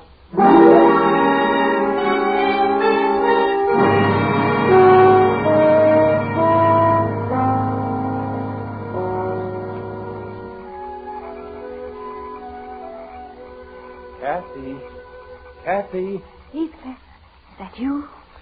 I knew you'd be here. I'll always be here at our castle, darling. I came as soon as I could. Did Hindley see which way you came? What if he did? He scarcely needs a reason to torment me. I know. I know how bad it's been for you. Almost 2 years now. To beat and abuse me. That's all he seems to live for. For that and his bottle. He's been drinking so much. Let him. It doesn't matter. Nothing matters down there. Our life is here. Yes, my lord. Still, it would be dreadful if Hindley found out. Found out what? That you talk to me sometimes? I really shouldn't talk to you at all. Look at you. You get worse every day. Dirty and unkempt and in rags. Shall I dress like a prince in my lovely stable? Heathcliff, why don't you run away? Run away from you? You could come back to me rich and take me away. Remember? We used to play you would. Kathy. Yes? Come with me now. Where? Anywhere. And live in haystacks and steal our food? No, Heathcliff, that's not what I want. You just want to send me off. I don't. Well, it won't do. I've stayed here, taken all I have just to be near you. And I'll stay to the end. I'll live and die under this rock. Listen, do you hear? What, that music? The Lintons are giving a party. That's what I want. Dancing and singing in a pretty world. And I'm going to have it. Come on, let's go and see. But, Kathy... Come on!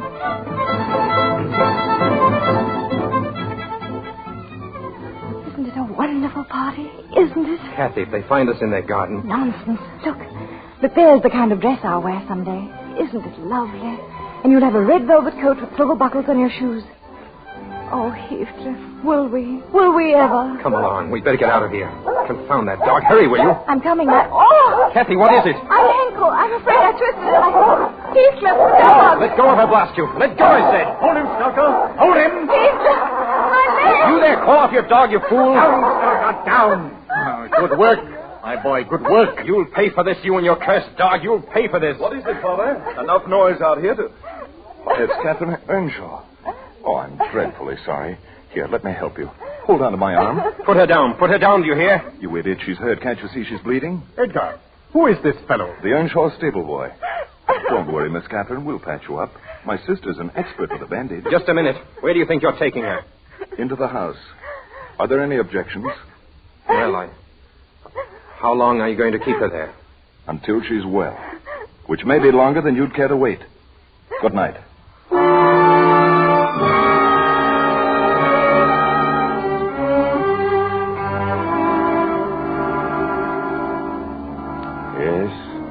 He disliked me enough for what happened that night, and even more for all that happened later. It was several weeks before we took her home, weeks that I shall never forget. They were a sheer delight to me, and in all truth to Kathy, too. I knew that she liked me, my sister Isabella, our friends, the quiet comfort of our home. But as the time drew near for her to leave, I could detect in her a restlessness and eagerness that was tinged with fear. I think I know now why it was. Heathcliff, oh, you are here. I was hoping you would be here at our castle. Heathcliff, what's wrong? Aren't you glad to see me? Why did you stay so long in that house? That doesn't matter now. I'm back. Why did you stay so long? Why? Because I was having a wonderful time. A delightful, fascinating, wonderful time with people who wash their hands and faces, and comb their hair and... Oh, Heathcliff, forgive me. Forgive me, I'm sorry. Oh, Kathy, if you only knew how I've missed you. And I've missed you, too, even when I didn't know it. Oh, Heathcliff, make the world stop right here. Make everything stop and stand still and never move again. Make the moors never change, and you and I never change. The moors won't ever change. Don't you change, Kathy. I won't. I can't. No matter what I ever do or say, this is me now. Standing on this rock with you, this is me forever. No other world but this? No other world but you. This hill, the heather blooming all around us. Oh, Kathy. Kathy, darling, you're still my queen.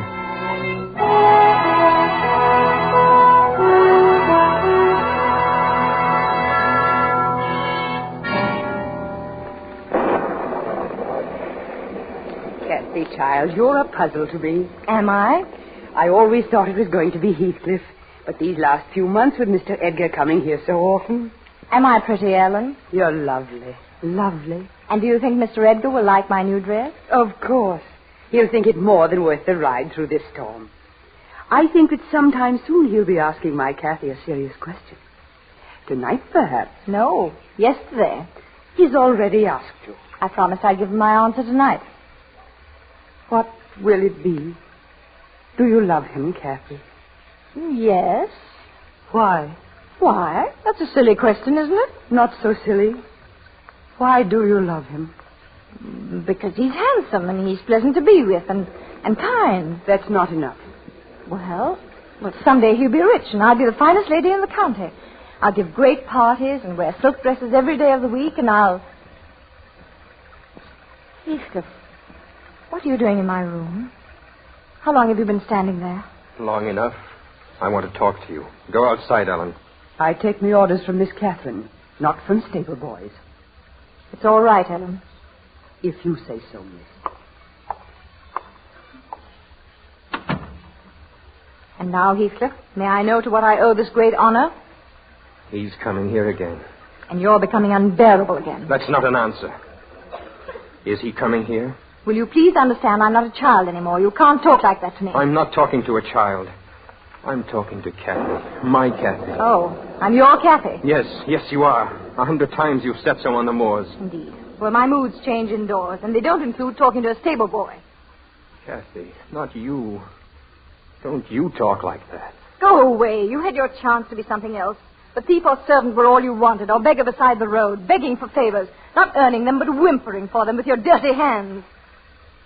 That's all I've become to you. A pair of dirty hands. Well, have them then. Have them both. Have them where they belong. Get out. Get out! I will, out of this house, out of this cursed country. Someplace I'll never see you or hear your voice or remember your face. I'll get out all right. I'll get out now. Heathcliff, no. Ellen! Ellen! Kathy, good heavens, what is it, child? Ellen, he's going away. We've got to stop him. Kathy, Heathcliff! Heathcliff! Heathcliff, come back! Come back, Heathcliff! Come back!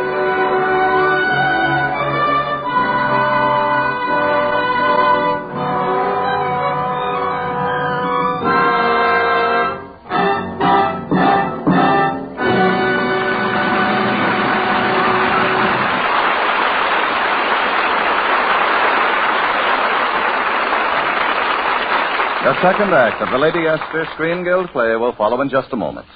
Now, a word from Lady Esther. Reading about all the strikes in my morning newspaper gave me a thought for you. You know, it's possible your own skin may be on a strike, too.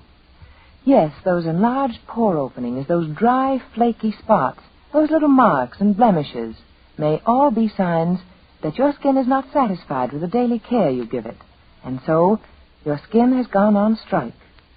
But all those signs of an unhappy skin will quickly disappear when you switch to Lady Esther 4-Purpose Face Cream. For this one cream by itself does all the 4 things your skin needs most to look and feel its best. Now, I don't want you to accept that statement without proof. No, for I will prove the exciting difference Lady Esther face cream makes in your skin in just 30 seconds with a patch test. To make this interesting test, simply smooth Lady Esther face cream on one patch of skin, for instance on one cheek. Wipe it off. Then compare that cheek with the other. See the radiant difference. Feel the difference with your fingertips.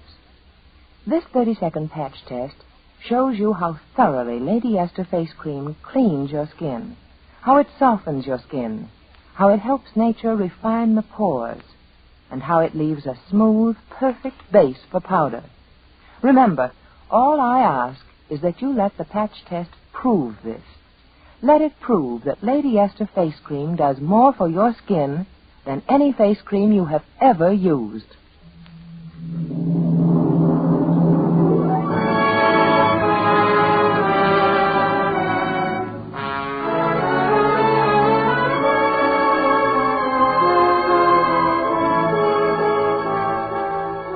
And now the second act of Wuthering Heights, starring Reed Hadley, Merle Oberon, and Cornell Wilde.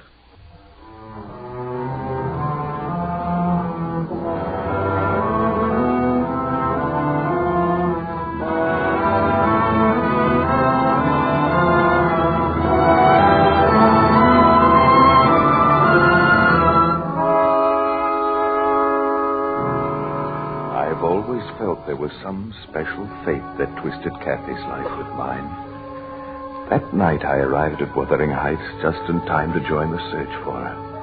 And hours later I found her near the great rock on Pennystone Crag, lying there in the storm, the life almost out of her. And so once again I carried her home.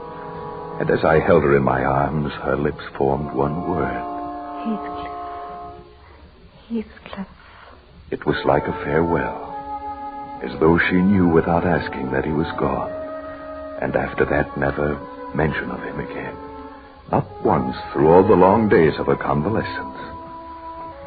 Edgar, it's so wonderful here at the Grange. You and Isabella have been so nice to me. It's very easy to be nice to you. But I ought to be thinking about going home. I can't expect to stay here forever. Why not, Kathy? If I can make you happy. Darling, let me take care of you forever. Let me guard you and love you always. Would you love me always? I couldn't help myself. Kathy, if your silence means yes. You know, I've never even kissed you. Well, isn't it time? Oh, Kathy, darling. No one will ever kiss me again but you. No one. I'll be your wife and be proud to be your wife. My dear. And I'll be good to you and love you truly. Always? Always.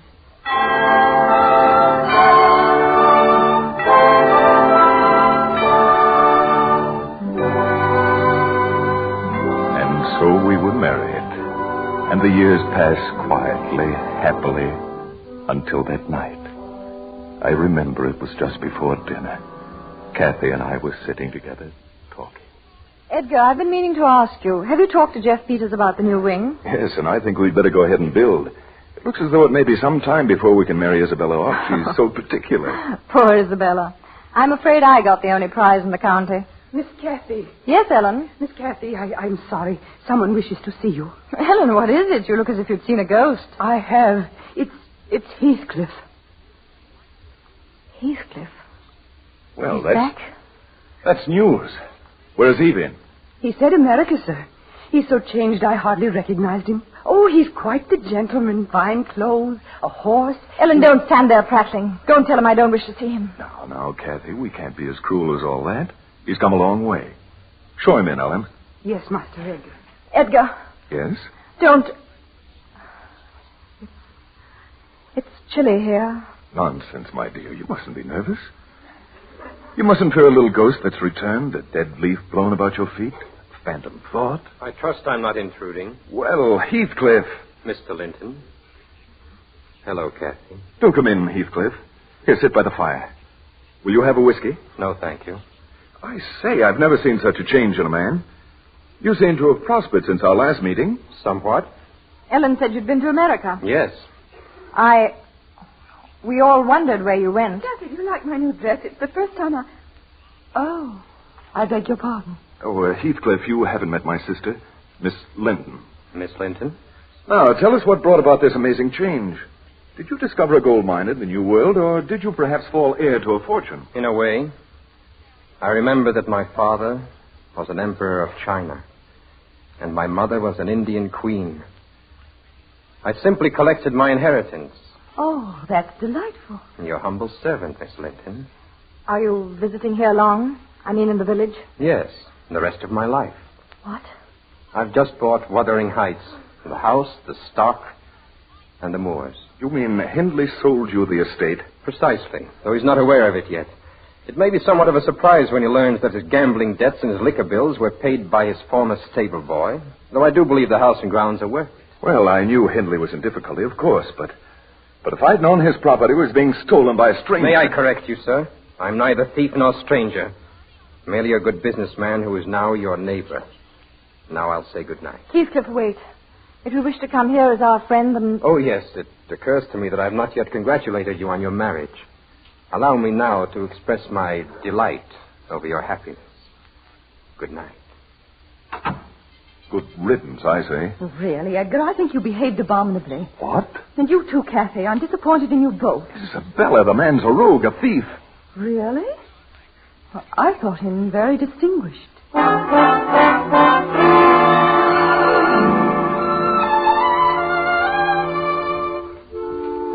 I should have known what would happen. I should have known what he would do.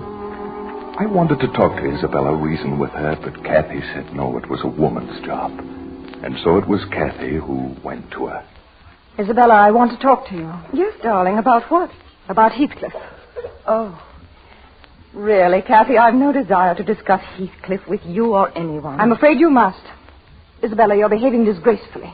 In what way, may I ask? You're making a spectacle of yourself with Heathcliff, throwing yourself at his head. I must ask you to be careful of what you say. You fool. You vain little fool. I'm going to tell you the truth. You're old enough. I'm going to open your eyes. My eyes are quite open, thank you. Isabella, don't you see what he's doing? He's using you to get near me, to try to rouse something in me that's dead. And I'll not have it. I'll not allow you to help him. Indeed. As it happens, you're the one who's vain and insufferable. Heathcliff's in love with me. That's a lie. It's not a lie. He told me so himself. He told you that? Told me that he loved me. Held me in his arms and kissed me. Begged me only to be his wife. His wife? Don't you understand? His wife. Heathcliff and I are going to be married.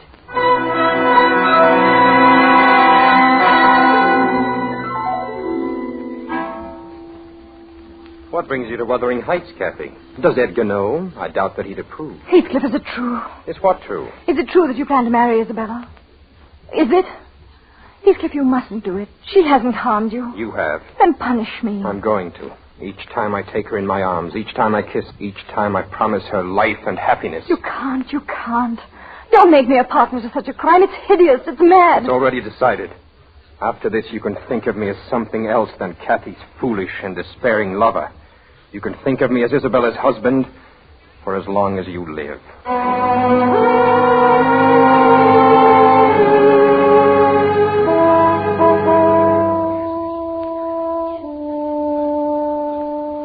I couldn't stop the wedding. My sister was of age. But looking back now, I know that the day she and Heathcliff were married was the day that Kathy began to fail. The doctor was baffled from the start. There were no familiar symptoms that he could treat, no answer in all of his medical books. And yet, day by day, she grew slowly weaker, wasting away, until we both knew, without admitting it, that the end was near. That afternoon, I can see it yet. The air was so warm, the sky so blue. She looked at me and smiled and asked for Isabella. For Isabella. I think even then I knew what she meant. And so I sent word to Wuthering Heights. And when he came dashing madly into the house as I had expected, I did the only thing I could. I left them decently alone. Kathy. I was dreaming you might come before I died. And scowled at me once more. Don't talk that way. You see, Oh, Kathy. Kathy, darling, why didn't you let me know? Why didn't you send for me?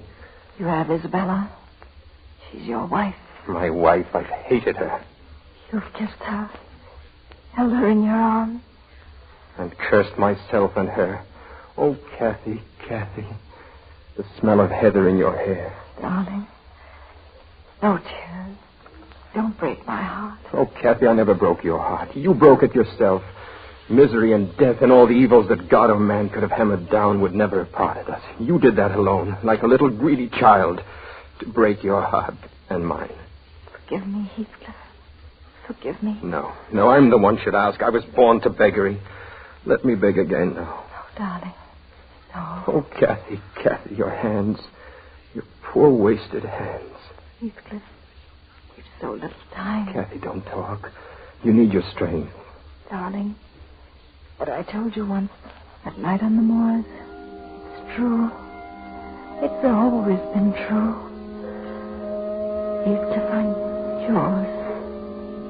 I've never belonged to anyone else. What a pity. It's too late. It isn't. It's not too late. I'm here now, Kathy. I'll never leave you again. From the window there, you can see the crag. If I could see the moors once more with you, Heathcliff, will you carry me? You can't die, Kathy. You can't. I won't let you die. Out there, where our castle is, I'll wait for you, Heathcliff. I'll wait for you till you come.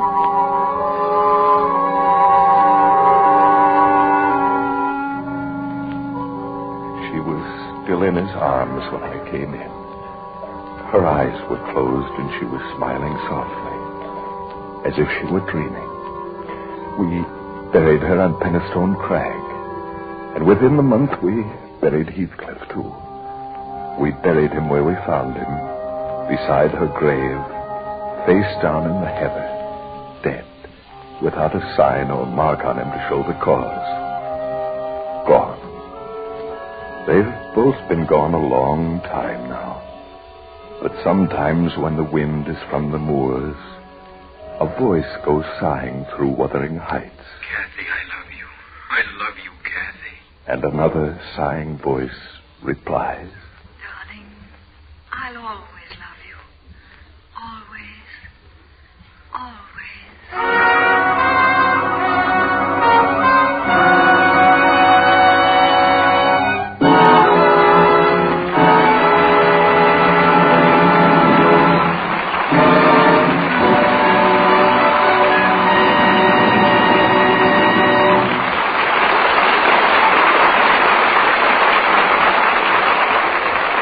Thank you, Cornell Wilde, Reed Hadley, and Merle Oberon for appearing with the Lady Esther Screen Guild players tonight. We are grateful indeed for your fine performances.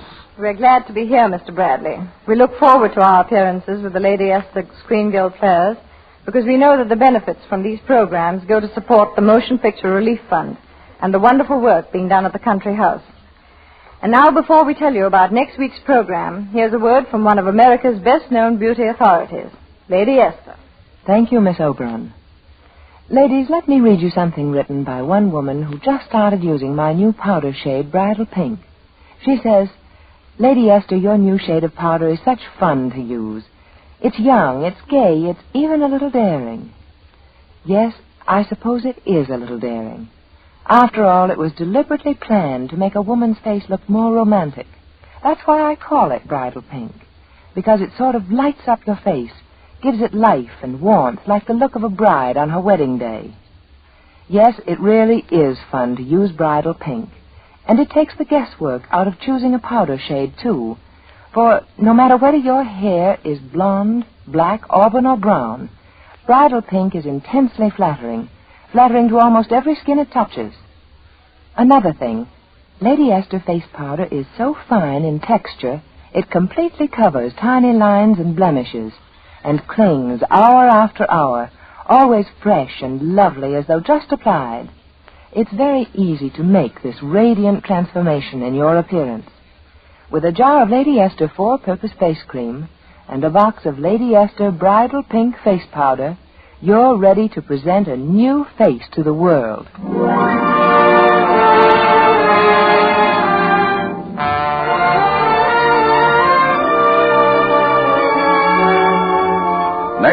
the Lady Esther Screen Guild Players will present Getting Gertie's Garter. It will star Lucille Ball, Sheila Ryan, Barry Sullivan, and Dennis O'Keefe. Be sure to listen. Merle Oberon will soon be seen in the Universal production Night in Paradise. Cornell Wilde can now be seen in the Darrell F. Zanuck production Leave Her to Heaven. Reed Hadley can soon be seen in Shock, both 20th Century Fox pictures. Wuthering Heights was presented through the courtesy of Samuel Goldwyn. Music on tonight's program was arranged by Wilbur Hatch and conducted by Led Bluskin. This is Truman Bradley, speaking for Lady Esther. Thank you, and good night. This is CBS, the Columbia Broadcasting System.